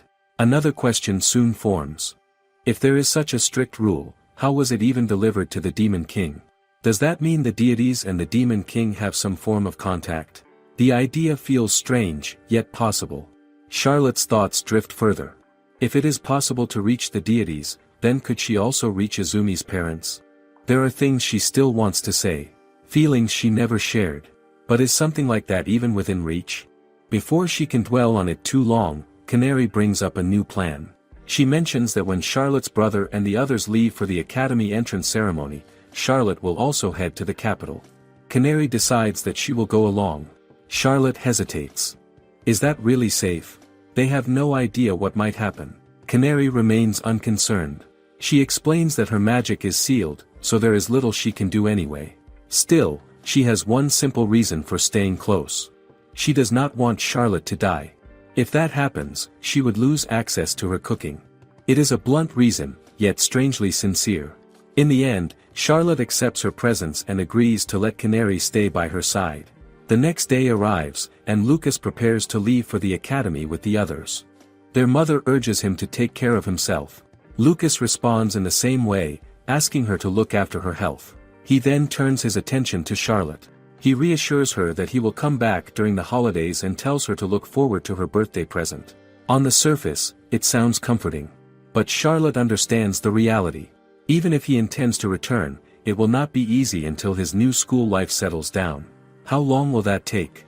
She realizes that the soonest she might see him again is during the birth festival in 3 months. It is a national holiday, the foundation day of the Kingdom of Eunasia. To her, it feels similar to a Christmas celebration from her previous life. With that in mind, she decides to focus on what she can do while she waits. There is no point in dwelling on the distance. Together with Canary, she goes to meet Clown. She has a favor to ask. But when she arrives, something unexpected happens. Instead of Clown, she finds Lucas standing there. The sight stops her in place. Was he not supposed to have already left? Confused, she asks why he is still there. Lucas calmly explains that the version of him in the carriage was only an illusion created by Clown. The truth settles in, and Charlotte feels a sharp sense of frustration. Why would he do something like that? Does he not realize how it affects her plans? Canary then points out something Charlotte failed to notice earlier. The Lucas in the carriage carried a presence similar to Clown's. Hearing this only makes Charlotte more irritated. If Canary noticed, why did she not say anything at the time? Still, there are more pressing matters now. Charlotte asks Lucas about his entrance ceremony, but his response is unexpected. He claims that he does not care about it at all. She quickly cautions him against speaking so lightly, but Lucas shifts the conversation. He asks her to sit down. There is something he needs to confess. He admits that he has been hiding a secret. The explanation he once gave her about the red star was not entirely true. Being able to use appraisal does not mean everyone can see the red star. That detail changes everything. Charlotte listens closely as he continues. He explains that Mira possesses a form of substandard power, and it was only after Charlotte spoke to Jim that he began to understand this. Thinking back, Charlotte realizes something as well. Mira did not recognize it at first. It was only after looking directly into her eyes that he noticed something unusual. Lucas goes on to say that Mira is actually quite remarkable. The red star can only be seen by those with strong magical appraisal abilities. So what does that mean for Charlotte? If she can recognize it so easily, then the person she is observing must have considerable magical power. This thought lingers in her mind. And then another realization follows. Perhaps it was not Lucas who first discovered that she was the messenger from the red star when they were younger. Lucas finally reveals the heart of his secret. He claims that he possesses the ability of omniscience, the highest form of appraisal. With it, he can see everything, and even if someone has only a slightly lower form of wisdom, they could still discern the red star at a glance. Charlotte thinks about Canary and wonders if her own magical intelligence and high wisdom might let her see the same thing. But Canary insists that even if others cannot perceive the stars like her, the Asmodeans can identify the messenger through their own power. Charlotte is surprised. Lucas truly has the highest level of appraisal. Even though he calls it a secret, she realizes that knowing it does not change much. She does not know any other appraisal abilities besides Myra's, so she cannot fully grasp its specifics. Her attention, however, shifts to Lucas's intentions. Why did he hide this ability for so long? Why is he here now? It feels as if he already knew she would come. Lucas finally asks why she came, and Charlotte explains that she came to see Clown. He probes further, asking when she and Clown became close, and she answers that it started when she gave them chocolates. But Charlotte notices his expression, his eyes are not smiling. She realizes she cannot tell him about her plans to go to the Demon King's castle. If he knew, it would be difficult to keep it secret, so she begins thinking about how to handle it. The tension grows, and Charlotte senses that Lucas is extremely upset. Fear rises in her as she stands, ready to leave, but he holds her back. For a moment, she worries that he already knows about her secret plan. But Lucas clarifies that he is not angry for that reason. He is disappointed that Charlotte of all people would think he might harm her. Charlotte senses the truth in his words, yet he presses further. He asks if she actually spoke her thoughts aloud. When she remains silent, he reveals that he can understand her thoughts from her expression alone. Lucas explains how omniscience works. He can appraise minds, reading people's thoughts if they are conscious. He can even eavesdrop on conversations from a distance. But there are limitations. He must carefully manage his magical power, or the influx of thoughts could overwhelm him and break his mind. Charlotte suddenly realizes something important. If Lucas can read minds, then he must have read hers as well. He confirms it. He explains that he sensed something was off and decided to use his rarely employed ability. That is how he discovered her plan to visit the Demon King. He also reveals that he overheard part of her conversation with Canary. He refuses to let her go alone. Charlotte tries to explain that she will be going with Canary, but Lucas does not listen. He becomes angry. He questions what Canary can do with her magic sealed and how Charlotte plans to remove the bracelet in front of the Demon King. He knows the Demon King is far stronger than Canary and could manipulate Charlotte easily without causing her physical harm. Charlotte already understands all of this, which is why she has been keeping her plan from him. Still, she insists that she must go. She knows her selfishness, yet the uneasy feeling inside her will not disappear until this is resolved. If they can handle it quickly, they might finally enjoy peaceful days without worry. Lucas asks why she will not rely on him. That is what angers him most. He guesses that she worries about bothering him while he is at school. But he points out that he is already capable of handling it. He insists that he will go wherever she goes. Charlotte feels tearful. He even jokes that he had told Richard not to make her cry, yet here he is doing the same. He warns that if she refuses to take him along, he will never forgive her. Both of them share the same goal, which is to make everyone happy. Charlotte feels a surge of gratitude. She had thought that once he entered the academy, she could no longer rely on him and would have to manage alone. But nothing has changed. Her brother remains her most reliable ally. Canary watches quietly, wondering if the siblings have finally come to an understanding. Charlotte apologizes for keeping her waiting. Canary reassures her that she enjoyed watching it unfold. Even the clown seems frozen, as if the argument between the siblings was too much for him. The space around them connects to the Demon King's domain, and Charlotte reasons that he is just beyond the mirror. She does not know what will happen next, but Lucas stands beside her, offering assurance. Feeling motivated, Charlotte pushes her hands through the mirror, reminding herself that women can be brave. She passes through but is immediately startled to find herself staring directly at the Demon King. Charlotte thinks through everything carefully and tries to make sense of the situation. She believes this place is connected to the Demon King's castle. In her mind, the usual path is clear. They reach the castle gate. They figure out how to get inside. They locate the Demon King. Then they form a plan to defeat the gatekeeper. After that, they fight their way through monsters one after another. At the end, they finally face the Demon King as the last boss. Isn't that how these stories usually go? Canary reacts differently. She calls the situation foolish and panics at the thought of facing such a powerful opponent. She never expects things to turn out like this. Still, she cannot ignore the presence in front of them. Could this person really be the Demon King? Charlotte trusts Canary's instincts and accepts that she is probably right. But something feels off. This is not the Demon King Charlotte knows. The one from her memories has cold, slit black eyes and sharp, strict features. He carries the presence of a powerful ruler in his prime. The man standing before her looks different. The contrast makes her nervous. Still, she introduces herself, her brother, and Canary in a polite manner. The man introduces himself as Zion. The exchange feels strange. Why does this feel more like a formal meeting than a confrontation? Even so, Charlotte feels a small sense of relief. At least this is someone she can talk to. Could this unexpected turn actually work in their favor? She remembers how the Demon King in the game never listens. He is stubborn and impossible to reason with. There is no room for discussion. If this situation is different, then maybe they can avoid making a terrible mistake. That thought gives her a bit of hope. Then everything shifts. Zion suddenly starts crying. Charlotte freezes in shock. She glances at Lucas and Canary and sees the same confusion on their faces. What is happening? Zion looks at Canary and speaks with emotion. He remembers her as a small child and now sees how much she has grown. He expresses how glad he is that she has returned. Charlotte struggles to process this.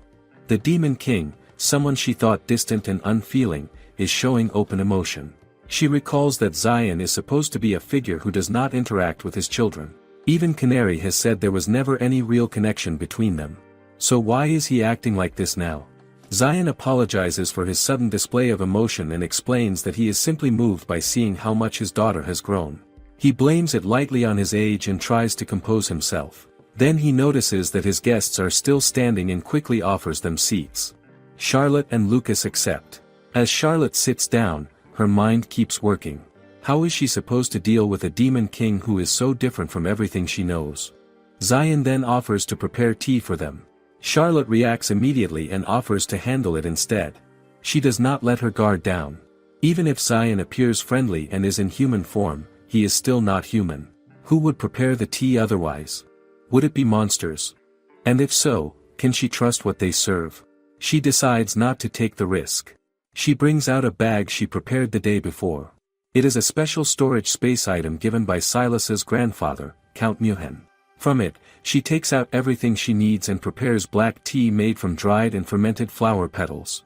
She sets out teacups and hot water with careful movements. Alongside the tea, she serves fondant chocolate cake. The soft center carries a light fragrance of mei sake. She calmly assures everyone that there is nothing suspicious in the food and encourages the Demon King to eat before it gets cold. Canary supports her claim without hesitation. Charlotte then leans closer to Canary and quietly asks if she wants to remove her bracelet. Canary refuses and says she is fine as she is and can eat more this way. Charlotte had briefly thought it might be better if Canary returned to her true form so she could have a proper conversation with her father. But Canary shows no interest in that idea. Her focus is entirely on the chocolate. Charlotte lets the thought go. What else can she do? She takes a bite of the cake and finds it rich and satisfying. The taste makes her crave sake. She imagines how well it would pair with sparkling wine. When she looks around, she sees that Lucas and Canary are also enjoying the dessert. Zion also tastes it and comments that it is delicious. He then asks if this is what mei sake tastes like. Charlotte pauses. She never mentioned adding sake. How did he notice? She asks if it suits his taste. Zion replies that it does and admits that it makes him want to drink sake. Charlotte studies him more closely. Maybe he is the type who enjoys sweets along with alcohol.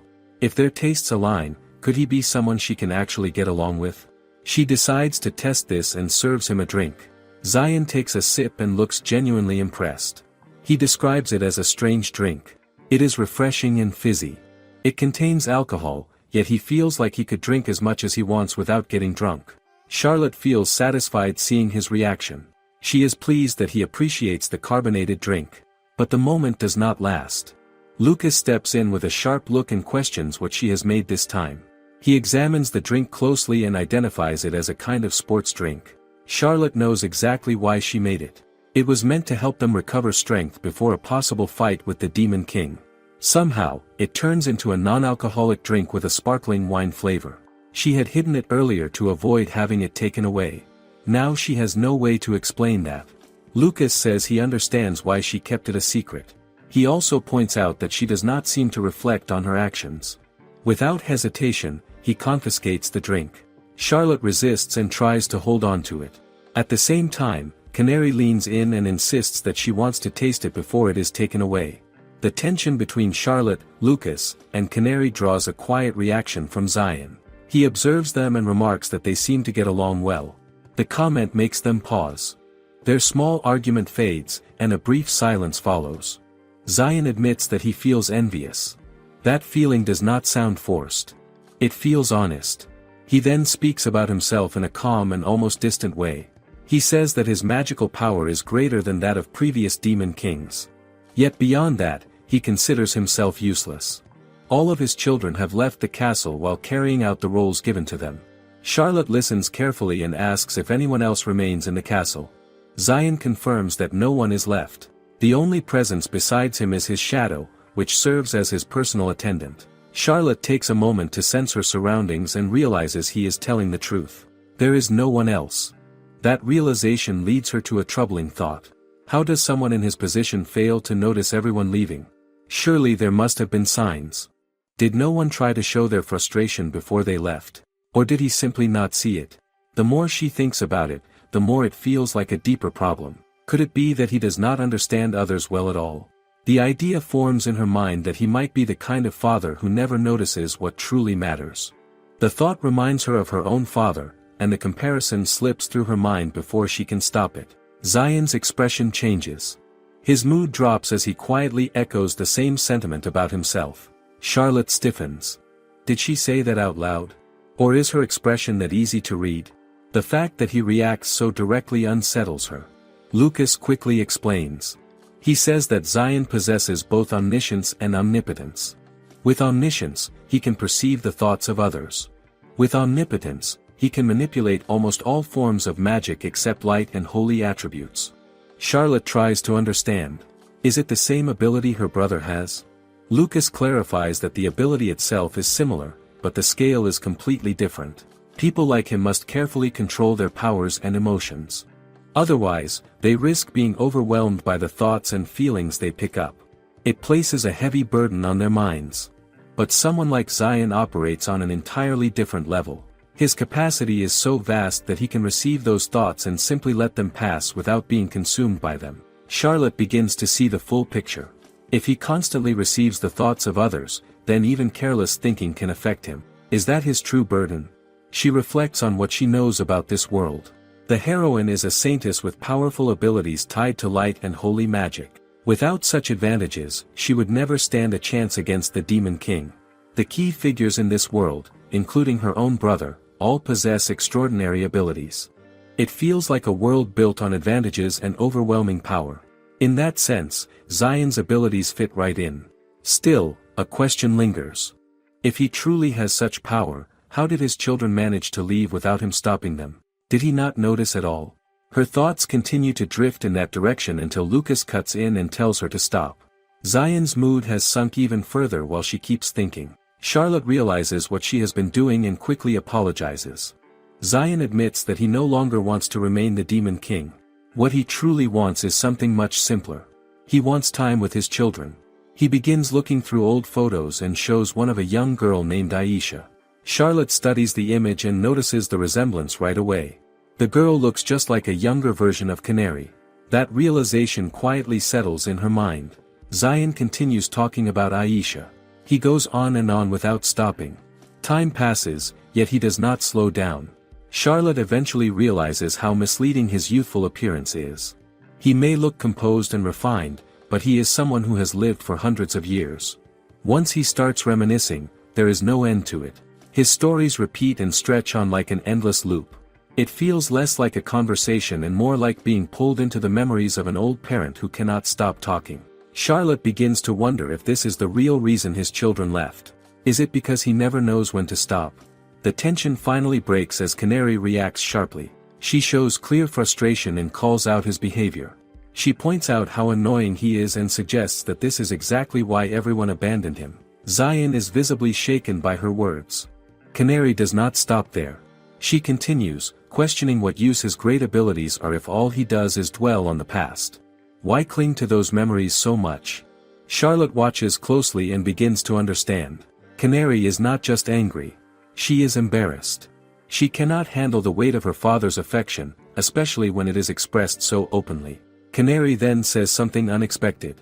She suggests that Zion should stop being the Demon King altogether. She wishes he could become like her. If he did, his worries would become small and manageable.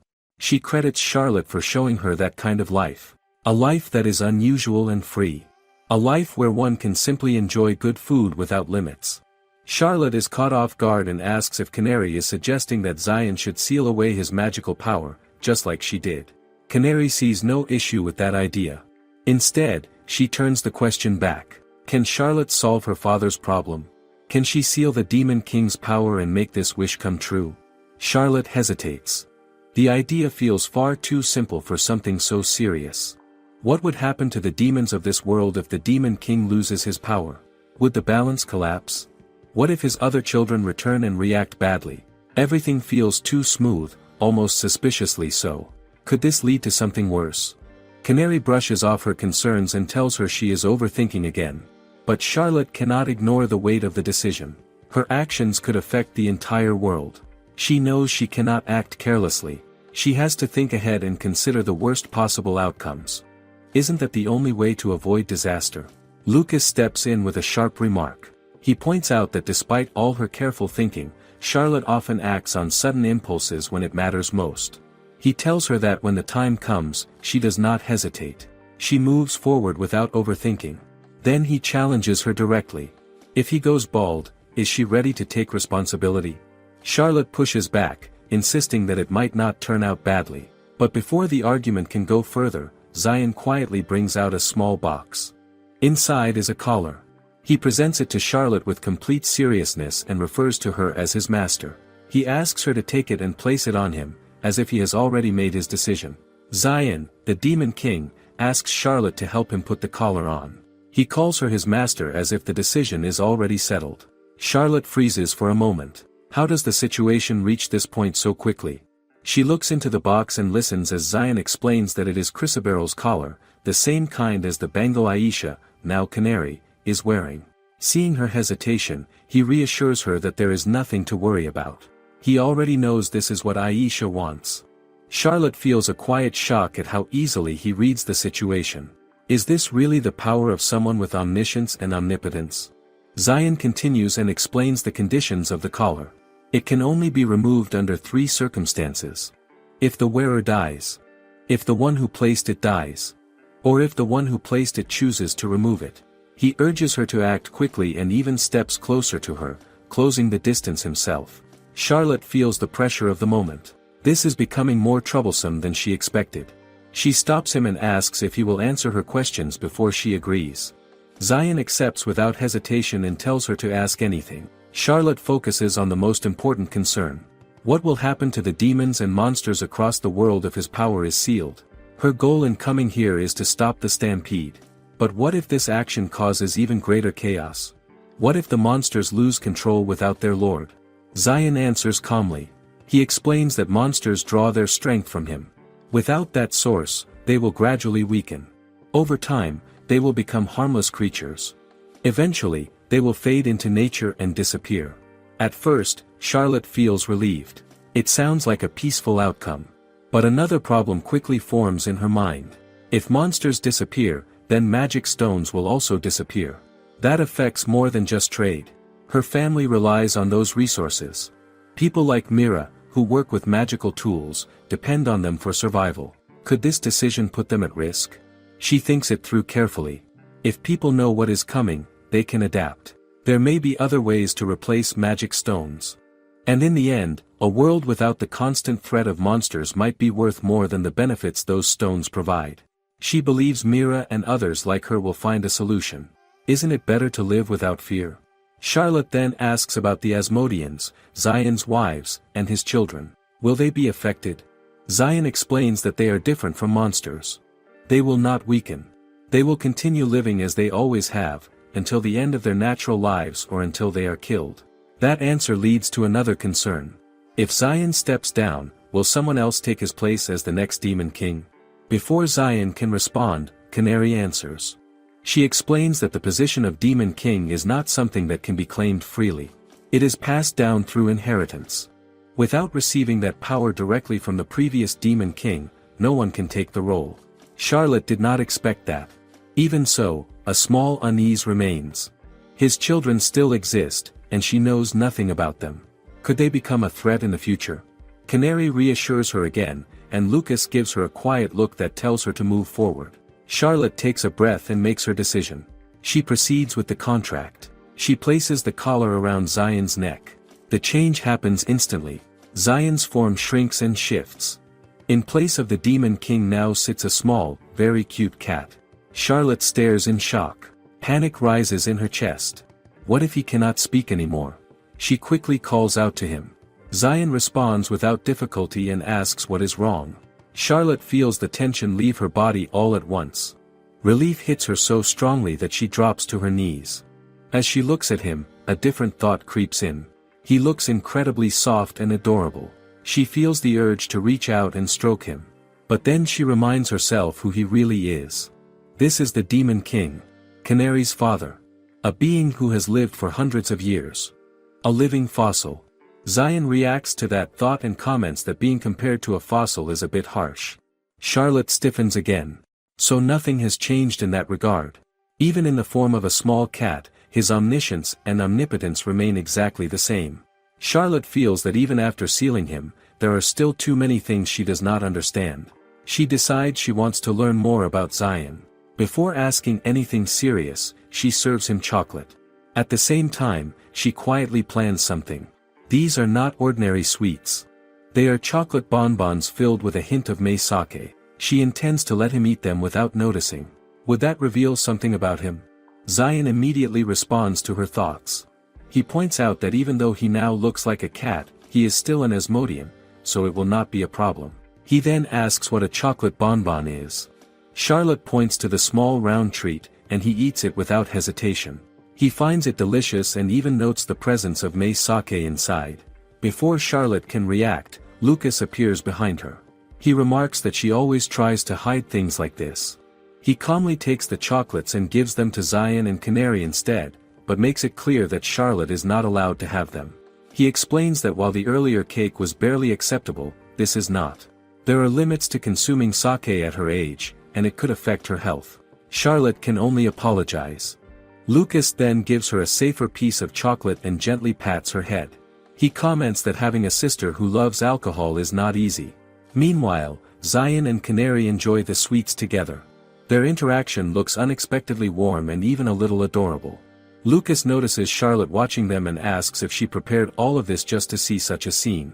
Charlotte becomes flustered and quickly denies it. Once things settle, she returns to her questions.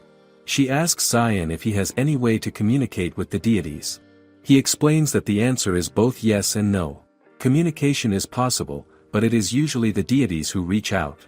It is difficult for him to contact them directly. She asks if there is any regular exchange, but he says it happens irregularly. Charlotte realizes this path will not help her much.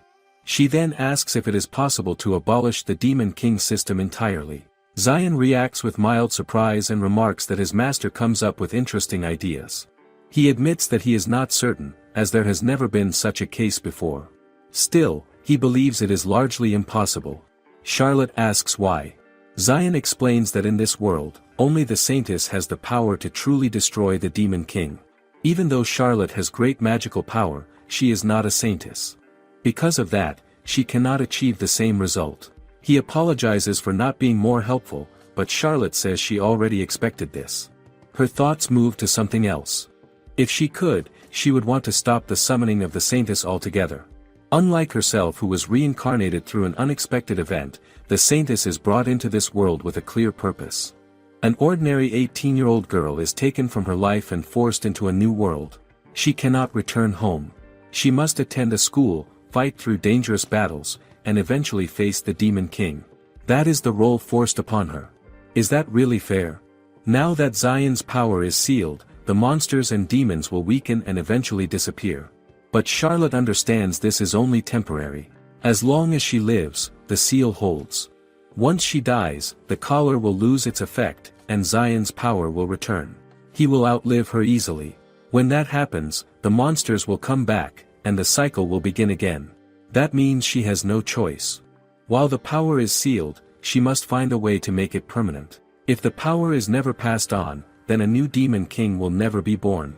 She knows her thinking may be naive. Still, she chooses to focus on what she can do now. There is no point getting lost in endless possibilities. First, she must make sure the stampede never happens. All of a sudden, Charlotte hears a voice asking if she wishes to become a deity. She looks around in confusion and wonders if she is imagining it. But the feeling is different. It is not like Zion's presence. If it is not him, then can she really ignore it? She answers in her mind.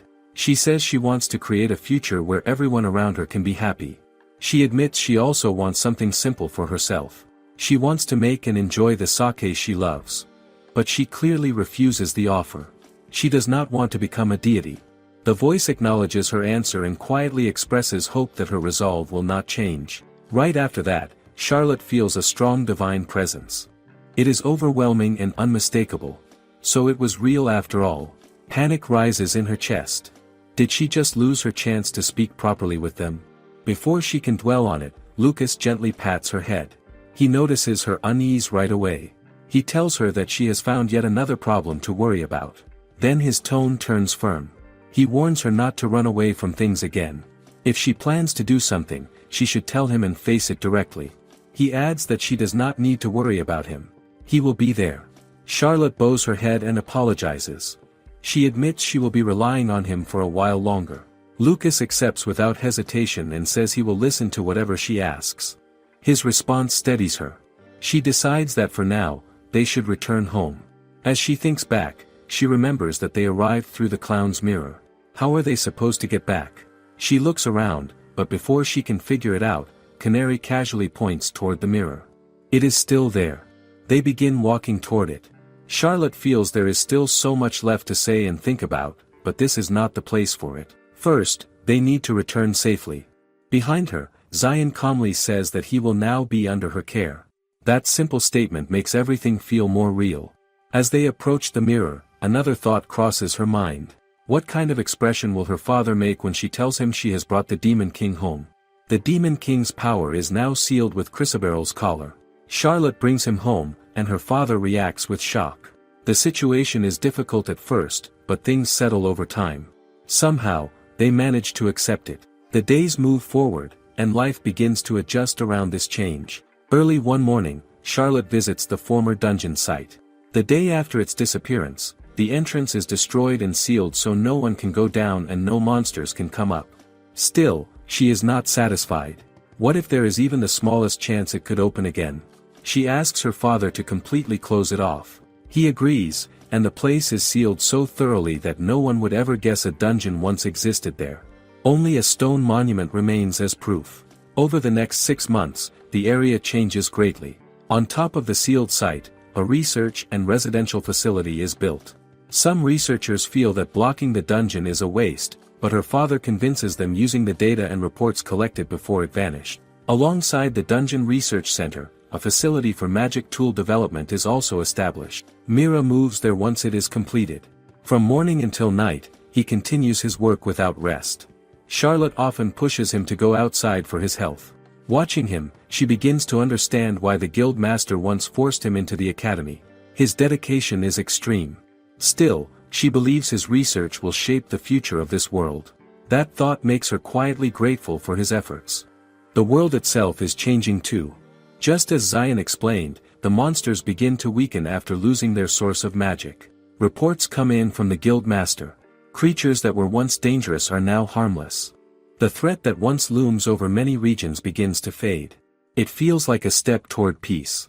But is it really that simple? Charlotte cannot ignore the absence of any movement from the Demon King's children. The Asmodeans remain quiet. Are they waiting? Or have they chosen not to act? Half a year passes, and the kingdom approaches its founding anniversary. On the day before the celebration, Charlotte notices Chris staying at their home with Lucas. It is not unusual since Chris is their cousin and close to her brother. Still, something feels off. Should the Crown Prince really be away from the capital at such an important time? She soon learns the reason. A young lady has become deeply attached to Chris. Lucas explains that many girls at the academy admire him, but this case is different. One girl stands out. Sasha Orbert, the only daughter of Count Orbert, falls in love with him at first sight during the entrance ceremony. She pushes her father to name her as a potential fiancé candidate. The story feels familiar to Charlotte. Where has she seen this before? Then it clicks. This is part of the game she once knew. Lucas explains further. Chris is used to attention like this, but Sasha's behavior goes too far. She appears wherever he goes. Not just at the academy, but even during private trips. She waits outside places she should not be. She forces her way into his space.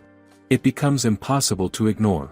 Count Orbert holds great power, so Chris cannot easily reject her. Even if he tries, her actions are often overlooked.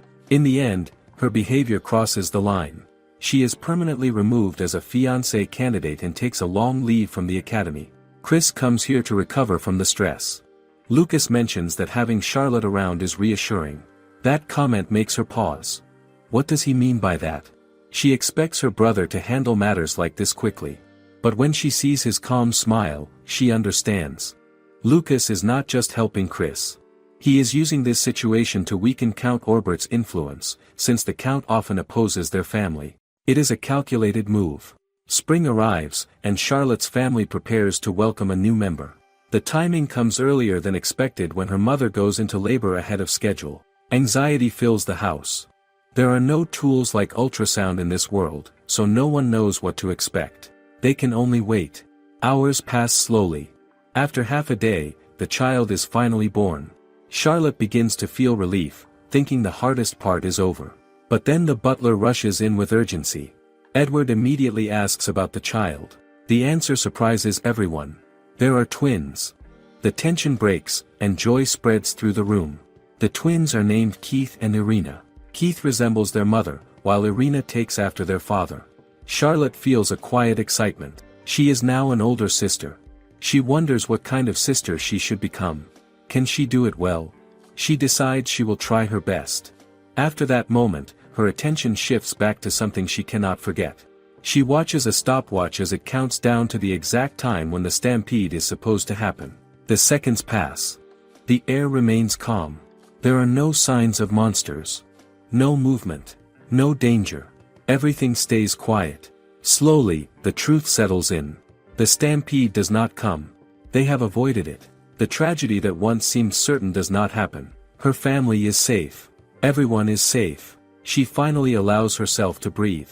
Is it really over? Just then, someone calls out to her. She turns and sees Richard. It has been a while. For a moment, she questions if this is real. Then Lucas appears as well, and that doubt disappears. They are both here. Why now? Lucas reminds her that this is the day they talked about. The day they would celebrate if they survived the stampede. The memory returns clearly. They made that promise. Still, she wonders why Richard is here too. Lucas suggests they move somewhere else. Charlotte hesitates, but he reassures her. If anything happens, they will be informed. Richard also tells her not to worry. With both of them present, she feels more at ease. They sit together and Charlotte realizes she failed to greet Richard properly earlier. She tries to stand, but Lucas stops her and tells her to stay seated. She apologizes for her manners, and Richard brushes it off. He instead asks if she is alright. Charlotte wonders what he means. Is it about Lucas stopping her? Before she can think further, Lucas gently pulls her cheeks and comments on her being slow to understand. She feels embarrassed, especially with Richard watching. Richard then notes that her color has finally returned. He and Lucas had both been worried because she looked so pale earlier. Lucas adds that she had been outside since morning. He knows she has been worried, but she should not push herself too far. He even asks how long she would have stayed there if they had not come. Charlotte realizes the truth. Even though the stampede never happened, she could not bring herself to leave. She stayed, afraid that something might still go wrong. What if monsters suddenly appeared the moment she left? She knew she was overthinking, yet she could not stop. If they had not come, she would have stayed longer. Maybe she would have kept finding reasons to remain. Lucas gently pats her head and tells her she has done well. Those words break something inside her. Tears begin to fall, even though she feels it is too soon to cry. Is everything really over? Before she can hold it back, Lucas pulls her into an embrace and tells her she can cry as much as she wants. Richard calls out to him, but Lucas simply replies that this is his right as her brother. After a while, Richard notices her tears and asks if she is thirsty. He takes out 2 glass cups from a 4-dimensional pocket. Lucas reacts with mild surprise, impressed by the idea. Charlotte notices how much effort Richard has put into his work.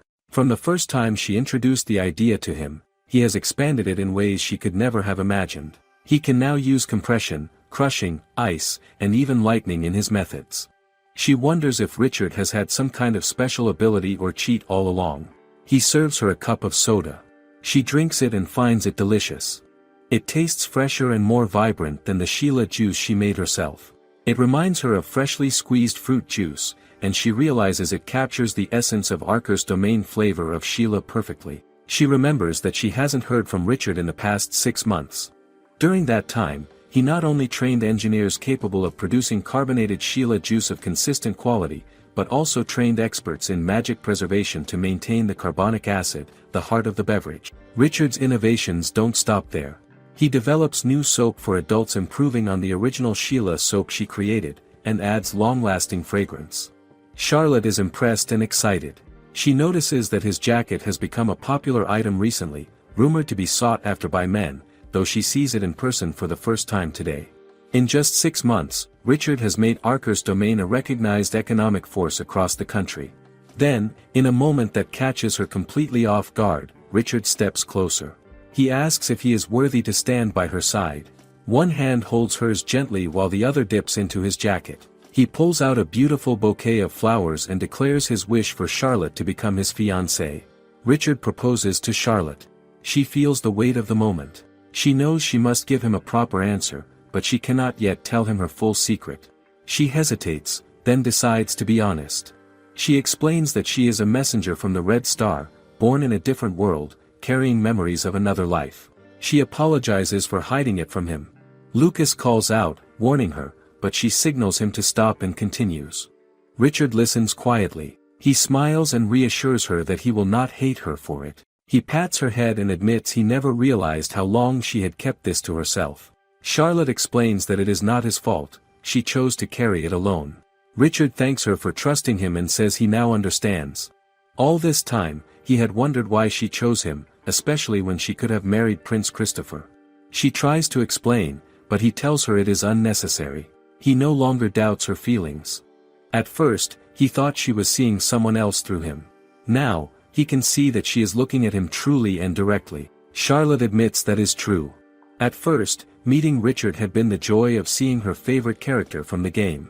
But now, interacting with the Richard who exists in this world feels like a dream come true. They have exchanged letters, and every meeting has made her love him grow stronger. Richard is glad she chose him and promises never to let her go. He asks if she is ready and kisses her hand, checking if she dislikes this side of him. Charlotte feels stunned. Which Richard is the real one, the jealous, overbearing side, or the kind, gentle side? She decides it does not matter. They are all Richard, and she wants to know every part of him. She embraces him happily and professes her love. He asks again if she accepts his proposal. She says yes. He promises to make her happy and care for her for the rest of his life. Charlotte reflects on the moment. They avoided the stampede. Her feelings have been returned. There is still work to do in the world, but she wants to savor this happiness now. Before she can linger, Lucas appears, teasingly reminding them he has not been forgotten. He pulls them slightly apart, joking about the heavy lines they are speaking and teasing that he might get in Richard's way. Richard smiles and asks Lucas to be gentle, referring to him as brother-in-law. Charlotte watches the two of them and thinks of them as a pair like a snake and a mongoose. Lucas asks if she is thinking something rude again, and she shakes her head, clinging to his arm and saying she loves him. Lucas turns to Richard and asks if he is jealous. Richard admits a little, but he says he will get used to it soon enough. Lucas jokes that he will not let the couple have much alone time. Charlotte spots the playful bantering between the two men and decides to stay out of it. Later, Charlotte knocks on Lucas's door. He opens it, welcoming her in and saying he expected her. It feels odd for her to visit her brother's room, but she decides it is okay just for today. She notices books on the table and asks if he is studying. He says it is just a little homework and that she does not need to worry. He offers her a seat and congratulates her on her engagement. He teases that Richard is boring, but she cannot find anyone else like him, which she retorts at him. Richard has been staying at their estate for some time. During dinner, he formally announces his marriage proposal to Charlotte. Her father has no prejudice against the Beast tribe, and Richard comes from a respected family. He accepts Richard on the condition that he will take good care of Charlotte and be a responsible husband. Plans are made for the two families to meet soon and make an official announcement of the engagement. Charlotte thanks her brother politely, thinking that without him, she could not have come this far. She realizes that without his support, she might never have met Richard, or even if their paths had crossed, he probably would not have fallen in love with her. Lucas interrupts, telling her to stop since she is not married yet. She insists that it is not just about Richard. Lucas was the one who nearly forced her to reveal her secret, and because of that, she gained a strong ally. If she had remained alone, she could never have made it this far. She tells Lucas she is eternally grateful and will always love him, leaving him surprised. For the celebration, Charlotte brings out a special sake she promised to prepare just for this day. She made it from Sheila and Surrey flowers in a method similar to syrup making but had stopped before to create an original sake. She chants a few spells over the drinks, then hands one cup to her brother while holding the other.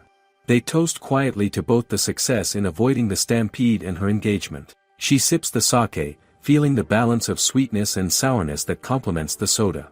It goes down smoothly like juice, yet warms her body with each swallow. She asks Lucas what he thinks.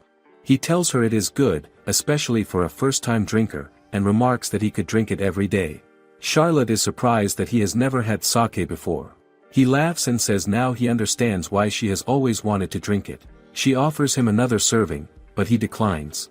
Lucas reminds her that now that she has a fiancé, she must take better care of herself. She cannot overdo things, and whenever she must push herself, she should rely on him or Richard. Charlotte realizes her brother seems to know exactly what she will do next.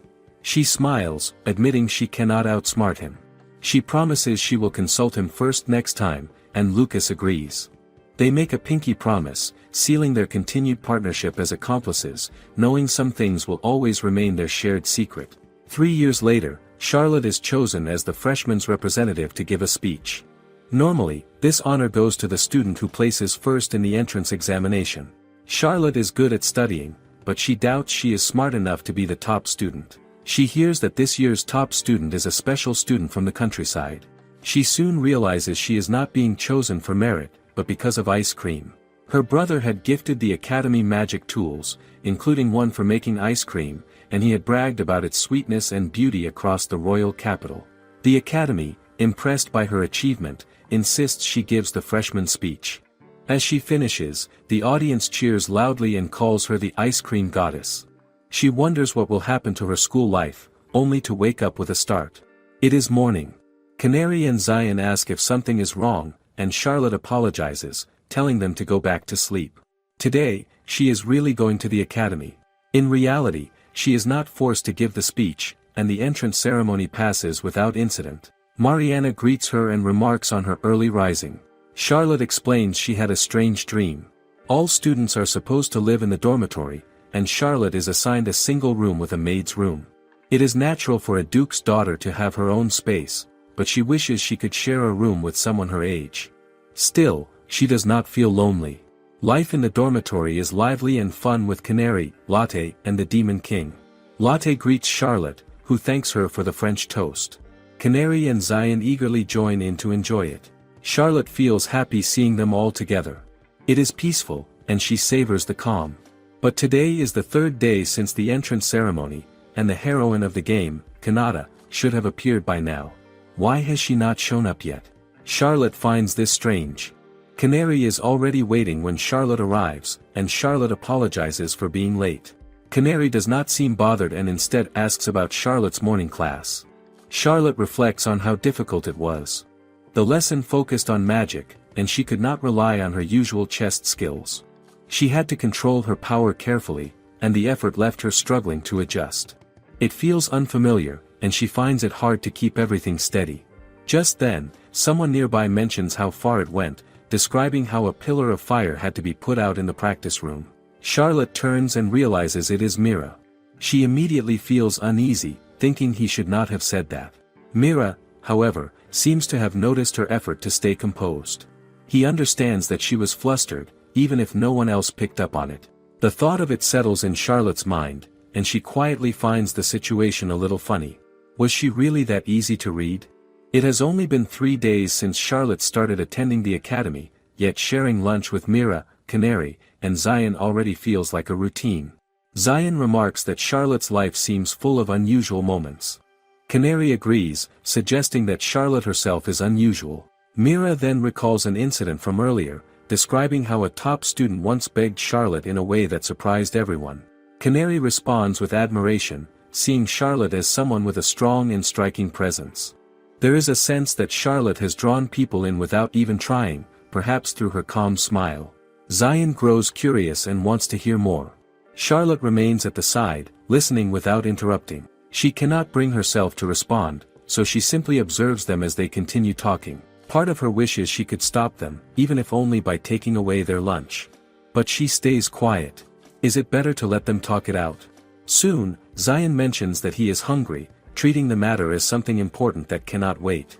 Charlotte understands what that means and begins to prepare the meal. At the academy, most students eat lunch in the cafeteria and dinner in the dorms, but there is no restriction on preparing food personally. This allows Charlotte to take care of their meal herself. As she serves the food, Zion clearly favors a ham sandwich, while Canary prefers fruit. Charlotte watches them eat, and the simple sight brings her a quiet sense of happiness. There is something comforting about it. Mira notices that Charlotte has not started eating and reminds her that time is limited. Charlotte looks at them again and notices how well Zion and Canary eat despite their size. Mira also eats a lot, and she cannot help but wonder if he has grown taller again.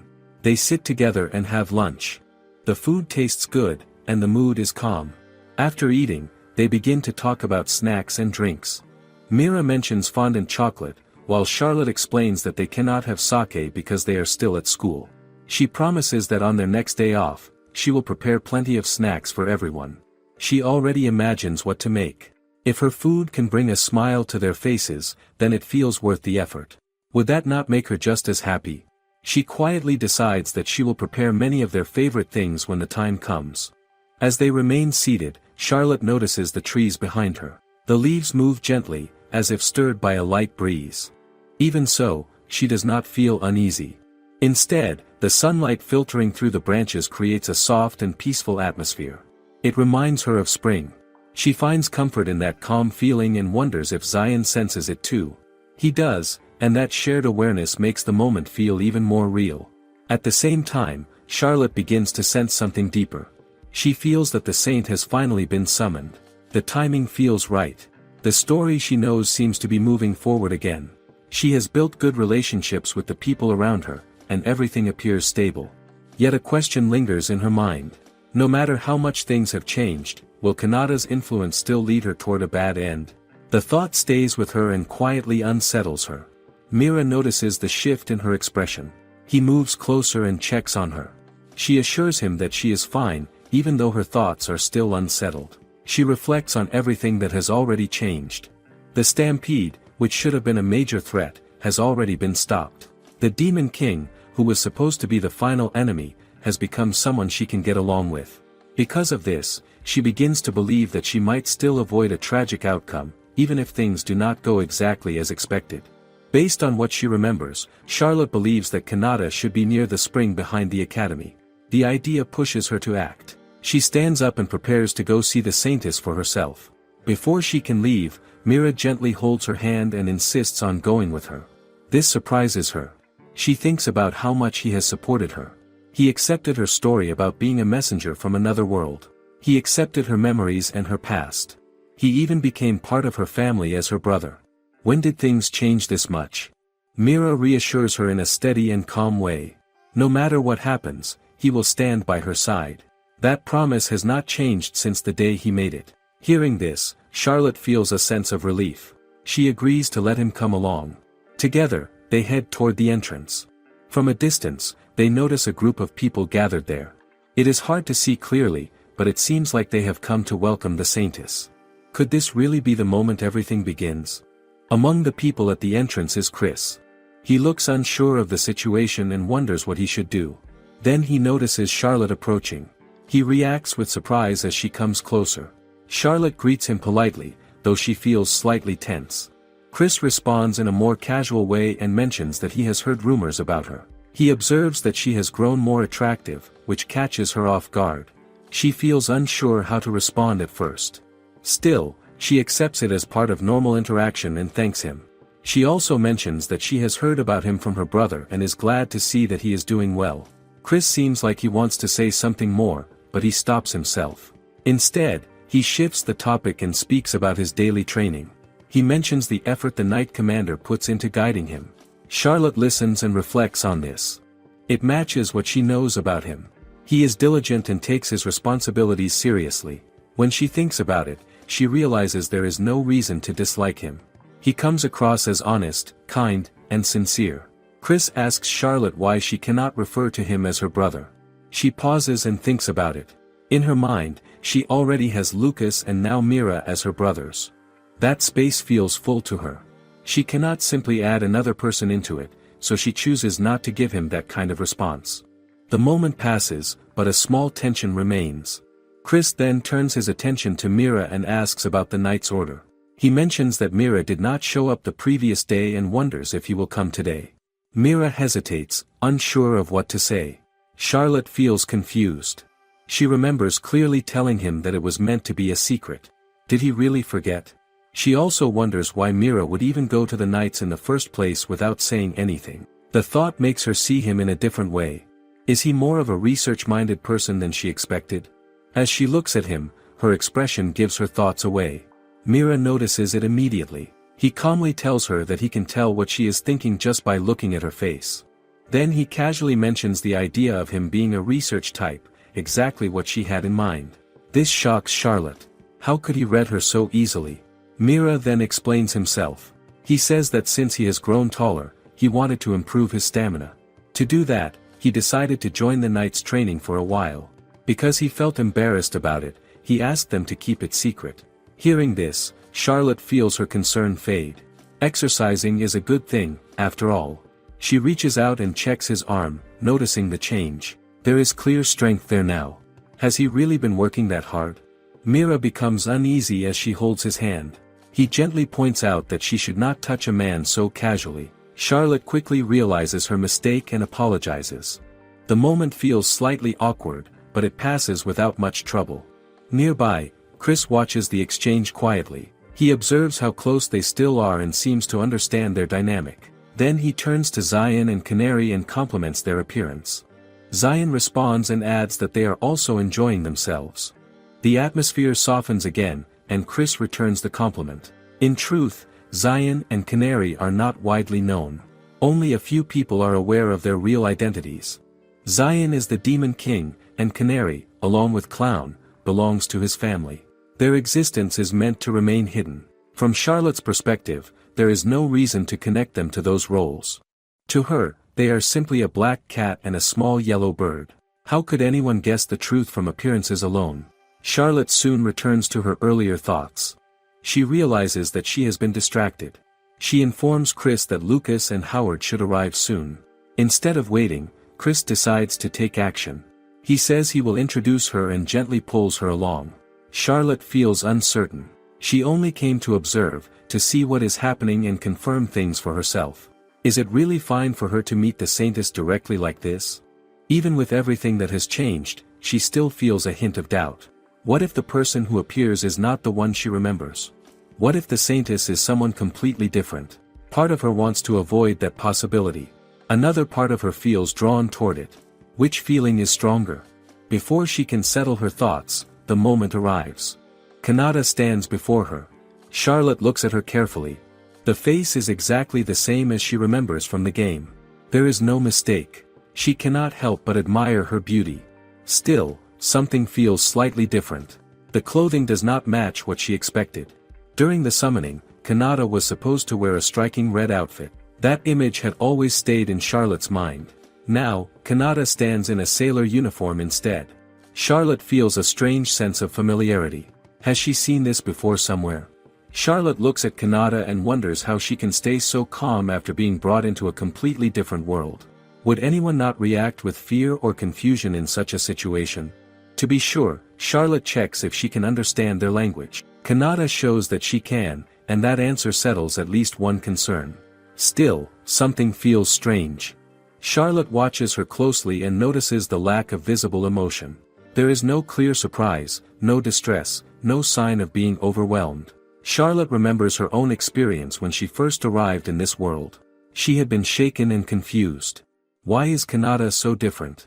After thinking about it, Charlotte begins to suspect that Kanata may have simply stopped processing everything. Perhaps the shock is too much, and her mind has gone quiet instead. Chris steps forward and introduces Kanata as the Saintess sent by God. At that moment, Charlotte catches a small change in Kanata's expression. There is a brief flicker of surprise when she hears herself being called a Saintess. It disappears almost immediately, but Charlotte does not miss it. The reaction is subtle, yet it feels important. As Chris continues, Charlotte notices that he is holding Kanata's hand. She quickly points out that he should not touch a woman so casually. The reminder comes naturally to her. After that, she introduces herself in a proper manner and asks if she can call her by name. Before she can think much more about it, Kanata moves closer and takes her hand instead. The action feels sudden, yet calm at the same time. Does Kanata feel a sense of familiarity with her, or is it something else?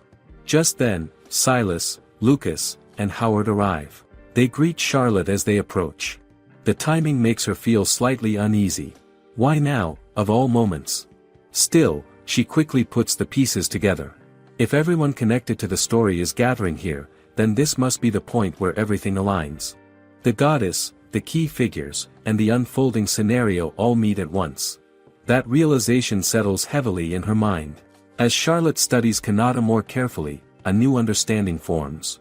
This is not the same Kanata she remembers from the game. The difference is clear the more she looks.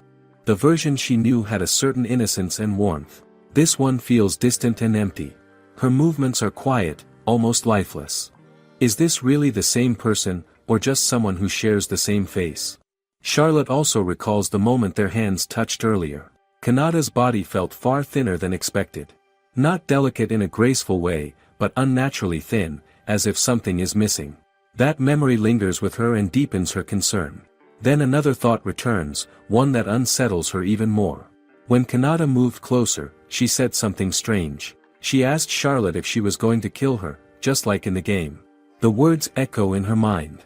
What did she mean by that? A few days pass after Kanata is summoned, yet Charlotte cannot forget the words she heard on the very first day. The memory stays with her and feels heavier the more she thinks about it.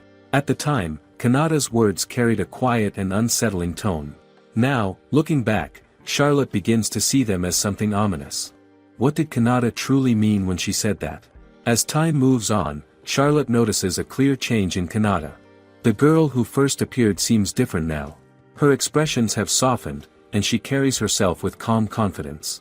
She smiles often and behaves like the saintess everyone expects her to be. Teachers and students admire her openly. The king even takes action and assigns Chris to support her directly. From Charlotte's point of view, Chris and Kanata appear to get along well. They share easy smiles, and their closeness is clear to anyone watching. Is this natural, or is there something more behind it?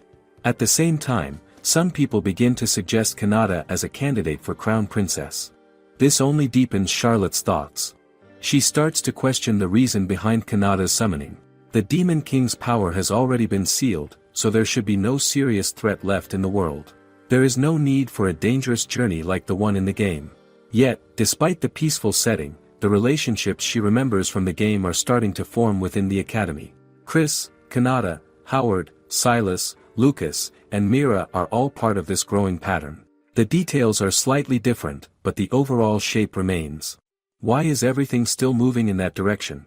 Charlotte begins to observe Kanata more carefully. From the start, many of Kanata's actions seem focused on Chris.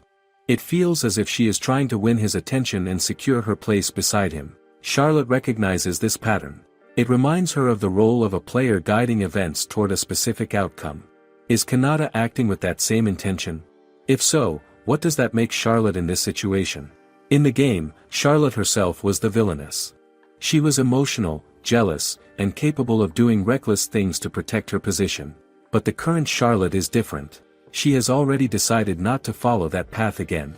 She has worked hard to avoid a bad ending, and she has no intention of becoming that person once more. Even so, she understands that simply standing beside Chris could still create conflict. The situation alone is enough to stir trouble, even if she does nothing. Although Charlotte feels some sympathy for Kanata, she reminds herself that the villainess she once was does not exist here anymore. She is willing to step back if needed. Chris, Mira, Lucas, Silas, or even Howard can stand beside Kanata if that leads to a peaceful outcome. Still, Charlotte notices something about herself. When she acts alone and without thinking, her temper begins to show. She has already spoken firmly to Richard, making it clear that he should not get close to Kanata. Was that really the right approach? Charlotte has already told Richard to take a few days away from school. She explained the truth about the Saintess and her own situation, though she kept Kanata's details to herself. She trusts Richard enough to understand, and he does not seem bothered by other people showing interest in him. He reassures her in his own way, and that helps her settle her thoughts a little. She has also shared parts of the situation with Lucas and Mira. Beyond that, she has made it clear to others around her that her private matters should not be discussed without her permission. At the same time, the small things she introduced to this world have started to spread. The dried fruits, ice cream, and even sake-like drinks she created are now known among people. These changes feel harmless, yet they remind her of how much influence she can have. When she thinks again about Kanata's earlier words, Charlotte realizes that acting without understanding is dangerous. Giving information too quickly or reacting without knowing Kanata's true intentions could lead to problems. She wants to understand what Kanata really wants. Does Kanata expect her to act as the villain and carry out a tragic role? Or is she trying to provoke her into following the game's path? Either way, Charlotte cannot ignore the risks. She remembers her past life and the loss that came with it. The thought of someone losing their life again weighs heavily on her. Some people truly want to live, yet they never get the chance. That memory shapes her decisions now. She cannot allow careless actions to put others in danger. Charlotte later watches as Kanata asks Chris to teach her how to use magic. Chris accepts without hesitation. To Charlotte, the situation feels suspicious. Kanata's request seems too deliberate, yet Chris does not notice anything unusual. Charlotte feels a wave of frustration. Is he unaware, or simply choosing not to see it? She hopes that his feelings have not gone too far yet. Perhaps he only sees Kanata as someone like a younger sister who suddenly appeared in his life. If that is true, then things might still be manageable. Even so, Charlotte feels uncertain about how to act. If she reacts openly, it could easily be misunderstood and work in Kanata's favor. She has no experience with this kind of situation. A quiet voice reaches Charlotte and suggests that she should ask Kanata directly. The idea feels simple and reasonable. Charlotte thinks about it for a moment. Would Kanata lower her guard enough to answer honestly? The voice offers another option and tells her to seek help from someone else. Charlotte becomes curious and wonders who she is even speaking to. Has this voice experienced the same situation before? Should she simply return to the question Kanata asked her on the very first day and confront her with it? The voice continues and proposes a different approach. It suggests that Charlotte could make Kanata drink sake so that she might open up. Charlotte immediately rejects the idea. Sake is not allowed for someone of Kanata's age, and it would cause trouble if discovered. The suggestion makes Charlotte pause. Who is giving her this advice? She starts to think more carefully about what is happening. Slowly, she realizes the truth. She has been speaking out loud the entire time. Zion and Canary confirm it without hesitation. Charlotte understands then that she has been talking to herself. The realization makes her feel slightly embarrassed. She tells herself to be more careful from now on. Even with that distraction, Charlotte cannot ignore what she sees around her. Kanata continues to act in ways that make Charlotte uneasy. The way she interacts with Chris feels too close, yet no one else seems to find it strange. Why does Charlotte feel discomfort when others do not? She begins to suspect that Kanata possesses a kind of charm. It is similar to her own, something that naturally draws people in. This beloved quality makes others accept her without question. Charlotte watches closely and notices that Kanata rarely smiles in a way that reaches her eyes. That detail unsettles her. Could this be something deeper, something hidden beneath the surface? Charlotte also considers the risk of doing nothing. Even if she chooses to stay out of it, she might still be blamed for anything that goes wrong. That thought frightens her. Zion then raises a direct question, asking if she has decided to eliminate Kanata. Charlotte rejects the idea immediately. Taking such a step would only lead to her own downfall. She knows the consequences too well. Instead, she begins to think of a safer plan. She decides to take action in a more controlled way. Zion asks what she intends to do, and Charlotte settles on a simple approach. She will host a small gathering and prepare sweets. It feels harmless on the surface, yet it gives her a chance to observe Kanata closely. How else can she learn the truth? Charlotte then refines her plan. She decides to invite Kanata personally, making sure the invitation feels natural and comfortable. She remembers a specific scenario from the game, one where she once tried to harm Kanata. This time, she will use that memory differently. By recreating the same situation, she believes she might uncover Kanata's real intentions. The idea feels risky, but it also feels like her best option. When the day comes, Charlotte invites Kanata and waits for her response. Kanata accepts and arrives without hesitation. Charlotte welcomes her and feels a quiet sense of satisfaction. Her plan is moving forward. After greeting her, Charlotte offers an apology for calling her so suddenly. She wants to maintain a polite and proper atmosphere. Kanata responds calmly, showing that she is already aware of Charlotte's actions through Chris.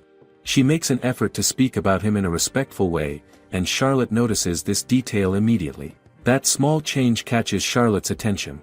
The Kanata she remembers from the game did not behave like this. She was careless with her words and showed little awareness of social boundaries. Now, this Kanata acts differently. She adjusts her speech and seems to understand what is appropriate. Charlotte begins to think about why that might be. It could be that Chris himself allowed her to be informal at some point. Since Chris is not her partner in this world, Charlotte knows she has no reason to react strongly. Still, she chooses to go along with the situation. Kanata reveals that she has been wanting to have a proper talk with Charlotte. Charlotte notices the tension in her expression right away. There is a sense of unease, as if Kanata feels pressured just by being there. Charlotte understands why. Her own presence can feel overwhelming when she keeps a firm and steady gaze. Anyone who only knows her through stories or games might think they understand her, but reality is different. Charlotte herself knows this well. She has lived in this world as a duke's daughter, carefully shaping how she appears to others. From a young age, she has learned how to present herself in a controlled way. Because of that, she recognizes how easily someone inexperienced can feel intimidated. Charlotte invites Kanata to sit and prepares to speak calmly. She shows the meal she has arranged for their meeting. The food is simple but thoughtful. Kanata reacts with surprise, clearly not expecting something like this. Charlotte notices it and understands the reason. In the version of events Kanata might remember, such a meeting would have been much more basic. This change alone is enough to create uncertainty. Why would things be different here? Charlotte begins the conversation in a measured way. She asks about the time Kanata spends with Chris. Kanata explains that, as someone new to this world, she has been learning from him. Charlotte listens and responds by pointing out how close they seem to have become. She notes that Chris has not been spending as much time with her recently. This statement catches Kanata off guard.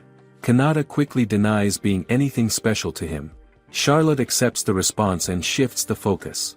She explains that it is not Kanata's fault.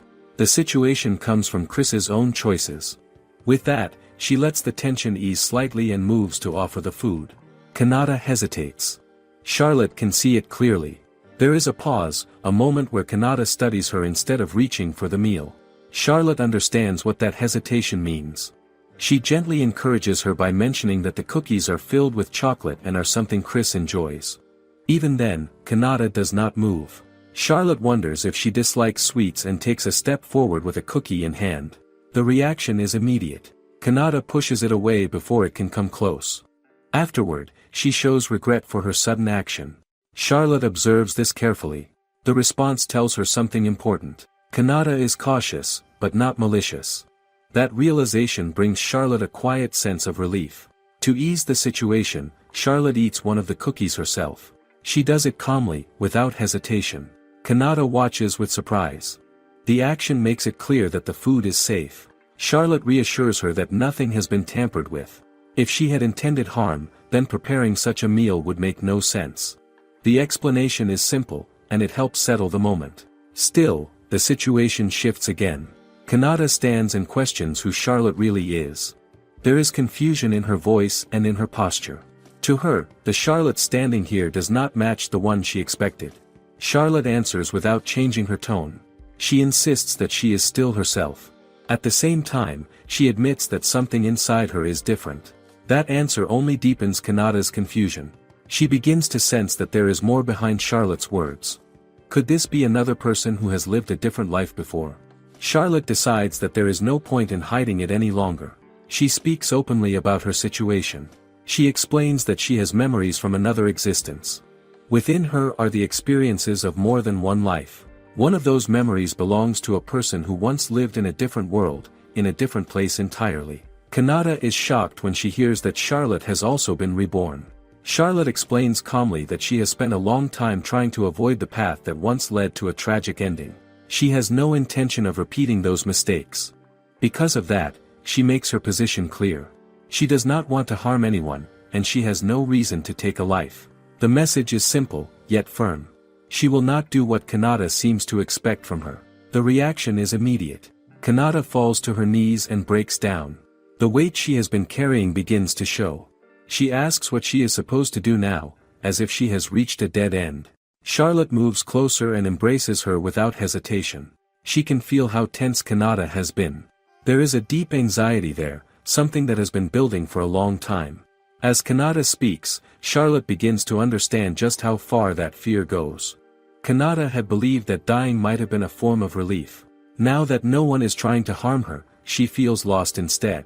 Why would someone reach that point? Charlotte grows concerned. The thought of such a fragile person carrying that much pain unsettles her. She wonders how long Kanata has been struggling like this. At the same time, something within Charlotte stirs. The memory of her own past emotions returns. She remembers a time when she could not control her feelings and had broken down completely. That memory draws her closer to Kanata's situation. Without realizing it, she begins to cry as well, letting out emotions she had kept inside. While she continues to comfort Kanata, Charlotte eventually falls asleep. The moment passes quietly until Lucas arrives. Charlotte wakes and questions his presence, but he signals for silence.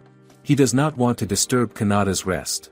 He explains that her actions have been noticed and that he was informed of her location.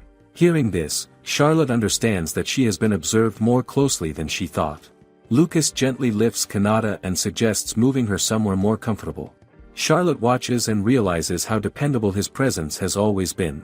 Because of that support, she feels a renewed sense of responsibility. Kanata does not have anyone like that. Could she become someone Kanata can rely on? They move to another room where Kanata can rest. Lucas calls for a doctor to examine her condition. He asks Charlotte to wait outside, but she hesitates and wants to stay. In the end, she steps out as requested. Inside, the doctor begins the examination. When Charlotte sees Kanata's condition more clearly, she is taken aback. Kanata is even thinner than she had expected. There are faint scars that seem to be healing, along with fresh marks on parts of her body that are usually hidden. These signs suggest something troubling. Charlotte begins to question what Kanata has gone through. How could someone like her end up in this state? Unable to stay inside, Charlotte leaves the room. As she steps out, she hears her name and turns to see Richard. His sudden appearance surprises her. He checks on her and shows his concern in a gentle way. Nearby, Lucas watches the interaction and feels a hint of discomfort. He reminds Richard to keep his distance, making it clear that there are limits to what he allows. Then he explains that he was the one who called Richard to come. Chris is also present and provides an update.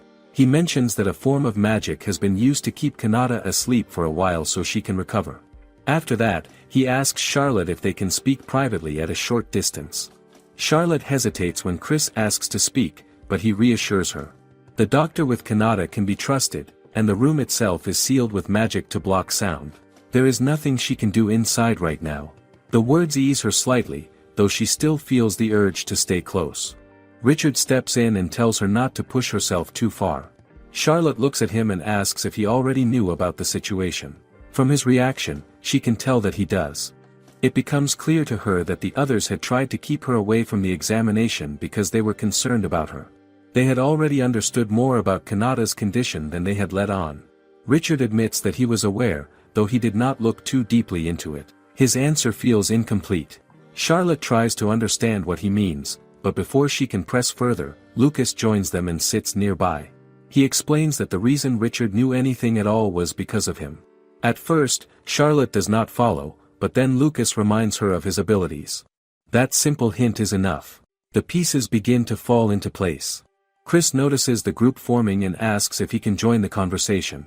With everyone gathered around her, Charlotte feels a sense of relief. She is no longer facing everything alone. Lucas continues and explains his earlier thoughts. When Kanata was summoned, he questioned the idea that someone brought from another world must automatically be a saint. That idea stayed with him. Hearing this, Charlotte recalls the moment everyone had gathered together that day. Now it makes more sense. There had been doubt even then. Lucas goes on to say that even though he cannot explain everything about Kanata's past, her condition alone speaks for itself. The marks on her body tell a story. Charlotte begins to understand what he is implying. At the same time, Lucas adds that he does not think he needs to feel sympathy for the saintess. That statement surprises her. Charlotte asks why, and Lucas answers that she is the one who should be seen as the victim. The words leave her confused. How could she be the victim in this situation? Charlotte reflects on what she knows. In the game, it was the villainous version of herself who caused harm, while Kanata was the one who suffered. In this world, Kanata has not done anything wrong. By that logic, Kanata should be the victim. So why does Lucas say otherwise? Charlotte considers another possibility. Perhaps he is not speaking about her current self, but about her past life as Izumi. That thought leads her to another memory. The uniform Kanata wore earlier felt familiar to her. Now she understands why. It matches the uniform from a girl's high school near the place she once worked when she was Izumi. This means that Kanata may have lived close to her in that past life, even if they never met. The connection feels distant, yet real. Then Charlotte remembers something else. When she was Izumi, she died in an accident caused by smoke from a bag left in a restroom. It was sudden and senseless. She begins to question whether Kanata could have been involved in something like that, but she quickly rejects the idea. From what she has seen, Kanata does not seem capable of such an act. If it was not Kanata, then who could have been responsible? She thinks again about Lucas's words. A new possibility forms in her mind. Could it have been someone close to Kanata? A family member, perhaps? The thought feels heavy, but it makes sense in a way she cannot ignore. Lucas confirms it without hesitation. He tells her that it was Kanata's brother who caused Izumi's death. The truth strikes Charlotte deeply. She struggles to find words. She knows that Lucas and the others would not say something like this without reason. They may avoid certain topics, but they do not lie when it matters. That means what she has just heard is real. Charlotte thinks about what she has just learned and tries to make sense of it. She realizes that she never knew Kanata's older brother in her past life. The incident that took her life was not personal. It was not directed at her as an individual. It was a crime that could have affected anyone in that place. She had simply been one of the people caught in it. That understanding changes how she sees the situation. Still, a question remains. Why did he choose that location? Why that moment? She cannot find an answer, and the uncertainty troubles her. Was her death just a matter of chance? She remembers the life she had. Even though she often spent time alone, she had been content. Her family had been kind. Her work had been steady. The people around her had treated her well. It had been a quiet but meaningful life. Why did it have to end like that? Lucas tells her that there is no reason for her to feel sympathy for Kanata. Charlotte listens, but she cannot agree. Wanting to understand the reason behind what happened is not the same as wanting to harm someone. She feels a wave of frustration. If there is blame to be placed, it should be directed at the person who caused the harm, not someone connected to them. The argument continues around her, but Charlotte holds her ground. She does not want to shift the burden onto Kanata simply because of her family. From her perspective, that would not be fair. Even if Kanata is related to the one responsible, Charlotte does not see a clear reason to treat her as the enemy. She also cannot ignore what she has seen with her own eyes. Kanata's condition shows clear signs of suffering. Her body tells a story of hardship that cannot be dismissed. That alone is enough for Charlotte to hesitate. She expresses her thoughts openly. She wants to help Kanata, not harm her. The decision feels natural to her, even if others do not fully agree. Is it wrong to choose compassion in a situation like this? Lucas listens carefully and reacts with a quiet sense of pride. He admits that he expected her to follow his earlier suggestion, but he is glad that she did not. Instead, she chose her own path. That choice reassures him. He tells her that he values her way of thinking and that he is grateful she is part of his life. Charlotte senses the sincerity in his words, though she brushes it off lightly at first. Still, his support reaches her. He reminds her that she is not alone and that his feelings toward her will not change. Chris joins in and expresses his care for her as well. His words are warm, but Charlotte cannot fully accept them in the same way. Something about his tone keeps a distance between them in her mind. Even so, the presence of people who care about her brings her a sense of stability. Charlotte reflects on everything she has been given since she came to this world. She sees it as a second chance. She has chosen to live differently this time. Her family, her brother, Richard, and the people around her have all become part of that decision. Because of them, she believes that things can turn out well. That belief gives her strength. She decides that when Kanata wakes up, she will speak to her again. There is still much to say. She wants to share the truth about what has happened and also think about what comes next. Kanata prefers gentle boys from games over real boys who act childish. She lives an ordinary life and often drifts into her own thoughts. After entering junior high school, a friend recommends a game called Lovely Heaven. She tries it out of curiosity, then quickly becomes absorbed in it. The game introduces several characters. Christopher is a charming royal prince. Howard is friendly and easy to like. Mira acts cold but shows a softer side. Silas has a slightly wicked nature as a half-elf. Lucas is strict and critical. Among them, Christopher stands out to her. She has always wished for a kind prince since childhood, and he matches that image. He helps the heroine when she struggles and saves her when danger appears. How could she not be drawn to him? The story begins with Charlotte, a rival who tries to harm the heroine. As the plot moves forward, the heroine grows closer to Christopher. Before the final battle, an engagement event takes place. If the heroine defeats the Demon King, she reaches a happy ending. If she fails, everything ends in tragedy.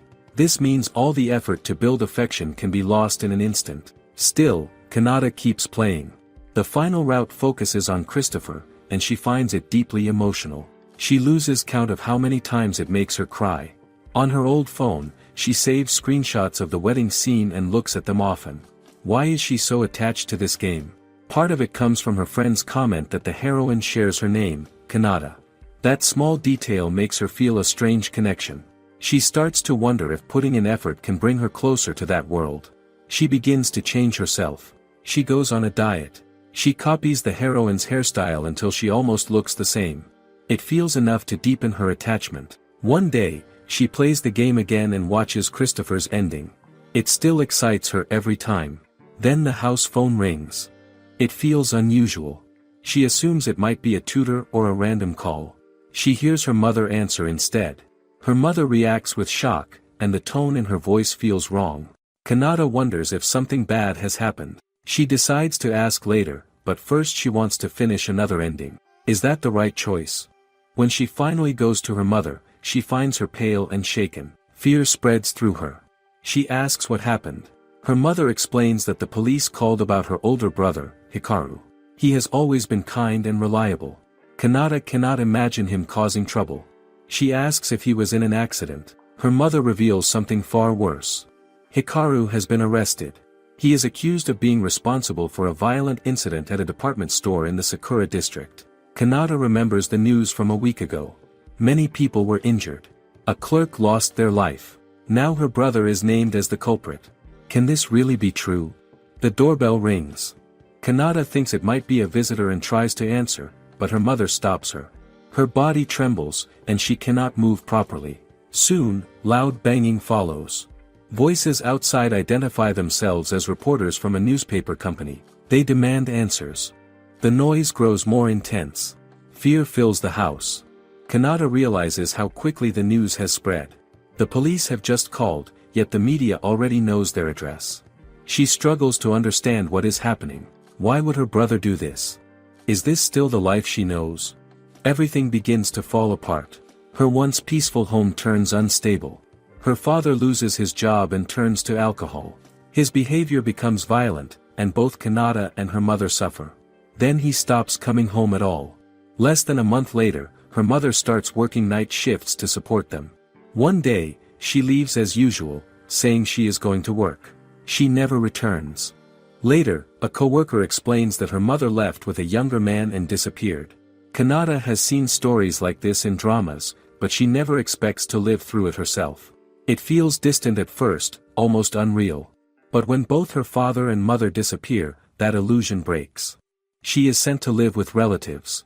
Instead of comfort, she finds hostility.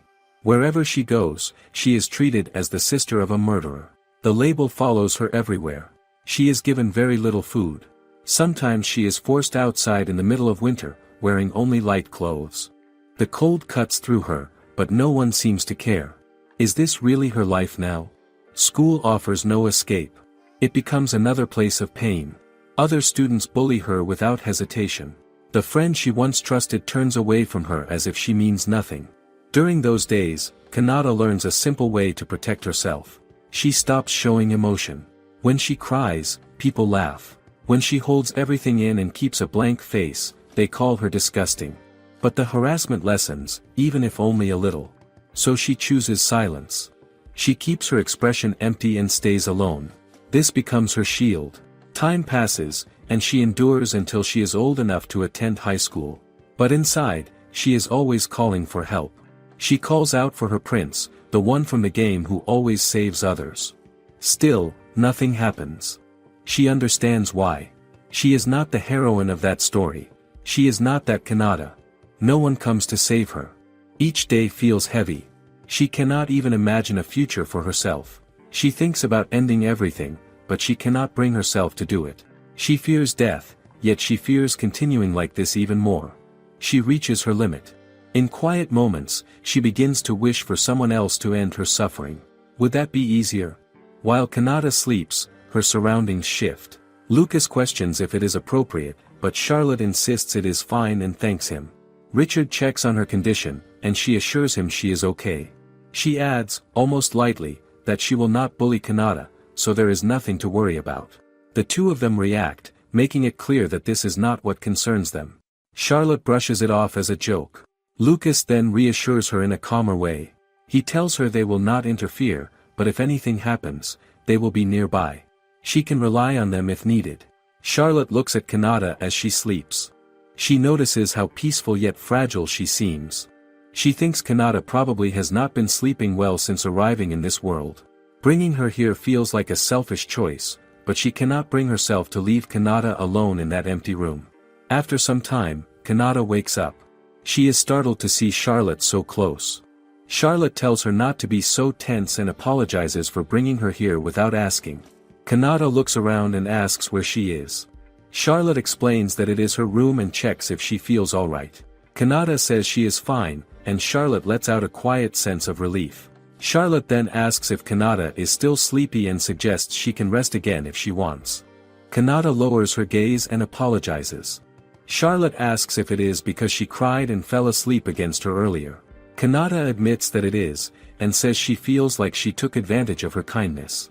Charlotte responds in a simple way. She admits she also acted out of her own feelings, so they are even. The tension softens slightly between them. Then Charlotte grows more serious. She says there is something she wants to achieve. She asks Kanata if she is willing to listen to her story. Charlotte hesitates for a moment, unsure of where to begin. Then she decides to speak plainly. She reveals that she wakes up in this world as Charlotte Abbey.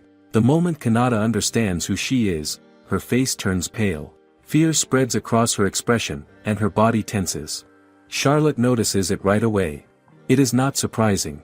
Anyone would be shaken after coming face to face with the victim of the very incident that changed their life. For a brief second, Charlotte considers hiding the truth. Would that make things easier? She quickly realizes it would only make things worse. Avoiding it would not help Kanata. So she chooses honesty. She explains that she knows about Kanata's past, even from before she was summoned to this world. Kanata is shocked and confused. She cannot understand how this is possible. Charlotte moves closer and gently embraces her, trying to calm her down. She then explains that someone in her family has the ability to learn about Kanata's past. She makes it clear that she does not blame or hate her. At the same time, she does not deny the truth. Izumi's death is something that should never have happened. Even if Kanata's brother had his reasons, involving innocent people is still wrong.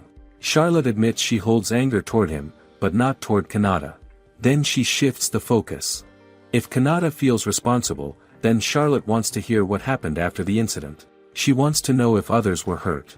She wonders about the customers, her co-workers, and even her own parents. Are they safe? Kanata slowly answers. She explains that only Izumi Amo loses her life in the incident. Others are injured, but not severely. Some inhale smoke. Some fall in shock. Because of Izumi and the others acting quickly, the damage remains limited. Charlotte listens carefully, and a quiet sense of relief appears on her face. She even smiles a little. It is painful, but she feels grateful that the harm is not greater. If her actions help reduce the damage, then she can accept what happened more easily. Kanata adds something else. Izumi's mother says in an interview that her daughter would be happy knowing she saved people. She believes Izumi did well. Hearing this, Kanata lowers herself and apologizes again. She knows her words cannot change anything. Charlotte's life will not return. She cannot accept that someone kind like Charlotte dies while she continues living. The guilt weighs heavily on her. She keeps apologizing, as if repeating it might ease the pain. Charlotte watches her closely. She begins to understand why she cannot leave Kanata alone. The way Kanata blames herself feels too familiar. It reminds her of the version of Charlotte in the game, someone who also carries guilt for things beyond her control. Both of them face sudden tragedy. Both of them feel powerless to change it. Charlotte reaches out and holds Kanata's hand. She tries to reassure her without using harsh words. She shows that there is no need to apologize. She accepts her own situation and even finds a way to feel at peace with it. But Kanata does not let go of her belief. She insists that she must atone for what her brother has done. Charlotte can see the conflict clearly. Kanata does not truly want to die. Yet she speaks about death so easily. Why is that? Charlotte starts to understand. It is not just Kanata's own thoughts. It is everything around her that has shaped her into this state. The rejection, the pain, the loneliness. All of it has pushed her here. Charlotte realizes that words alone may not reach her right now. Kanata is not ready to accept them. So she considers another approach. Maybe she should give Kanata what she thinks she wants. Charlotte makes a quiet decision and tells her that she will grant her wish. Kanata responds with a fragile smile while tears fall from her eyes. Charlotte sees the truth behind that expression. There is a silent plea hidden there. Kanata does not want to die, yet she also feels that there is no other choice. She looks like someone who has already given up. Charlotte brings out a small vial and offers it to Kanata. She explains that it will free her from whatever is holding her down. Kanata accepts it without much hesitation and drinks it. The taste is unexpectedly sweet. For a brief moment, nothing happens. Then a strong light bursts out and fills her vision. It is so bright that she cannot understand what she is seeing. She is left stunned, trying to make sense of it. What is that light? Charlotte watches her reaction and smiles. She calmly tells her that she is now dead. The words sound strange, almost like a joke, yet Charlotte keeps a steady expression. She then reaches for Kanata's arm and reveals her forearm. Kanata quickly pulls back and tries to hide it. She insists that her body is covered in scars and that it is not something anyone should see. But Charlotte looks at her without hesitation and questions what scars she is talking about. She points out that Kanata's skin looks smooth and unmarked. Kanata freezes. Slowly, she looks down at her own arm. The scars she expects to see are gone. Her skin is clear. She cannot believe it. Kanata asks again about the light, still trying to understand what happened. Charlotte explains in a casual way that the potion has already done its job. She admits to herself that she should probably stop teasing, but frustration lingers. Kanata keeps saying she is fine, yet she chooses death so easily. That bothers her. The potion she gives her is not ordinary. It is a high-quality one that restores injuries and fatigue instantly, even when someone is close to death. Charlotte had wondered if it could also heal old wounds. Now she sees that it can. Even if it had failed, she knew she would have forced Kanata to drink it anyway. Charlotte tells her that the marks of her past are gone now. In a sense, she has become a new person. She encourages her to start valuing herself more. If she truly feels sorry about what happened to Izumi, then living well should be her reason. She reassures her that no one here will hurt her again. Then she asks her to live in this world together with her, not as someone bound by the past, but as someone who can begin again. Kanata asks how Charlotte even knew about the scars. Charlotte apologizes and explains that she saw them earlier when Kanata lost consciousness. She did not expect them to heal so completely. Kanata feels a deep sense of gratitude. Even though her situation is still difficult, something important has changed. She cannot return to her original world, and that fact remains the same. Charlotte understands this and feels conflicted. Part of her feels sorry, but another part believes this outcome is better. Even if there were a way to send Kanata back, she would never allow it. She cannot accept the idea of Kanata returning to a place where she was hurt so badly. She decides that she will make her happy here, no matter what. Charlotte shifts the mood slightly and warns Kanata that if she keeps crying, she might take Christopher for herself.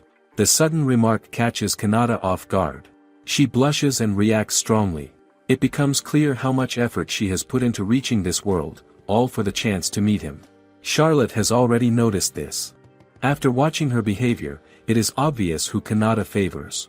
The way she looks at Christopher is different from how she looks at others. It is almost exaggerated, like someone acting out a role. Charlotte continues teasing her. She suggests that if Kanata is not serious, she might step in and become Christopher's fiancée instead. Kanata quickly grows flustered but does not back down. She admits that she does not want to give him up to anyone. For Charlotte, this is the first time she hears Kanata express her true feelings so clearly. It is a little frustrating, yet also reassuring. At least Kanata is starting to show what she wants. Charlotte then grows more serious again. She reminds Kanata that she is not at fault, no matter how many times she says it. This world is not exactly the same as the game they know. The people here have their own pasts and their own will. Things will not follow a fixed path. There will be challenges ahead. Still, this is Kanata's life now, and she should face it in her own way. Kanata listens and responds with a small but genuine smile. Before ending the conversation, Charlotte adds one more condition in a lighter tone. She claims that Richard belongs to her and warns Kanata not to take him. Kanata finds this a bit strange, since Richard is known as Lucas's close friend and also one of the main targets in the game. Charlotte teases her again, saying that if it seems odd, she might just go after Christopher instead. This time, Kanata reacts immediately and tries to stop her. She already knows she would not stand a chance if that happens. Charlotte quickly eases the tension by saying she is only joking. She explains that Richard is already her fiancé and that she is satisfied with that. She has no interest in Christopher, so there is no reason for Kanata to worry. Hearing this, Kanata feels a sense of relief she did not expect. The weight on her chest lightens a little. She apologizes again for everything she has done and expresses her gratitude. Charlotte does not let her stay in that state for long. She tells Kanata that she has every right to be happy, even more than most people. She makes it clear that she will not allow anyone to speak against her or bring her down again. In her mind, she has already decided to protect Kanata's smile in this world. Kanata then notices something small but important. Charlotte has been calling her by her name. She points it out quietly. Charlotte asks if that makes her uncomfortable, but Kanata shakes her head. She admits that she prefers being called Kanata rather than being treated like a distant saintess. Charlotte responds by taking her hand again. She expresses that she would like Kanata to call her by her first name as well. Since they are classmates here, there is no need for formality or distance. She hopes they can get along as equals. Kanata accepts this and responds with a simple sincerity, asking to be treated well. It is a small exchange, but it marks a clear change. Something between them begins to settle. Not far away, Zion and Canary watch the two of them. Zion makes a casual remark, suggesting that Charlotte should not lower her guard too much, or Kanata might cause trouble in an unexpected way. Canary dismisses the idea, saying she does not believe Charlotte would act carelessly like that. Charlotte reacts immediately and denies it, then calls both of them to come inside instead of lingering outside. Their presence draws Kanata's attention. She looks at them with curiosity and finds them surprisingly cute. She wonders if they are Charlotte's pets. Charlotte corrects her without hesitation. She explains that they are not pets, at least not in any simple sense. At that moment, Zion steps forward and stretches out a paw in a formal gesture. He introduces himself as the Demon King, while Canary is presented as his daughter. The words do not register right away. Kanata stares at them, trying to process what she has just heard. Then it finally sinks in. Her reaction comes all at once, and her loud scream breaks the calm of the moment. Charlotte understands Kanata's confusion. Anyone would struggle to accept something like this. A demon king and his daughter living quietly in a school dormitory does not make sense at first glance. Kanata tries to piece it together in her mind. The image she remembers is of a bearded, imposing figure. Now that same presence appears as a small cat. His daughter, who does not even appear in the original game, is now a bird. The contrast feels almost absurd. Charlotte knows this reaction is natural. Even she would be surprised if she were seeing it for the first time. As Kanata learns more, the situation becomes even stranger. The being inside the cat is not the older man she imagined, but a striking young man with black hair. She also hears that his son is staying at Charlotte's estate. The reason for his current form is simple but unexpected. His magic has been sealed, forcing him into this harmless appearance. This raises another question in Kanata's mind. If the Demon King's power is sealed, then there is no real threat. If there is no threat, why was she summoned as a saintess? The kingdom should not need her. Charlotte has already thought about the same thing. The silence that follows feels heavy. Zion eventually breaks it by suggesting they take a short break and have tea. The mood shifts slightly. Kanata's attention is drawn to something unexpected. She sees ice cream placed before her. She looks at it with quiet amazement. She never thought she would be able to enjoy something like this in a different world. Canary explains that Charlotte made it herself. That small detail surprises Kanata in a different way. Talking about their former world feels a bit strange, but Charlotte notices something important. Kanata is smiling. That alone makes her feel relieved. As they continue, Zion brings up a more serious point. He questions why a saintess is summoned at all. He suggests that it may be because his existence as the Demon King still remains. Charlotte agrees with the logic. In the original story, the Demon King is the enemy, and the saintess is the one meant to defeat him. Yet things have not unfolded in that way. Instead, they meet under peaceful circumstances. On top of that, Charlotte, who was once Izumi, and Kanata, who is connected to the incident, both exist in this same world. The overlap feels too precise to be random. Can this really be a coincidence? Charlotte cannot shake the feeling that something else is at work. The only beings she can think of who have the power to summon a saintess are the gods who grant blessings.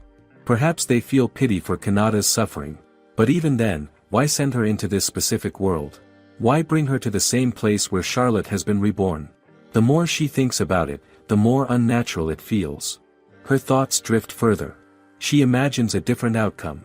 What if she had hated Kanata? What if she had tried to harm her out of anger for her own death? That path would have led her to ruin, just like the original Charlotte in the game.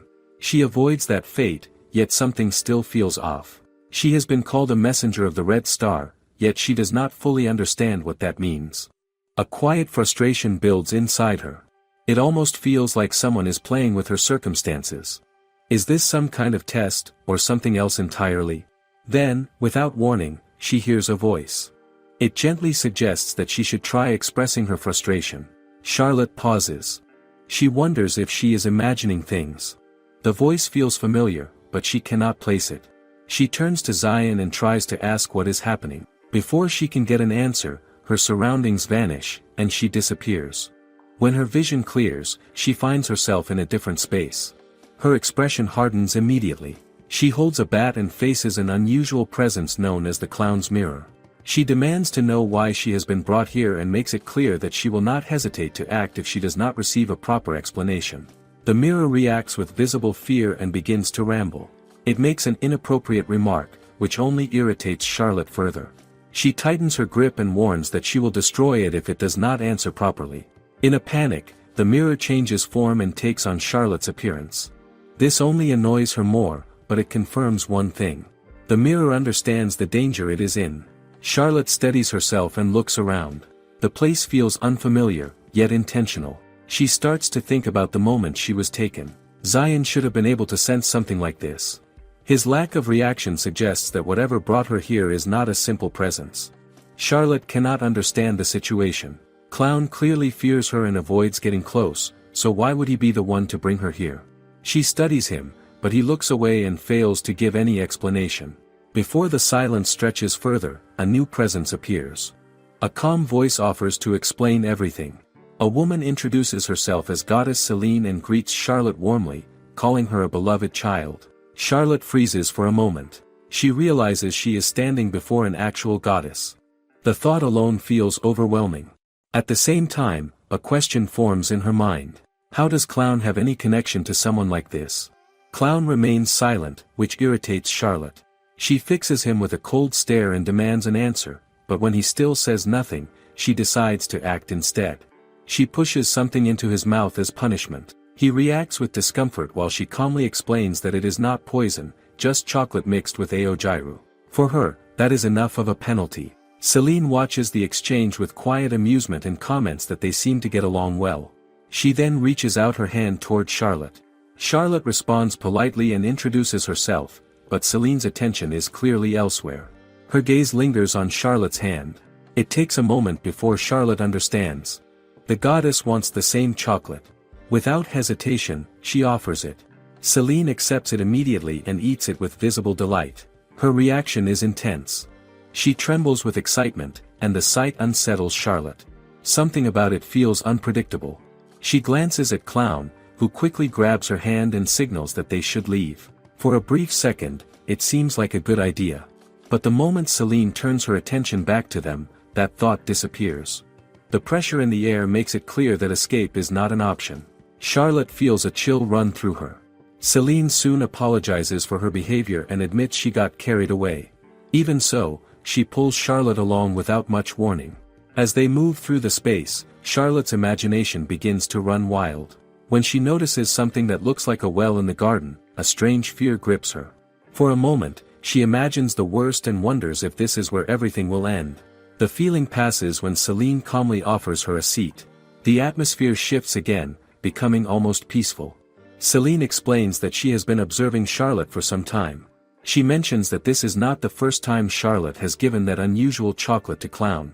Because of this, she understands something important. Charlotte has been hoping to meet the god of creation, Aaron. Celine reveals that she is his wife. The information catches Charlotte off guard. If this goddess already knows her intentions, then perhaps there is a chance her wish could be granted. But another thought follows right after. What would a goddess gain from helping her? Celine notices the unease in Charlotte's expression and reassures her. As Charlotte looks around, she notices a change. Clown is no longer tense. He sits nearby, calmly playing with a butterfly. That alone tells her something important. If even Clown is at ease, then Celine likely means no harm. Charlotte gathers herself and asks why Celine reached out in such a sudden way, even involving the Demon King's son in the process. Celine gently asks her to drop the formalities and call her by name. She then explains that Clown is not a stranger to her. Charlotte struggles to follow, but Celine continues. She reveals that Clown and Canary are actually her sister-in-law's children. In simple terms, they are her nephew and niece. The realization hits Charlotte at once. That means they are connected to a higher lineage than she thought. The idea that they are Asmodean settles in her mind, leaving her stunned. Celine admits that the full explanation will take time. She asks if Charlotte is willing to listen, which she eagerly agrees. Goddess Celine explains that what the gods call the world is not a single place. It refers to many stars, each one a separate terrestrial world. Every star is created and managed by a god. Each one is like a small garden where people live. The gods themselves stay outside these gardens in a higher realm called paradise. Everything begins with two divine beings, a man and a woman. In that peaceful paradise, the woman gives birth to many children, and their kin continues to grow. After hundreds of years, paradise becomes full of gods. At first, they live in harmony. But as their numbers increase, their opinions begin to differ. Small misunderstandings appear. They seem harmless at first, but they slowly grow. Why do they not notice the danger early? By the time they realize it, those differences have already turned into a war that threatens to destroy everything. The war is fierce and devastating. When it finally ends, only about 60% of the gods remain alive. Many who die leave behind curses in their final moments. Until then, only divine beings exist in this world. But something changes. From the remains of the fallen, the first Asmodean is born. He is one of the children who dies in the war. Driven by grief after losing his parents, he curses paradise itself. His existence twists into something new. He becomes a living curse that spreads and takes form. He becomes the original Demon King. Charlotte begins to understand. The Demon King is not an outsider, but a fallen divine being. Celine continues her explanation. The Demon King creates his own kind, the monsters. He sends them into paradise, which is still scarred from the first war. A second war begins. Day and night, the battles continue. The Demon King cannot be easily defeated, and as long as he remains alive, the monsters continue to return. The surviving gods are pushed to the brink. Their numbers fall from 60% to less than 10% before they finally manage to defeat him. Even in victory, paradise collapses under the weight of loss. The surviving gods try to recover. They grieve, but they also begin to rebuild. To heal their hearts, they create new stars. Each god shapes a world based on their own ideals. One creates a world covered entirely in blue water. Another forms a world filled only with green plants. One creates a world of animals. Another creates humans in their own image and gives them the power to create and grow. One god uses all his remaining power to form a star and then merges with it, becoming one with nature. Time passes. Hundreds of thousands of years go by. Then one god makes a troubling discovery. The Demon King is still alive. But the truth is different from what they expect. The current Demon King is not the original one. Charlotte realizes something important. The role of the Demon King is inherited. Celine confirms this. The position passes down through magical power. For many gods, this revelation comes as a shock. Still, the gods hold one advantage. The Demon Kings and the Asmodeans have shorter lifespans. This gives the gods time to watch and prepare. They wait for chances to act. Celine then speaks about her husband, Aaron. He is the god who creates and manages the world Charlotte lives in. To prevent another disaster, he designs a special star. It serves as a controlled space to confine the Demon King and his kin. But he does not stop there. He also creates 3 races to maintain balance and keep watch. The elves possess long lives and a deep connection to nature. The beast men have great physical strength. Humans are given intelligence and wisdom. Each race receives abilities and techniques to help them survive. To face the threat of the Demon King, Eren also creates the Saint system. This system allows chosen individuals to gain power strong enough to challenge the Demon King if necessary. Charlotte begins to see the truth. The gods do not only create the Demon King's prison, they also shape the lives of the people within it. Even the summoning of saints is part of their design. Is anything in this world truly left to chance? Eren's world continues to exist under these rules. During the time of the previous Demon King, something unusual happens. That Demon King does not act like the others. Instead of cruelty, he shows a gentle nature. It feels out of place. The pact of the Demon King still produces monsters, but they do not turn on each other. They simply exist and continue to carry their resentment toward the gods and paradise. It almost feels like a quiet contradiction. Could a Demon King truly be kind? This strange trait comes from something deeper. It is an atavism of the gods. A trace of their original nature appears within him. The previous Demon King awakens a rare ability tied to omniscience and omnipotence. He gains it not for destruction, but to protect those he cares about. That same power passes down to Zion, the current Demon King. Zion also inherits the gentle temperament. He is not driven by conquest. He simply wants a peaceful life with his family. At first, others are drawn to him because of his position. His wives come to him because he is the successor to the Demon King. But over time, they begin to leave. His nature does not match their expectations. Zion lives confined within the miniature garden when something unexpected happens. Celine's sister-in-law, Camilla, sees him for the first time and falls in love instantly. The idea alone shocks Charlotte. How can a goddess fall in love at first sight with the Demon King? She asks how such a thing even begins. Celine explains that on that day, she and Eren are observing the miniature garden through a water mirror. Camilla arrives quietly and looks into it out of curiosity. She sees Zion. She asks who he is and learns that he is the current Demon King. Before anyone can react, she suddenly dives into the water mirror itself. Celine admits they are unable to stop her in time. Charlotte finds it hard to believe, since Camilla is known to be calm and proper. Yet in that moment, she acts without hesitation. What drives her to make such a bold move?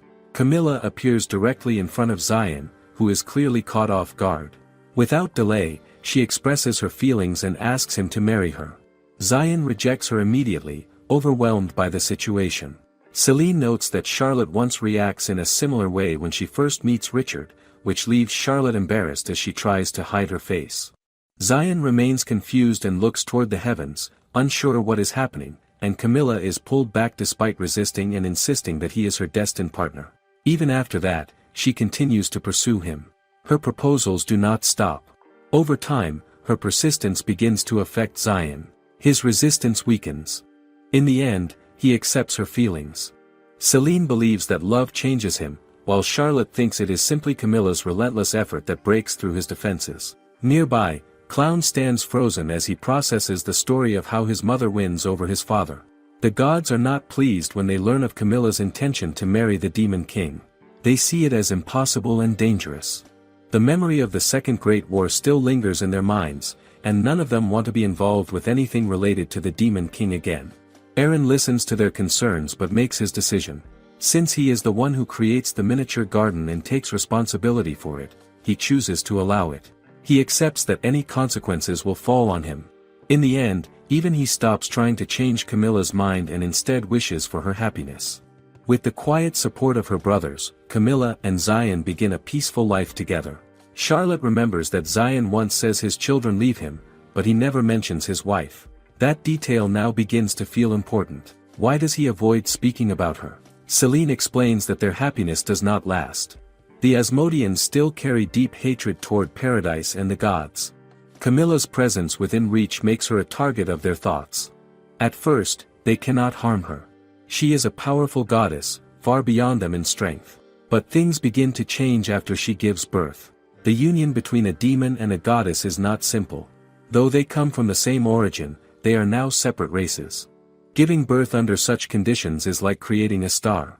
It consumes an enormous amount of power. Camilla does this twice.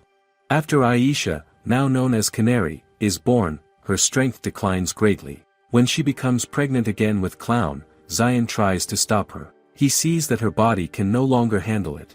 But Camilla refuses to give up the child. She believes the child has chosen her.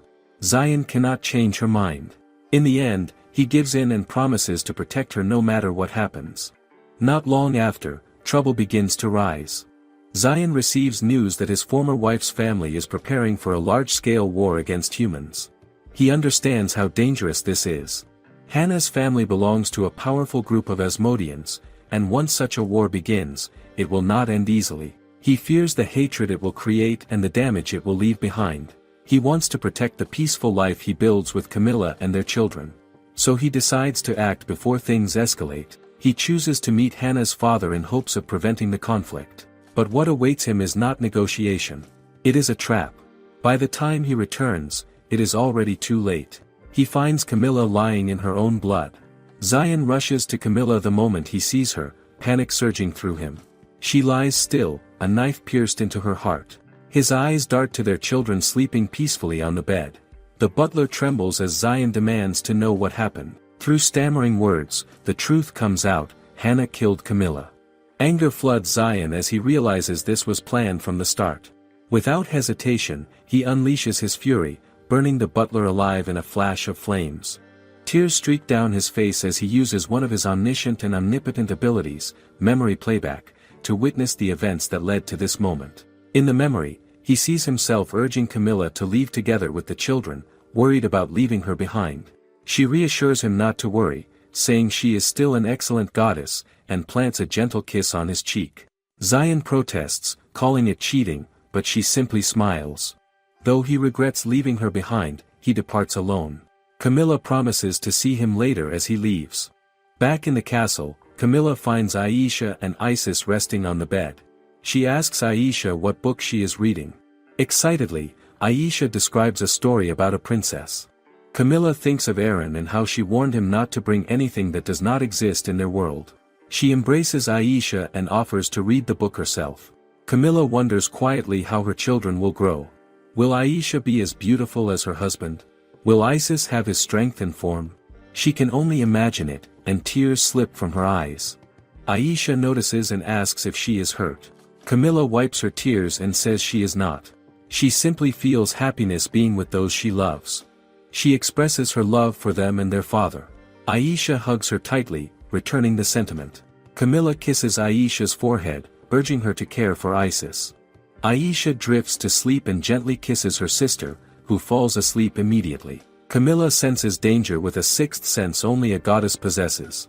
She wishes she could stay longer with her children and Zion, but she knows time is running out. At that moment, Hannah appears with two subordinates. She calls out, loud enough to disturb the children. One of the Asmodeans restrains Camilla while the other moves toward the children. Camilla realizes Hannah's plan: they intend to hold the children hostage. A smirk crosses her face. A protective barrier flings the attacking Asmodean away. Hannah stares in disbelief as Camilla uses the moment to free herself from the one restraining her. Hannah demands to know what she did. Camilla calmly explains it is a barrier and warns that any Asmodean who touches her or the children will experience the same effect. She had prepared for this. Infuriated, Hannah charges at her with a dagger. Camilla has no power left, having used it to protect the children. Hannah plunges the blade into her heart. Camilla realizes the dagger is a god-killing weapon. Where did Hannah get this? Hannah escapes, laughing as she disappears.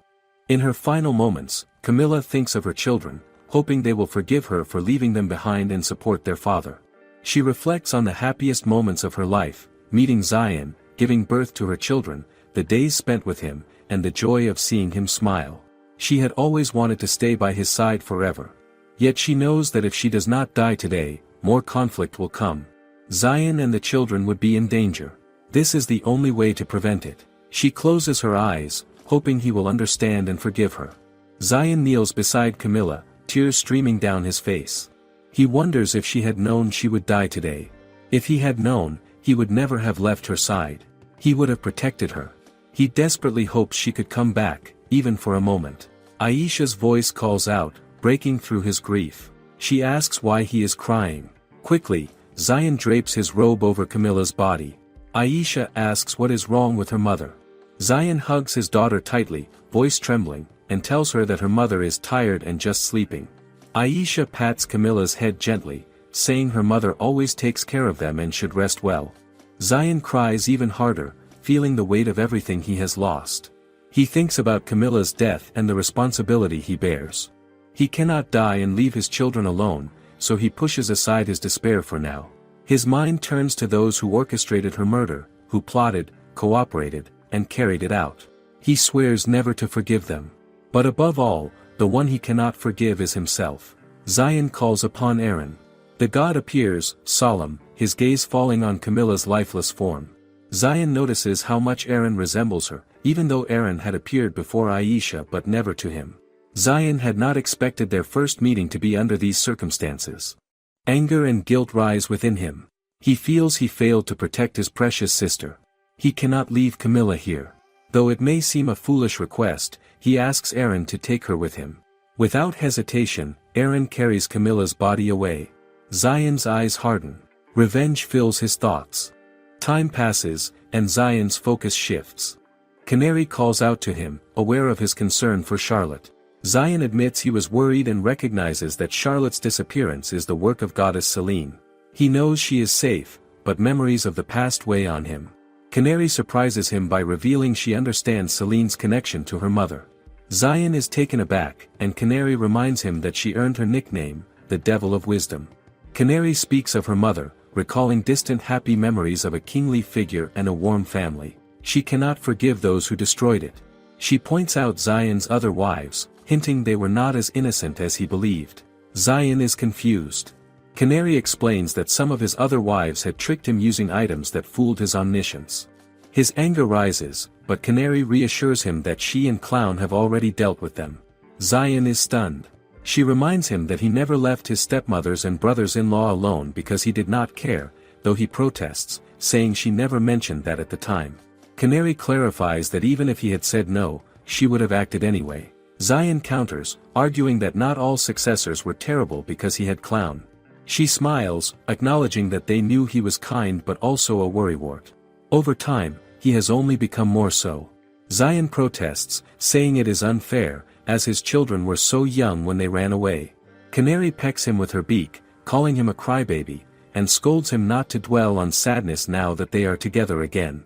Zion promises to do his best from now on, asking for her forgiveness. Canary responds lightly, suggesting they enjoy the delicious food that Charlotte made together. Charlotte feels a deep sadness as she learns about the Demon King's past. She does not know he has suffered this much. He loses the person he loves because of betrayal. Before now, she thought of him as useless. Someone who falls into a contract just because of sweets. Now she reflects on that thought. Would she really do any better in his place? She realizes she might also struggle to trust people. She might even find it hard to speak openly again. She thinks about his former wives and children. They are all gone from the world. That realization weighs on her. She starts to suspect that goddess Selene knows more than she is saying. Charlotte considers the possibility that only Zion, Canary, and Clown remain among the Asmodeans. A small part of her feels relieved at that idea. But is that really something to be happy about? She gathers her thoughts and turns her attention to goddess Selene. She admits that she now understands Canary and Clown a little better. Their actions make more sense to her. Then she wonders why Selene appears before her. Gods do not show themselves without reason. They do not speak so openly without purpose. So what does Selene want from her? Selene makes her intention clear. She wants Charlotte to help Eren. This surprises Charlotte. Help a god? It sounds impossible. She feels the weight of the request immediately. Even with all the blessings she receives, she knows her limits. Saving a god feels far beyond what she can do. Still, she does not reject the request. Instead, she asks to hear more. She needs to understand. Selene explains that Eren is reaching his limit. His divine power is nearly exhausted. Charlotte has always thought of a god's power as endless. Now she learns that it is not. It only appears limitless to others. In truth, it can run out. This makes her realize something important. Eren has been using his power for a long time. But for what purpose? Celine continues. Camilla once gives birth to 2 children who transcend races. The act is compared to creating a star. It takes everything from her. She dies after exhausting her power. Eren, however, does not give birth. He creates a world instead. The world where Izumi and Kanata live. Charlotte listens carefully. Was that when his power began to fade? Celine clarifies that it is not. Eren still has power after that. He uses it again. He reincarnates Charlotte. He also summons a saintess from another world. This shocks her. She starts to see the full picture. She calls herself Celine's messenger from the Red Star. But at the same time, she is also someone brought back by Eren. Celine explains that she can only give Charlotte blessings. Nothing more. It is their way of making up for what happens to Izumi. Izumi loses her life because she is dragged into something she never chooses. Charlotte tightens her grip on her clothes as she listens. The weight of the story presses on her. Celine says that Izumi's death is never meant to happen. It is an incident that should not exist at all. Charlotte struggles to keep up. Too many truths come at once. What does Celine really mean by that? How can something that already happens be something that should never have happened? Goddess Celine reveals the truth behind Izumi's death, and it shocks Charlotte. What she believes to be a simple accident at a department store is not an accident at all. It is the result of a conspiracy by other gods. They act with the intention of discrediting Eren. Charlotte struggles to accept this. How could something so ordinary be caused by gods? She realizes with a heavy heart that she is dragged into something far beyond her understanding. Celine apologizes and explains that Kanata is also caught in the same situation. The truth about Kanata's past begins to unravel. It is said that the incident is caused by her older brother, but that story is false. Kanata does not even have an older brother. The person she calls family is nothing more than a puppet created by the gods. They place this puppet into her family on a whim. They fabricate memories so that everyone believes he belongs there. Then they use him to trigger the incident. Charlotte listens in disbelief. Kanata's entire reality is manipulated from the start. Everything is built on a lie. Is something like that even possible? Charlotte tries to reason through it. She insists that a single incident like that cannot destroy the entire earth. But Celine explains that it is only the beginning. The gods plan to repeat similar attacks across the world. Each one would cause chaos and fear. Eventually, it would escalate into a global war. The destruction of Earth is part of their goal. Charlotte feels a chill as she understands the scale of it. This is not just cruelty. It is calculated destruction. Thankfully, Eren becomes aware of their plan early enough. He stops it before it fully unfolds. Even so, the damage is already severe.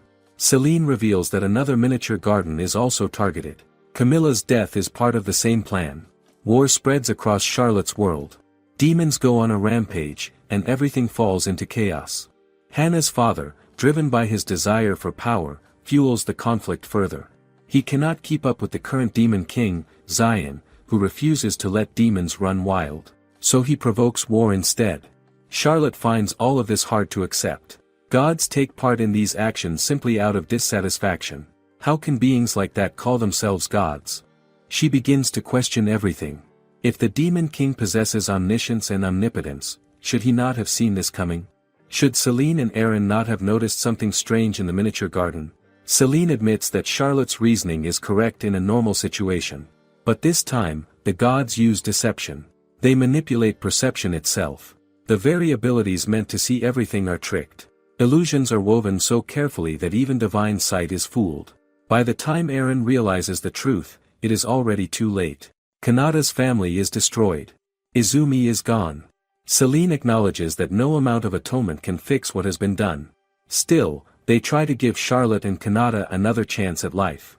Izumi is reborn as Charlotte. Kanata is summoned as a saintess. Charlotte reflects on her own life since then. She once wonders if her reincarnation and Kanata's summoning are planned from the start. She faces many hardships as the villainess, yet she always finds a way forward. The world treats her with unexpected kindness. Her abilities help her overcome every crisis. Is this world trying to make up for what she lost before? As she thinks about it, anger begins to build.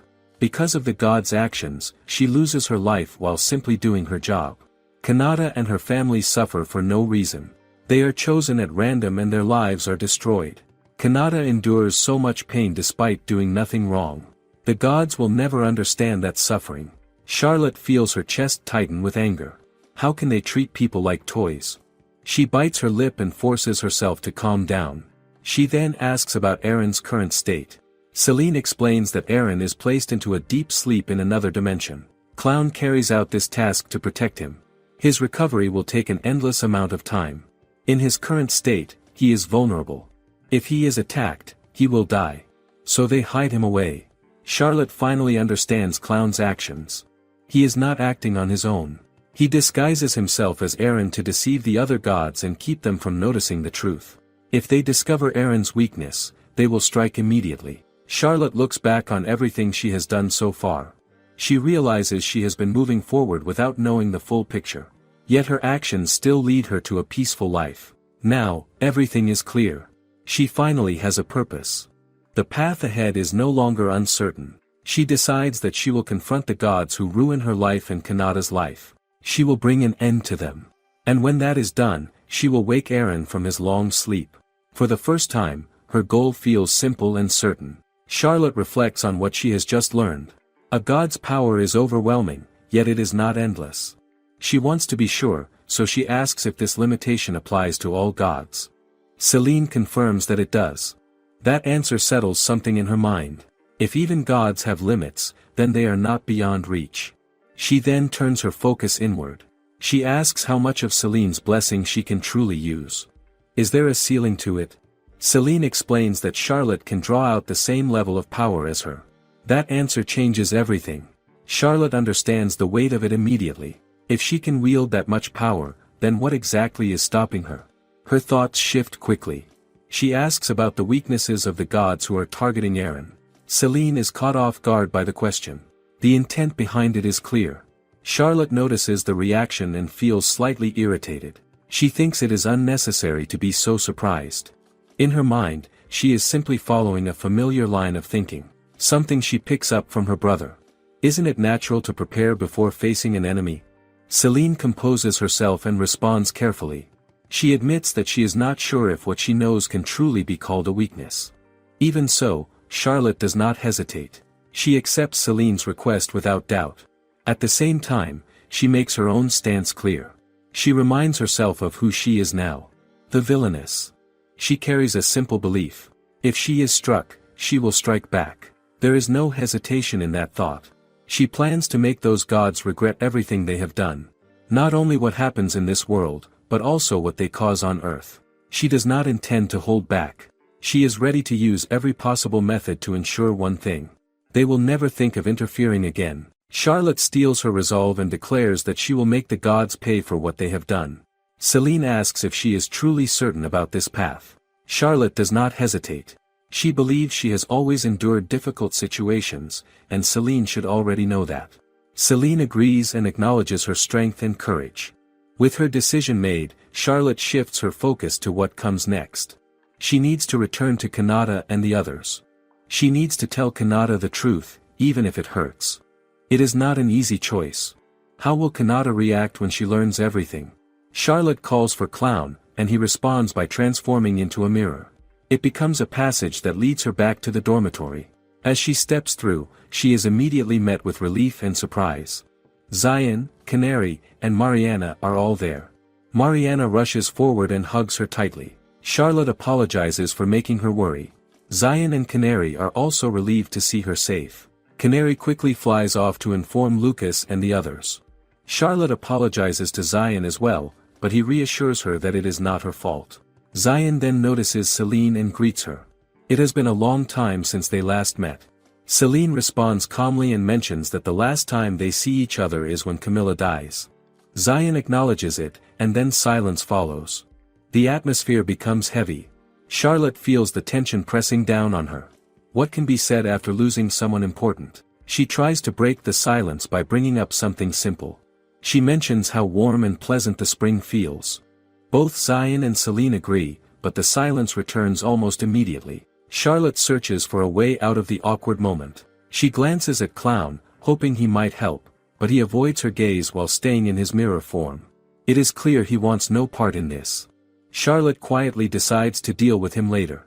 Just then, Kanata arrives with Chris and Lucas. Kanata rushes forward and hugs Charlotte tightly, almost too tightly. Charlotte can barely breathe. Tears stream down Kanata's face as she expresses her relief. Charlotte realizes how much worry she has caused and apologizes again. Chris also shows concern but is simply glad she is safe. Charlotte calls out to Lucas and apologizes for worrying him. He responds calmly, saying he already knows she would be fine. However, his gaze shifts sharply towards Celine. He makes it clear that Charlotte is not to blame. Celine apologizes for taking Charlotte without permission. Lucas questions the situation, wondering what trouble Charlotte has found herself in this time. Charlotte feels uneasy under his gaze, especially when it seems like he can see through her thoughts. To ease the tension, she suggests that everyone sit down and talk. As Kanata listens in fear, her expression changes as she begins to understand the truth. She has always believed her brother is responsible for everything. She carries guilt and pain for so long. Now she learns that the person she calls her brother is never real. Just a puppet created by gods. How is she supposed to accept that? Her wounds in this world may be healed, but her heart is not. Charlotte struggles with the decision she makes. She considers hiding the truth until everything is over. But that would only be for her own comfort. In the end, she chooses to tell Kanata everything. She wants Kanata to decide her own path, even if it is painful. Chris gently calls out to Kanata, worried about her condition. Lucas reaches out and pats Charlotte's head. He assures her that she has done well and offers his help. Charlotte reflects quietly. She is also a victim of the same incident. That event marks the end of Izumi's life. Even so, she tries to put others before herself now. She wonders if her feelings are easy to read, or if Lucas simply understands people that well.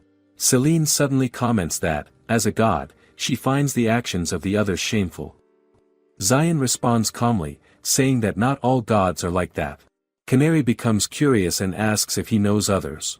Zion admits that he has met some before, and they feel more like cunning demons than gods. Celine agrees that they have lost their pride.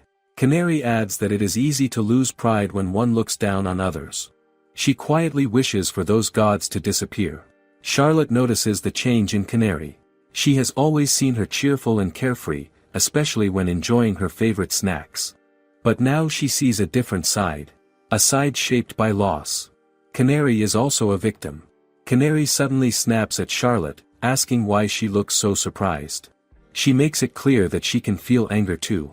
Charlotte pauses and then realizes something important. Canary is not just reacting for herself. She is angry on their behalf. That thought warms Charlotte slightly, and she thanks her. Canary quickly brushes it off and insists it is not for Charlotte's sake. Even so, her reaction feels honest. Charlotte cannot help but see a softer side beneath it. Isn't that a bit endearing? Canary then starts listing things she wants. Chocolate. Ice cream. Dried fruits. Charlotte listens and nods with a small smile.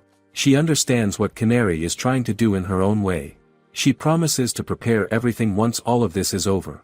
The mood lightens for a brief moment. Then suddenly, Richard bursts into the room. Charlotte is caught off guard. She clearly remembers hearing that he returns to his hometown. So how is he already back? Richard does not waste time. He moves straight to her and pulls her into an embrace. He expresses his relief that she is safe. Charlotte apologizes again for worrying him. He reassures her that it does not matter as long as she is unharmed. As she stands there, Charlotte notices his familiar scent. It reminds her of Sheila, and that thought brings her quiet comfort. The moment is interrupted by someone clearing their throat. Again and again. Charlotte feels a flicker of annoyance as she turns to see who is disturbing them. It is Mira. He points out that she completely ignores his presence. Charlotte struggles to respond and quickly apologizes, trying to calm him down. Nearby, Kanata watches the scene with a hint of amazement. It almost feels like something out of a movie. Charlotte notices her and feels relieved. Kanata's expression looks more stable now. Lucas gently guides the situation back on track and suggests they sit down to continue the discussion. Before they begin, Mariana brings Latte forward. Charlotte asks for her help, and Latte immediately understands. She activates a barrier that surrounds them completely. Celine is visibly surprised by this. The barrier is something Charlotte and Latte developed together over time. It is strong enough to block any intrusion. Zion praises Charlotte, calling her as impressive as ever. Charlotte shakes her head and gives credit to Lotte instead. Celine finds it difficult to believe. Even she did not notice the presence of such a barrier before now. That alone proves how effective it is. For a moment, it becomes clear that even gods can be deceived. Charlotte casually attributes it to being a favored child of the goddess, though in truth, she builds the idea from her own thinking combined with Lotte's ability. She does not feel the need to explain it further. From the outside, everything looks normal. Just a group of people talking and sharing a quiet moment. No one would suspect what is truly happening inside. With that settled, Charlotte signals that they can continue. She turns her attention to Kanata. The question she asks is simple but carries great weight.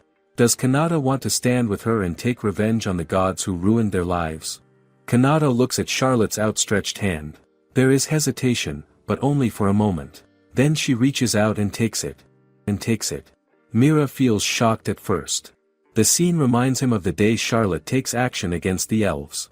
She shows no mercy back then, and the memory still feels sharp. Lucas watches quietly but thinks it is still not enough. Richard agrees with him.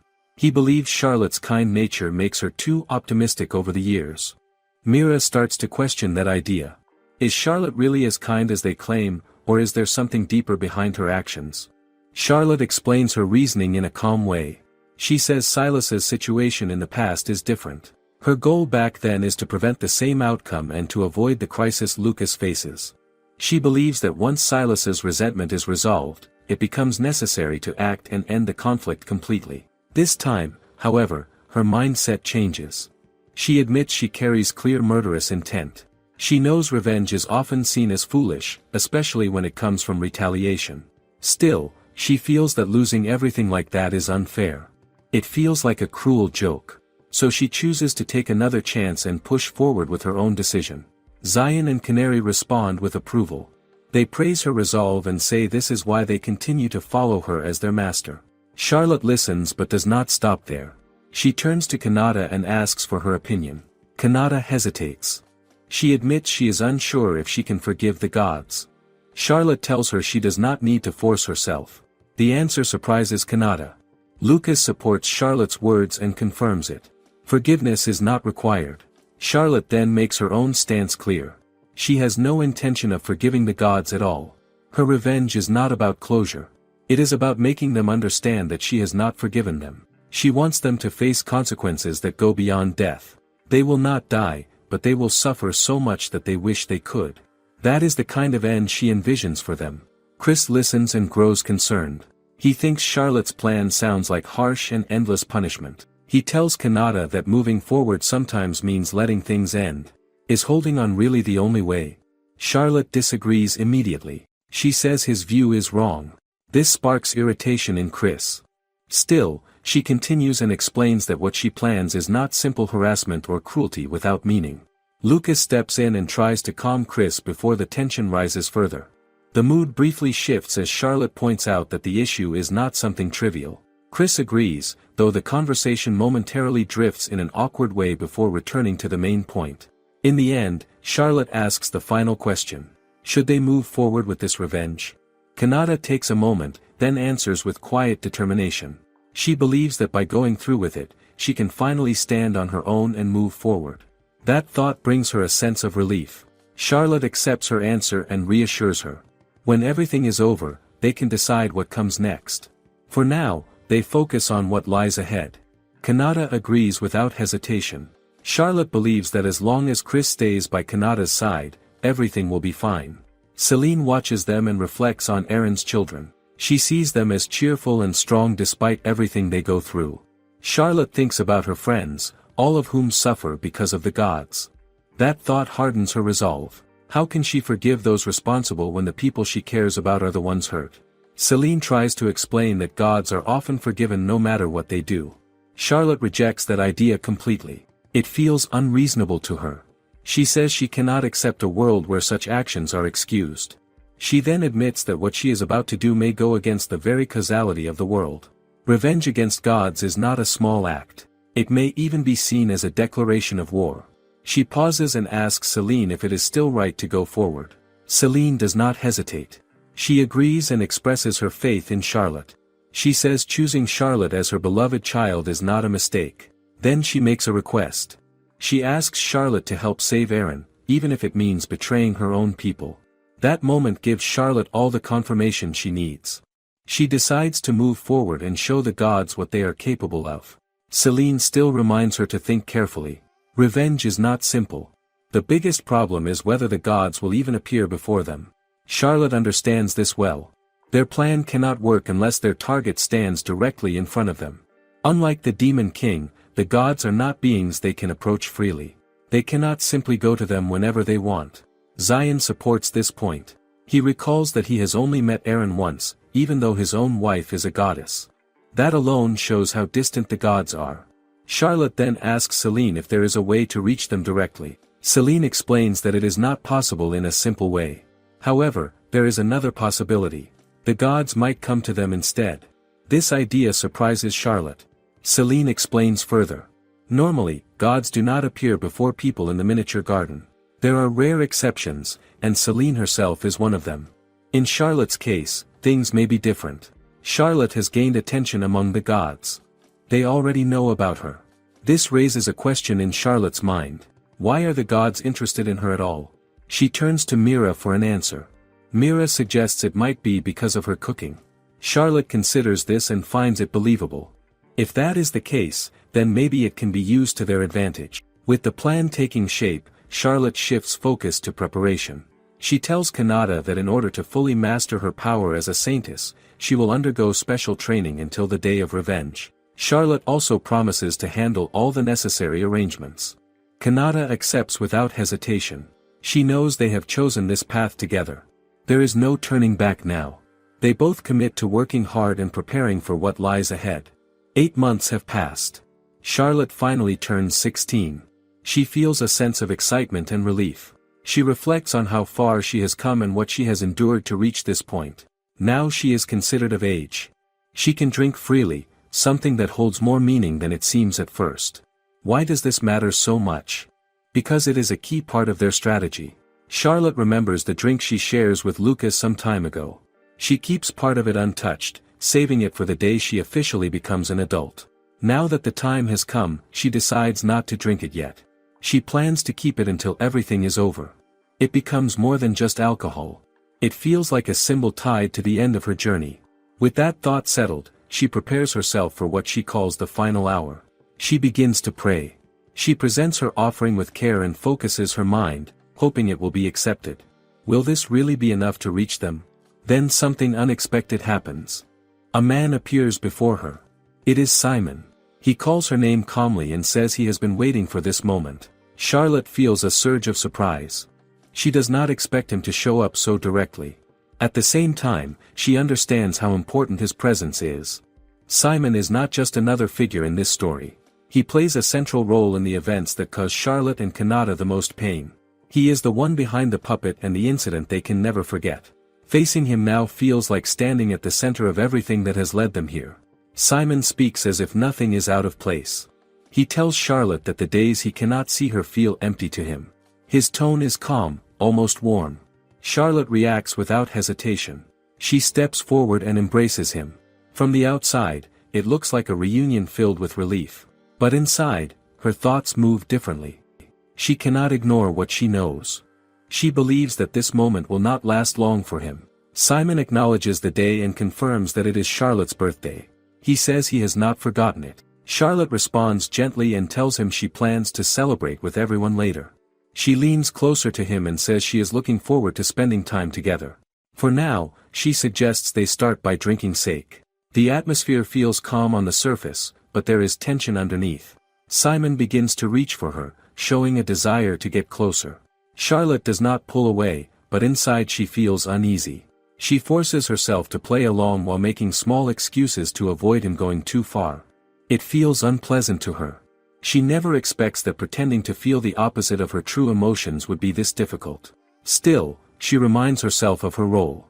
Right now, she must act like a devoted believer who admires Simon completely. Isn't that the only way to draw him in? Charlotte keeps her goal clear in her mind. If she wants to win Simon over, she must maintain this act without breaking. She recalls her earlier conversation with Selene.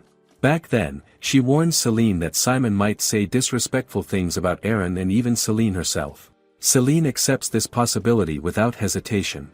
She understands the risk and chooses to endure it. That memory strengthens Charlotte's resolve. Her revenge cannot even begin unless Simon appears before her, and now he finally has. Celine assures her that Simon would show interest if Charlotte presents herself as his devoted follower. Everything is unfolding as expected. Charlotte also takes time to understand Simon's abilities.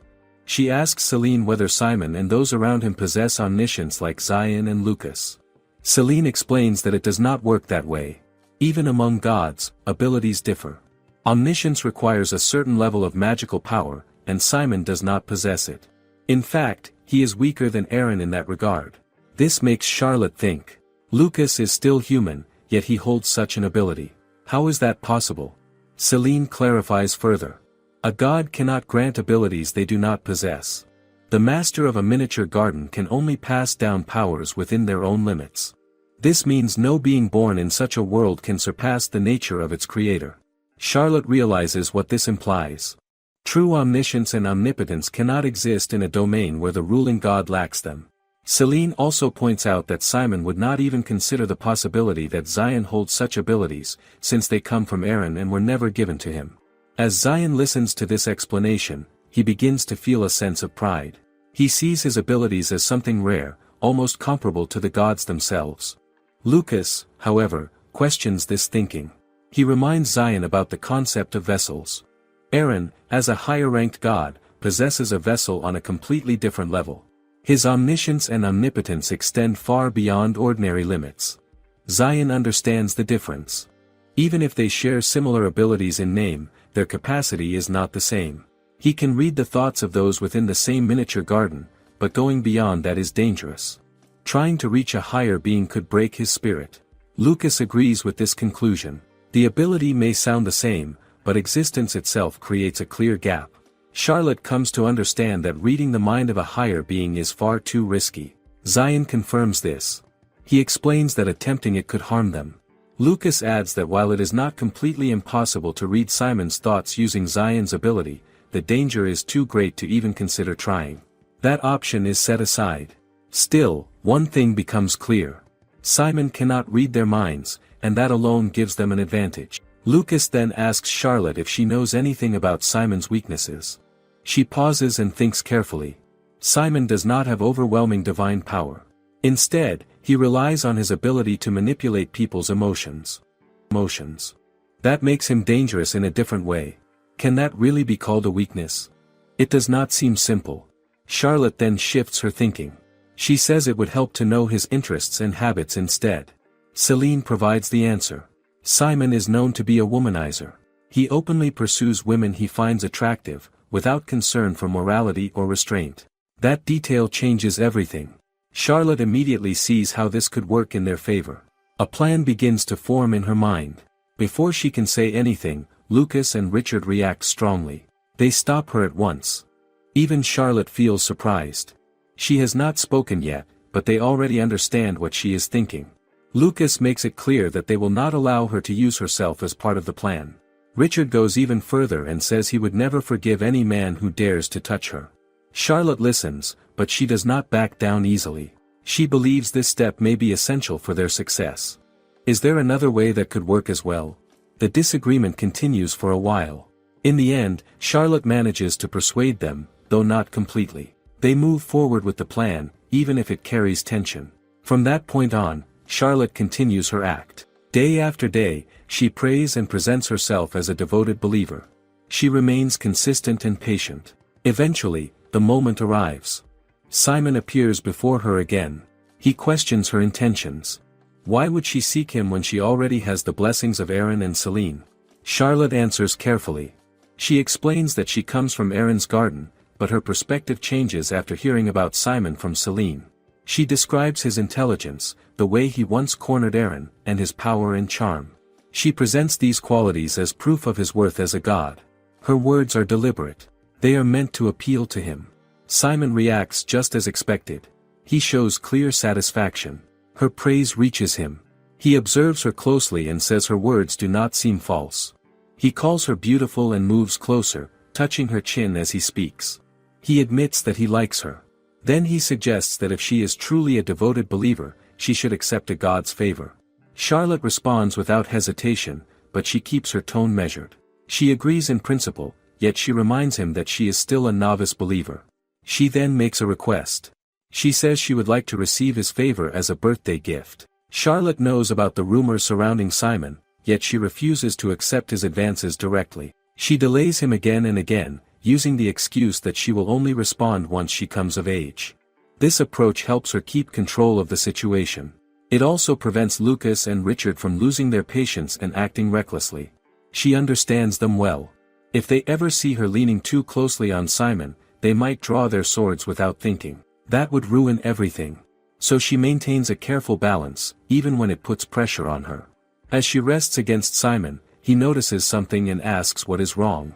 Charlotte responds lightly and questions his impatience. She can feel his heartbeat, which only adds to her discomfort. Simon then grabs her arms, trying to pull her closer. Charlotte reacts subtly and tries to shake him off without making it obvious. Every touch from him feels unpleasant. It makes her want to crawl out of her own skin. She realizes too late just how difficult this part of the plan would be. Still, she endures it. There is no other choice. If she wants this plan to succeed, she has to push through it. Isn't this the cost of getting close to her target? She also remembers another part of the plan she cannot avoid. To win Simon over completely, she has to say things that flatter him, even if it means speaking poorly about Aaron and Celine. It is not easy, but she does it anyway. Simon responds exactly as expected. He begins to talk about himself. He repeats his so-called achievements and tells his stories with pride. Among them is the very incident that caused Charlotte and Kanata so much pain. As he speaks, it becomes clear that he has no idea who she truly is. He does not recognize her connection to those events. He does not even seem to remember Kanata at all. That realization hits Charlotte hard. It shows her how little their suffering means to him. To the gods, their existence barely matters. Each time Simon boasts about outsmarting Aaron and destroying what Aaron values, Charlotte feels her anger rise. She wants to end him right there. The urge becomes stronger with every word. How long can she keep pretending? Eventually, she reaches her limit. She decides that her patience ends today. Simon then invites her to his temple. When they arrive, he presents a lavish setup prepared in her honor. Different delicacies are arranged neatly, all meant to impress her. He asks her to sit beside him. As Charlotte looks around, she notices 4 other gods present. They are Kamichi, Kamino, Kamisa, and Kamiyo. She recognizes them immediately as accomplices in the past incident. Her thoughts turn cold. If they are here, then they will also be part of what comes next. Simon announces that it is Charlotte's birthday and explains that the gathering is a celebration for her. Charlotte responds politely and thanks the 4 gods for attending.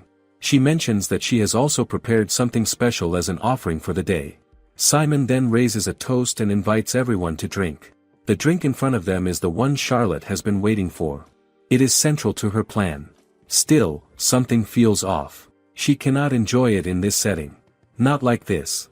Time passes, and the atmosphere begins to change. One by one, the other gods grow drunk. Their guard lowers. Their behavior becomes careless. Only Simon remains unaffected. He does not get drunk easily. Charlotte watches closely and starts to think. What should she do next? Using magic against a god is dangerous. One mistake could destroy everything they have worked for. At that moment, Zion reaches out to Charlotte through her thoughts and asks if things are becoming too difficult. Charlotte responds the same way, knowing he can hear her. She explains that Simon is not getting intoxicated as easily as she expects, and it is starting to create a problem. Zion understands the situation and recognizes how tight things are becoming. Still, he feels relieved that their connection is holding. Charlotte also feels grateful. This is only possible because of Myra's earlier preparation. Mira already predicts that direct communication from the divine realm would be nearly impossible once Charlotte moves too far away. Because of that, Charlotte insists on having a backup plan. Zion suggests going with her in some form. At first, the idea surprises her, but Mira refines it further. She proposes using Latte as a medium. Even if Charlotte is far away, Latte can stay with her and allow a shared consciousness. That becomes their solution. Charlotte adjusts latte for this purpose. Since it is no longer needed as an oven, she reduces its size into a small box that she can carry easily. This box becomes the medium that connects her to the others. Lucas reminds her to keep it close at all times and to open it if anything goes wrong. Now, in this critical moment, that preparation proves its worth. Through latte, Zion gives her advice. He suggests that she should try raising the temperature of the alcohol. Charlotte quickly understands the logic. When alcohol is warmed to a temperature close to the body, it gets absorbed faster. That could make a difference. She thanks Zion and decides to act immediately. Charlotte stands up calmly and uses her magic to heat the alcohol. Simon notices the change and questions it. Charlotte explains that warming it improves the taste and makes it more enjoyable. Simon accepts this without suspicion. He takes a sip and notices the difference. The flavor feels richer to him. Charlotte watches carefully. She feels a small sense of relief when she sees that he likes it. She offers him another cup, and he agrees without hesitation. The second serving is poured. Simon does not even finish the second cup before the effects begin to show. His body starts to react. His movements slow down, and his awareness fades. Before long, he loses consciousness completely. Charlotte watches him closely to confirm it. There is no mistake. He is fully under the influence now. The first phase of the operation is complete. What comes next is the part she has been waiting for. When Simon wakes up, he feels disoriented. Sand surrounds him in every direction. He slowly looks around and realizes he is standing in a vast desert. The last thing he remembers is being in the temple, drinking with Charlotte. How does he end up here? He tries to piece things together and recalls that he is with her. He remembers his intention clearly. He wants to make Charlotte his. He believes he could have forced her if he wanted, but he prefers to take his time. To him, the process makes it more enjoyable. The satisfaction of finally claiming her feels worth the effort. He even imagines holding her close until he grows tired of her. The thought of how she keeps avoiding him only adds to his desire. He snaps back to his surroundings and begins to search for her. There is no sign of Charlotte. There is no sign of anyone at all. That is when unease begins to settle in. He cannot sense any presence nearby. Even worse, when he tries to use his power, nothing happens. At first, he wonders if this is some kind of illusion. But it does not feel like one. Still, he has no better option. He decides to move forward and see where it leads. As he starts walking, the heat presses down on him. His throat feels dry. The alcohol from earlier only makes it worse. His strength begins to fade faster than expected. Time passes, yet the scenery does not seem to change. Has he been walking for an hour already? Why does it feel like he is not getting any closer to anything? The situation starts to feel wrong. Even so, he knows stopping will only make things worse. He keeps moving. Eventually, the desert gives way to a forest. The sudden change confuses him, but he pushes forward. Not long after, he spots a river. Relief washes over him. Water at last. He rushes toward it without hesitation and jumps in. The coolness brings immediate comfort. He prepares to drink, desperate to quench his thirst. Then everything changes. The clear water turns muddy in an instant. Simon freezes in shock. What just happened? The clean stream is gone, replaced by something undrinkable. He looks around, trying to understand, but nothing makes sense. The environment feels unstable. It shifts in ways he cannot predict. He still needs water, but he cannot bring himself to drink what is in front of him now. Confusion grows into concern. He decides to leave and find another source. Before moving, he tries again to use his power. It still does not respond. This time, the realization hits harder. Why can a god not use his own power? The thought unsettles him deeply. As he steps away from the river, a new danger appears without warning. Countless arrows point toward him, ready to strike. He freezes, unable to fully grasp what is happening anymore. Elsewhere, Charlotte watches everything unfold. She feels a quiet sense of satisfaction. The plan is working exactly as intended. Lucas notices the expression on her face. There is no doubt about what she is thinking. Even so, Charlotte knows this is only the beginning. She says she is not done with Simon yet. This is just the first step.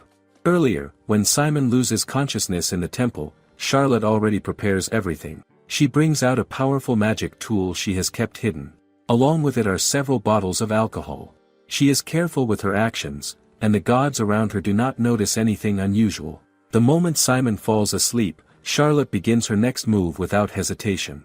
She activates the magic using his name. This tool is not something she creates alone. It is the result of a plan formed together with Celine and Mira. The idea behind it comes from an old tale about a magical gourd that traps anyone who answers when their name is called. Charlotte adapts that concept into a real spell. By calling a person's name, she can pull them into a sealed space. Inside the jar is a separate world created entirely by magic. In that space, she has complete control. She can shape everything as she wants. It is a perfect stage for what she plans to do next. Even though Chris and Lucas insist that such a dangerous tool should be sealed away after use, Charlotte knows the truth. If she really wants to, she can create another one. So why worry about losing it? As the magic continues, the atmosphere grows tense. Zion senses the danger building. He knows there is no turning back once this fully begins. At that same moment, the four gods start reacting. Foam forms at their mouths as the effect takes hold. Charlotte recognizes the timing and signals Kanata. It is now her turn. Kanata begins her own spell, focusing carefully. Charlotte watches and notes her improvement. She acknowledges that Kanata has grown stronger. Kanata admits that it was not easy. She struggles at first but eventually masters it through effort and guidance. Now, she is able to perform it properly. Canary watches from the side and makes a blunt comment. She suggests that Charlotte might not be the best influence on Kanata. Zion gives a more balanced view. He believes Charlotte's influence carries both good and bad. Charlotte reacts with slight annoyance. She feels they are being too harsh. But deep down, she knows they are not entirely wrong. Canary then gives Kanata a clear instruction. She tells her to keep the gods barely alive. That statement carries weight. It is not about mercy. It is about control. Charlotte reflects on this and understands the intention. Keeping them barely alive means maintaining them in a state where they can continue to suffer without dying. With the power of a saintess, full recovery would be possible, but that is not the goal here. Instead, Kanata must carefully manage their condition. She must keep them alive, but only just. Kanata hesitates and expresses her concern.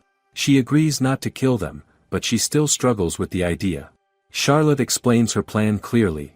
This revenge is not about ending their lives. It is about exhausting them completely. She wants to break them mentally and physically. She wants to strip away their divine power and leave them with nothing. Inside the jar, that plan begins to take shape. Charlotte intends to subject Simon and the others to different forms of pain, one after another. It is controlled and deliberate. Lucas observes this and understands the scale of what is coming. He realizes that what Charlotte is about to do will surpass even the events in the elves' town. Kanata begins to question whether their magic can truly affect divine beings. The doubt feels natural. Can something created by them really work on gods? Celine answers calmly. She explains that gods are not completely beyond harm. If they receive enough damage or shock, they can fall just like humans. That explanation settles the concern. Charlotte then signals that it is Celine's turn to act as well. She briefly considers handling the healing herself. She knows how to create potions and manage recovery. But she quickly dismisses the idea. Whenever she uses that ability, things tend to go too far. Even after practice, she cannot control it properly. Instead of partial healing, she always restores everything completely. That would ruin the balance they need. Charlotte understands what she is doing is not something to be admired. Revenge does not bring praise. Still, she cannot stop now. If she turns back, the weight inside her will remain. She wants those gods to feel real agony. She wants them to reach a point where they beg for their lives. Is that too much? Or is it the only way she can move forward? Kanata listens carefully and accepts Charlotte's reasoning. She reminds her that they choose this path together. Because of that, Charlotte should not carry everything alone. Kanata promises to give her full effort. That support reaches Charlotte more than she expects. She thanks Kanata quietly. At first, Kanata struggles to control her power. She accidentally restores the gods completely, undoing the intended damage. But she does not give up. With time, she begins to adjust. She learns to heal only a small amount, just enough to keep them alive. It is a slow process, but it shows progress. Step by step, she improves. Watching this, Charlotte reflects on her earlier worries. She fears that this plan might change Kanata. Kanata has always been kind and unable to harm others. Yet what she sees now is different. Kanata is not losing herself. She is choosing to stand firm for a reason. That realization moves Charlotte deeply. Instead of regret, she feels a sense of warmth. She even notices Kanata smiling faintly as she looks into the jar. That expression stays with her. Charlotte makes a quiet promise to herself. When all of this ends, she will create a potion to remove any lingering effects and give it to Kanata. She wants to protect that part of her. Just then, Richard arrives and breaks the moment. He asks what comes next. Charlotte looks at him, slightly surprised by his timing. Then she answers calmly. The next step is ready. It is time for the flower she has been holding to play its role. Richard feels surprised when he sees the strange flower. He admits he has never seen anything like it before. Charlotte calmly explains that the flower is called a red spider lily in her previous world. She adds that it is also known as a hell flower or a death flower. The flower is often linked to death and rebirth. This explanation makes the moment feel heavier. What kind of role could such a flower play here? Canary grows curious and asks what Charlotte plans to do with it. She wonders if Charlotte intends to poison the gods. Charlotte dismisses the idea and explains that the flower is only an imitation of the real red spider lily. Even so, she places the flowers into the pot they are using for magic. Canary watches closely and wonders what will happen next. At that moment, Charlotte senses a shift. She realizes the gods have already begun to dream. Canary does not understand what she means. Celine then explains that the gods are now experiencing a dream that reflects what they deserve. Charlotte reveals that she asked Celine to recreate the red spider lily using Izumi's memories. Those memories contain both her past life and the moment of her death. Because of this, the gods are now forced to experience those same memories themselves. What will they learn from it? Suddenly, Simon finds himself inside Kanata's body. This is a past life filled with routine and dullness. Each day begins the same way. Kanata wakes up at a fixed time and goes to school. There, she engages in shallow conversations and pointless plans. Simon feels bored by it all. He thinks about how Izumi once lived and wonders if even small pleasures like alcohol or companionship would make things less dull. He believes that even a simple distraction would be better than this empty routine. He also finds a strange sense of interest in the idea of changing an ordinary girl into someone more captivating. Is that the only excitement he can find here? As the dream continues, Simon watches Kanata interact with her friends. She talks with them but never pays him any attention. This frustrates him. No matter what he does, Kanata always returns to her routine. It feels like an invisible force keeps everything in place. Even as a god, he cannot break it. This thought unsettles him. When Kanata returns home, she finds her mother in distress. She asks what is wrong and learns it is about her brother. The weight of that truth hits immediately. Her brother has killed someone, and the stigma has spread to her. People treat her with cruelty. They insult her and isolate her. Over time, her body becomes covered in scars. Simon watches all of this and feels confused.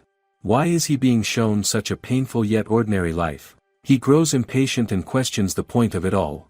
To him, Kanata's life feels boring and avoidable. He believes that if she dislikes her situation, she should simply leave. This is why he sees helpless people as dull. Yet the dream does not end. It shifts again. Now he observes another girl. Her life also appears plain. She works by flattering clients to make them buy products. There is no excitement in her actions. Still, this girl, Izumi, finds small joys in her own way. She spends her time drinking and playing unusual video games. Simon watches and feels disappointed. He expects something more intense, something filled with action or danger. Instead, he sees only men appearing in the games. He cannot understand the appeal. What draws her to this? As time passes, Simon carefully observes Izumi. He watches how she cares for others and keeps putting them before herself. This confuses him. Why does she choose to stay and endure everything when she could have left earlier? He concludes that she must be foolish. In his mind, she wastes her chance to live. Yet at the same time, he finds her behavior strangely interesting. It draws his attention in a way he does not expect. What is it about her choices that feels so different from his own thinking? Without warning, he begins to hear voices. At first, the sound was faint and unclear. He does not understand what it means. Then the voices grow louder. They repeat the same demand again and again, telling him to give it back. The persistence unsettles him. He starts to feel uneasy. The voice continues, now filled with desperation. It insists that it does not want to die yet. It speaks of dreams that were never fulfilled. It speaks of wanting a future, a family, and happiness. It admits that the loneliness was only an act. It claims there could have been another way to live. Then the blame turns toward Simon. The voice accuses him of being responsible for everything. Simon resists the accusation. He insists that it has nothing to do with him. But is that really true? The pressure builds as the voice refuses to stop. It keeps repeating the same words, over and over. Simon grows frustrated. He shouts for it to be silent, but nothing changes. The sound continues to echo in his head. He tries to block it out by covering his ears, but the voice remains. For a moment, it suddenly stops. The silence feels strange. Simon takes a breath and tries to steady himself. He questions why he, a god, should feel fear at all. He convinces himself to stay calm.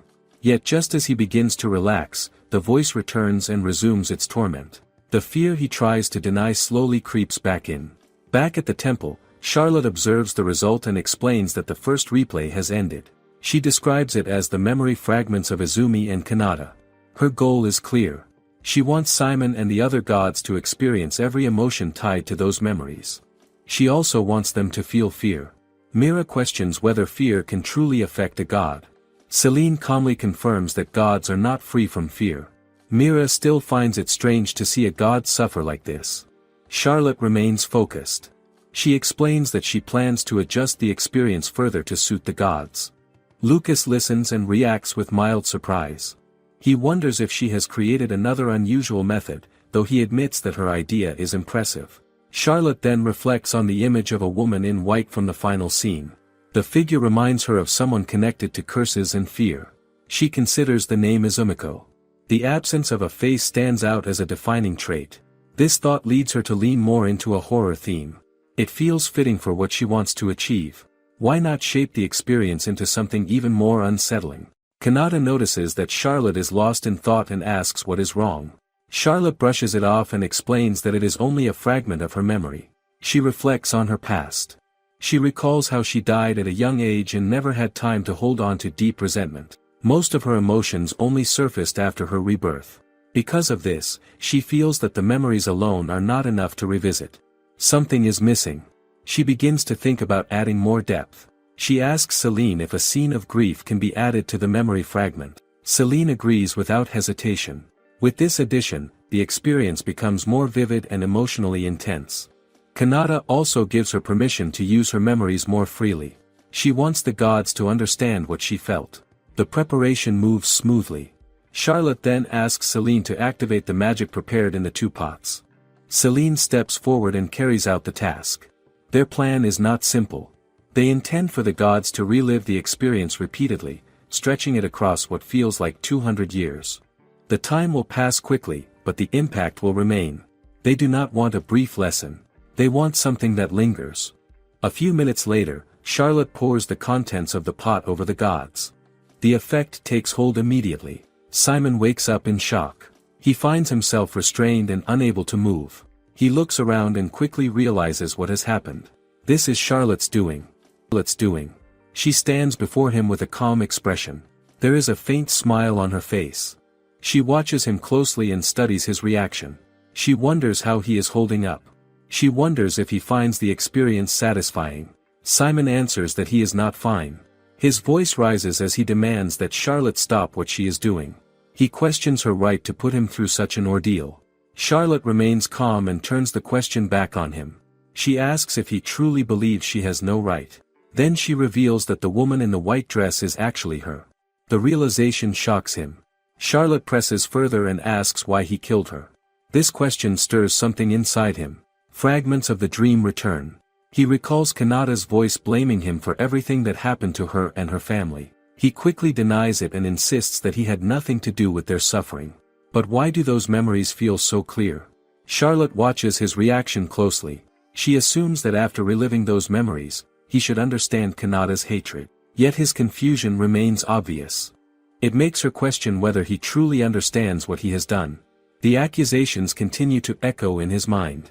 He is reminded that he created a false sibling for the family and treated their lives like toys. Simon struggles to recall when he ever did such a thing. Still, Kanata's voice insists that he planted a fake memory in her mind. She remembers him repeating it again and again, both to her and to Izumi, until it became her reality. Behind the scenes, Charlotte has been disguising Kanata and bringing her to Simon's temple many times. Both of them have been holding back their emotions, waiting for this moment. Now the truth begins to settle. Simon slowly realizes that Kanata is the daughter from the family he once interfered with. The realization comes late. Too late. Charlotte feels a sense of disappointment. Even after reliving their lives over and over, he only now begins to understand.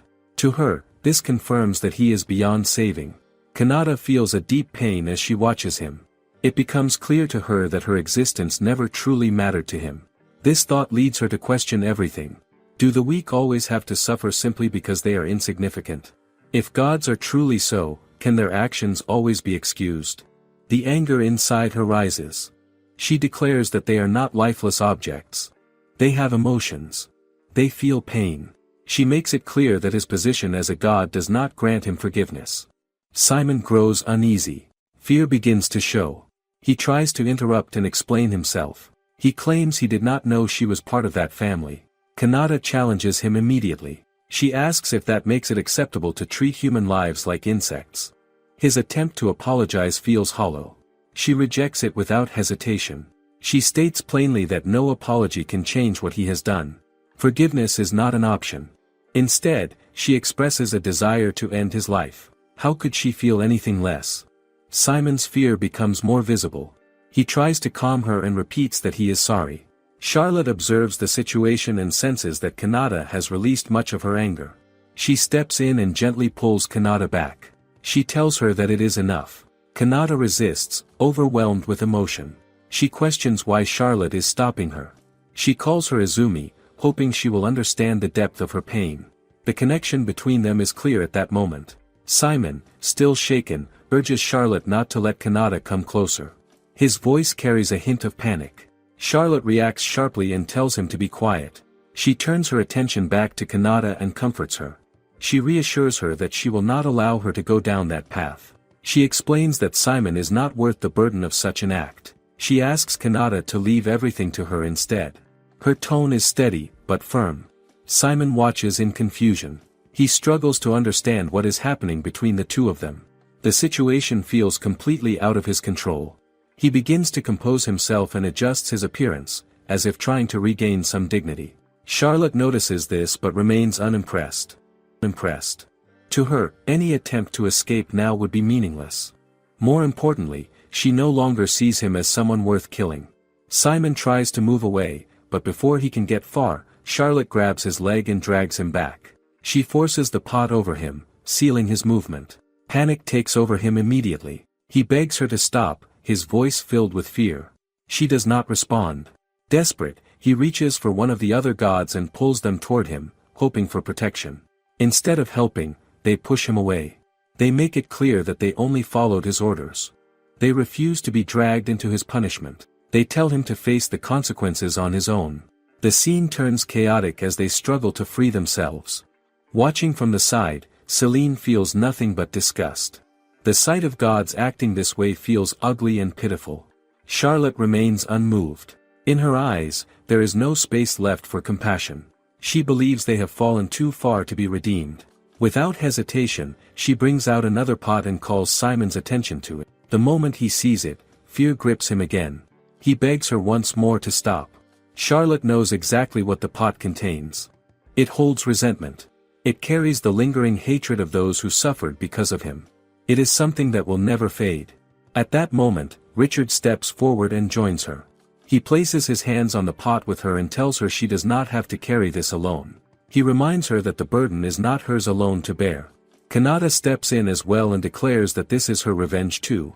She refuses to let Charlotte face it by herself. One by one, the others show their support. They stand beside her and make it clear that they are all part of this. Celine quietly apologizes, acknowledging that the actions of her own kind led to this outcome. Charlotte pauses for a moment. Until now, her drive for revenge has been pushing her forward without restraint. But in this moment, she realizes something important. She is not alone. The thought steadies her. She looks at those around her and understands that she has people she can rely on. She thanks them sincerely for standing with her. Then she begins to reshape the pot. Its form changes into an hourglass. Inside it, a single ant appears. Charlotte explains that the ant represents Simon. She adds the red spider lily to it. Canary watches closely and assumes that another vicarious experience is about to begin. Charlotte shakes her head and makes it clear that this is something different. She explains that the spider lily also symbolizes reincarnation. The meaning becomes clear as she speaks. The ant will live and die over and over again. Each time it is reborn, it will retain its memories. There will be no escape through death. There will be no relief through endless life either. Simon will remain trapped in a cycle that never ends, fully aware of every moment. This is the punishment she chooses. Without warning, Charlotte hears voices behind her. The remaining gods are shouting, demanding that she bring Simon back. When she turns around, she sees Mira being held hostage. The threat is clear. They believe she will hesitate if Mira is in danger. Charlotte tells them to release her, but they refuse. Instead, they demand that Simon be freed immediately. They warn her that she will regret it if she does not comply. For a brief moment, Charlotte considers leaving the situation to Celine and walking away. But she has already prepared for this possibility. She calls for Clown, who appears instantly. His presence alone shocks the four gods. Before they can react, Charlotte calmly gives her command. She tells him to guide them into the infinite cycle. The next moment, everything changes. The gods find themselves submerged in water, disoriented and afraid. Panic replaces their earlier confidence. They begin to beg for forgiveness, their voices filled with desperation. Charlotte does not respond. She simply watches. Instead, she turns her attention to Clown and acknowledges his work. He dismisses her praise, making it clear that such tasks mean nothing to him. Charlotte then realizes that it is finally over. The only thing left is to wake Eren. The weight of everything begins to settle on her, and exhaustion follows. Kanata steps closer and offers to handle waking Eren so Charlotte can rest. Richard agrees without hesitation. He reassures her that there is no longer any danger, now that Simon and the others are gone. Celine then offers to take responsibility for the hourglass. She plans to seal it in a place where no one can ever reach it. She asks for Charlotte's approval. Charlotte accepts without objection. Kanata also agrees, feeling that it is safest in Celine's care. Celine promises to watch over it responsibly. Even as things come to a close, Charlotte understands something deeper. She knows that they have stepped into a cycle of revenge. It is a path where one act leads to another. It does not end easily. She accepts that this is the choice she has made. Still, she decides to keep this thought to herself. She does not want Kanata to carry that burden. She wants her to believe that everything is truly over. So she smiles and assures everyone that it has all been settled. She suggests that once they are done at the academy, they should return together to the Abbey mansion. Her words catch their attention. For Charlotte, this marks the beginning of her first real break. Winter vacation starts the next day. She looks ahead and thinks about what comes next. There are many things she wants to discuss with Kanata. There are decisions to make after waking Eren. The future feels uncertain, but also open. For now, she sets those thoughts aside. She reminds herself that she is still young. Just 16. At this moment, she chooses something simple. She decides to have fun drinking alcohol with everyone. With Simon's punishment decided, the matter of his role in Kanata and Charlotte's reincarnation finally comes to an end. Time passes, and a few weeks later Charlotte sets out on a journey across the sea. It is her first time on a boat. The sight of the wide blue sky and the endless ocean fills her with excitement. The colors feel vivid and alive. She leans forward to take it all in, almost losing her balance in the process. Just in time, Richard and Lucas reach out and pull her back. Richard feels relieved that he reacted quickly, while Lucas keeps his eyes on her, unable to look away for long. Soon after, Silas arrives and checks on her condition to make sure she is safe. Silas seems calm on the surface. After settling matters involving the Elven village and making peace with his grandfather, he appears to be doing well. Yet there is something unusual about him. During his free time, he often visits the Abbey household and trains under the head butler, Michael. This explains why he now addresses Charlotte as, my lady. It feels like a strange choice, especially since he is meant to inherit responsibilities from his grandfather, Muhen. Still, both Silas and his grandfather are known for their unusual ways, and this behavior fits that pattern. Charlotte wonders about his priorities. Should he not be focusing on his future role instead? She raises this question, but Silas answers calmly. He explains that his grandfather believes young people should spend their time doing what they truly want. Then he hands her a letter that was entrusted to him. Charlotte opens it and reads through it carefully. The contents catch her off guard. The letter asks whether she would consider taking Silas as her husband. Her reaction is immediate. She refuses without hesitation. At that moment, she realizes that Muhen is not as straightforward as she once thought. There is a hidden cunning behind his calm demeanor. The customs of the country only reinforce her decision. Marriage follows a strict monogamous system. For Charlotte, this is not even a difficult choice. Richard already holds a place in her life that feels complete. She cannot imagine sharing that space with anyone else. Even so, she recognizes that this entire journey was made possible through Muhen's efforts. His influence still lingers in the background. The journey itself begins shortly after Charlotte and Lucas celebrate their birthdays. Another letter from Muhen arrives, offering his congratulations. This time, however, the message carries something more important. He mentions discovering a grain on his land that resembles something Charlotte has been searching for. He calls it rice. The moment she reads the word, her reaction is instant. She feels a surge of excitement and surprise. She jumps up without thinking. Why does this matter so much? Rice holds deep meaning for her. In her past life as Izumi, it was more than just food. It was a staple, something central to everyday life. It paired with almost every meal and carried a sense of comfort. For her, it feels essential. The idea of finding it again in this world fills her with anticipation. Beyond that, rice also serves another purpose. It can be used to make sake. Sake is clear and smooth, often compared to water in appearance. It comes in many forms, ranging from sweet to dry.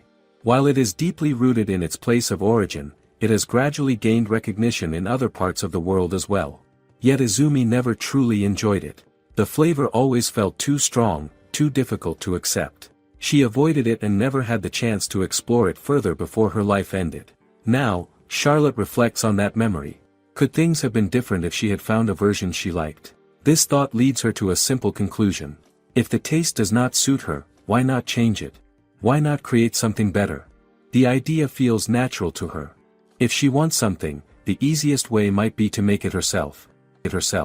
Charlotte slowly realizes that her search for rice is not only practical but also driven by a deep curiosity.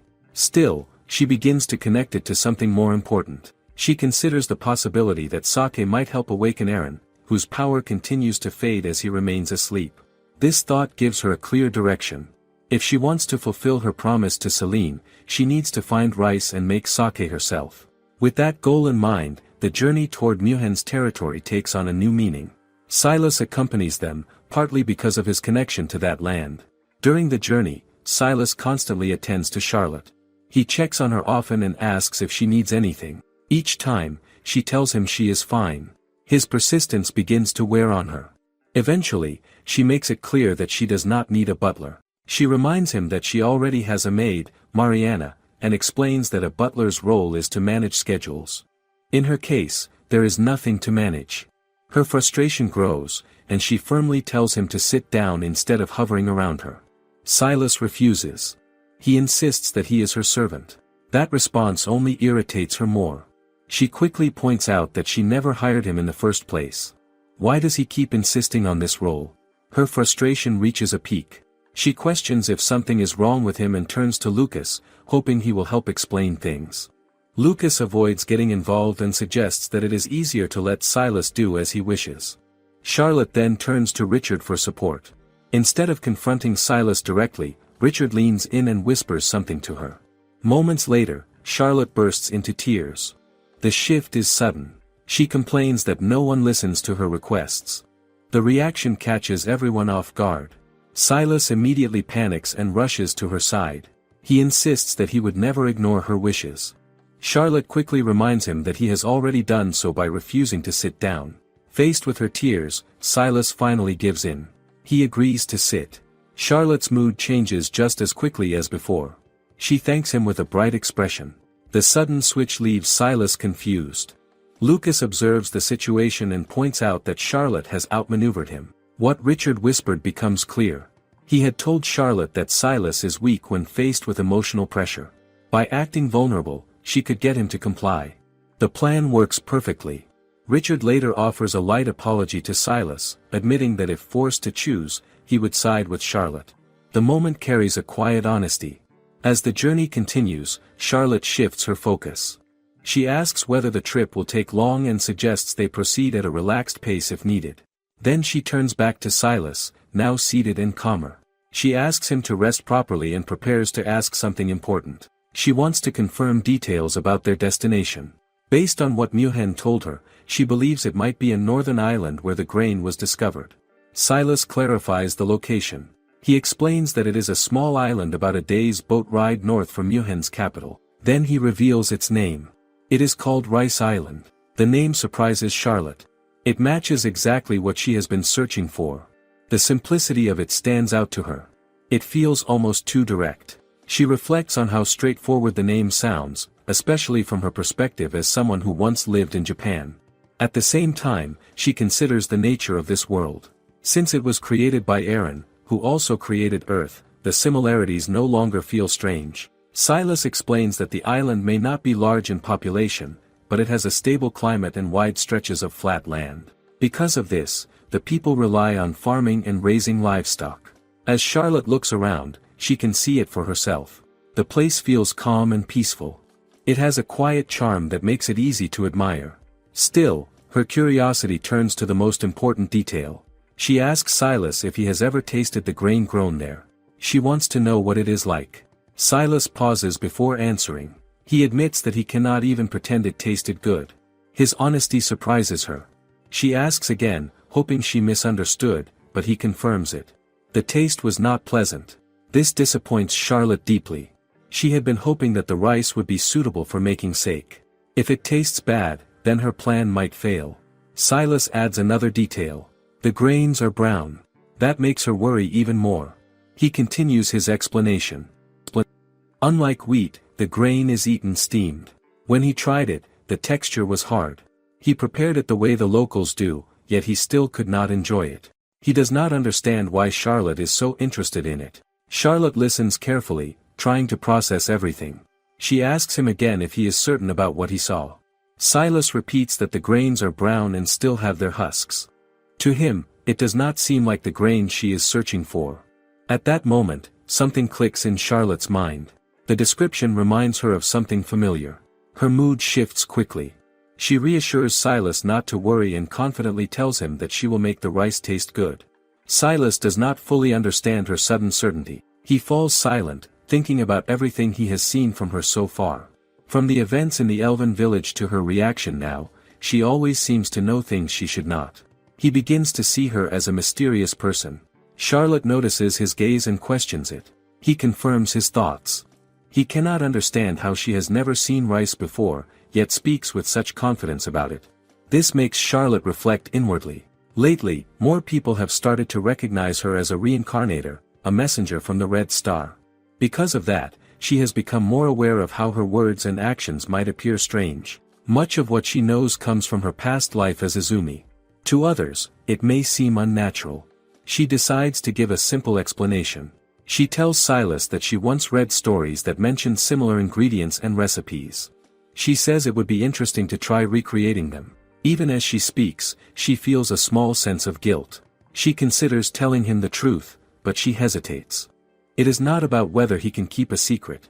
She simply feels safer limiting how many people know.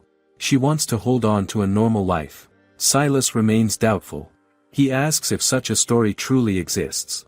Charlotte insists that it does, though she claims she has forgotten the title. She can feel the conversation getting risky. If he keeps asking questions, she might reveal too much. Before that can happen, Lucas steps in. He casually explains that Charlotte has always enjoyed stories filled with unusual dishes. He adds that even now, she still has the appetite of a child. His tone is light, but it helps shift the focus. Lucas continues, saying that the stories she reads often include strange foods from different places. He admits that she cannot remember all of them, but promises that if he ever finds a book about rice, he will inform Silas. Hearing this, Silas accepts that getting a clear answer may not be easy. The tension fades. Charlotte feels relieved and silently appreciates Lucas for helping her avoid further questions. Soon after, the island begins to appear in the distance. The sea grows calmer, making the final part of the journey smooth. They arrive right on time. Charlotte feels a wave of excitement. She had worried about getting seasick, but the trip turned out better than expected. When they finally reach Rice Island, Charlotte notices something immediately. She stands up without thinking, her eyes fixed on a single point ahead. The others react to her sudden movement and stand behind her, all with a shocking expression.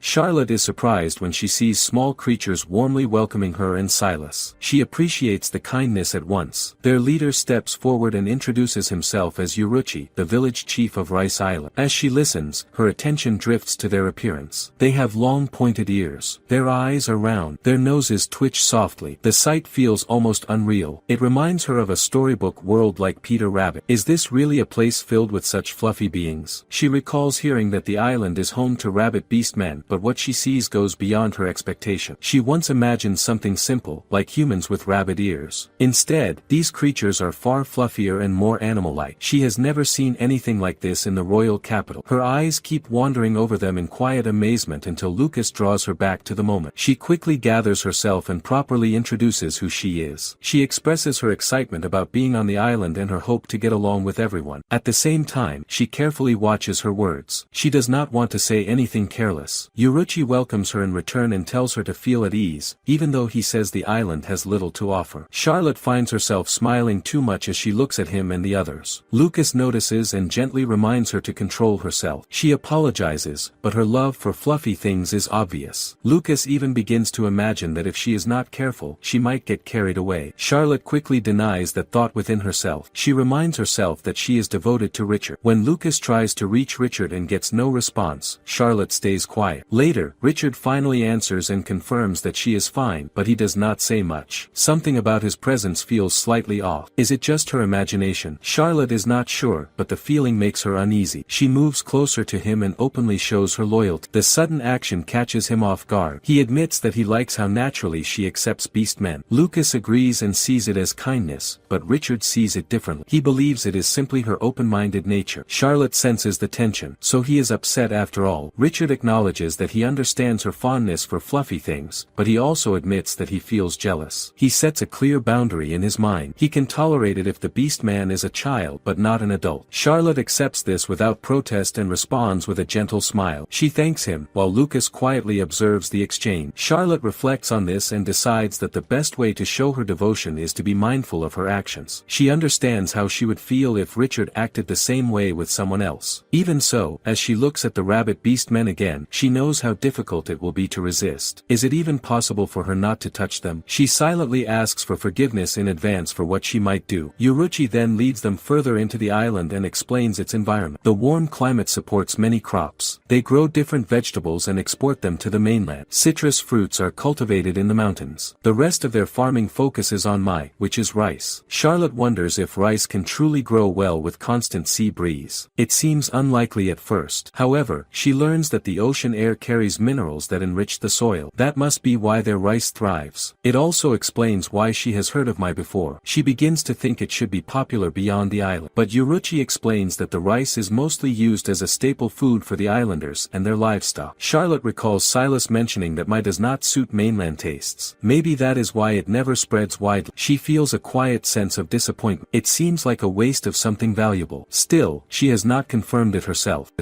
Could it really be that unsuitable? Curious Curious, she politely asks Yuruchi if she can see their rice stockpile. He agrees without hesitation and even tells her she is free to take what she wants. She is then guided into a storage room filled with rice. She remembers being told that only the islanders and animals consume it, yet the storage is carefully managed. Everything is neat and well preserved. She notes this with admiration. Yuruchi explains that since rice is their main food, their lord provides magic stones to maintain its quality. A moment later, another beastman arrives. This time it is a young woman. She introduces herself as Kamachi, the granddaughter of Chief Yuruchi. The moment Charlotte sees her, she feels stunned by her beauty. It almost catches her off guard. Kamachi then turns to Yuruchi and informs him that the inspection documents are ready. Not long after, Silas explains that he and Yuruchi need to step away briefly to handle their luggage. He leaves Charlotte with Kamachi and tells her to ask any questions about the rice if she has them. Charlotte turns to Kamachi and entrusts herself to her care. Kamachi accepts this calmly and then asks if Charlotte would like to try the rice. Charlotte reacts instantly with excitement. Her answer comes out faster than she expects. Kamachi looks surprised by her enthusiasm. Lucas steps in and explains that Charlotte has been eager to try the rice for a while. Realizing how she must look, Charlotte tries to calm herself down. Kamachi says she does not mind the reaction. She simply finds Charlotte's level of interest unexpected. She walks over to a sack of rice and asks Charlotte to wait for a moment. She then takes a tool called a rice checker and pushes it into the sack. Charlotte watches closely, confused about its purpose. She assumes it is only used to inspect the rice. But when Kamachi pulls it out, it already holds a small sample of grains inside. Charlotte is quietly impressed. Kamachi shows her the rice and explains that it is produced on their island. Charlotte and Richard both focus on the grains. They are surprisingly small. The size alone is enough to make them pause.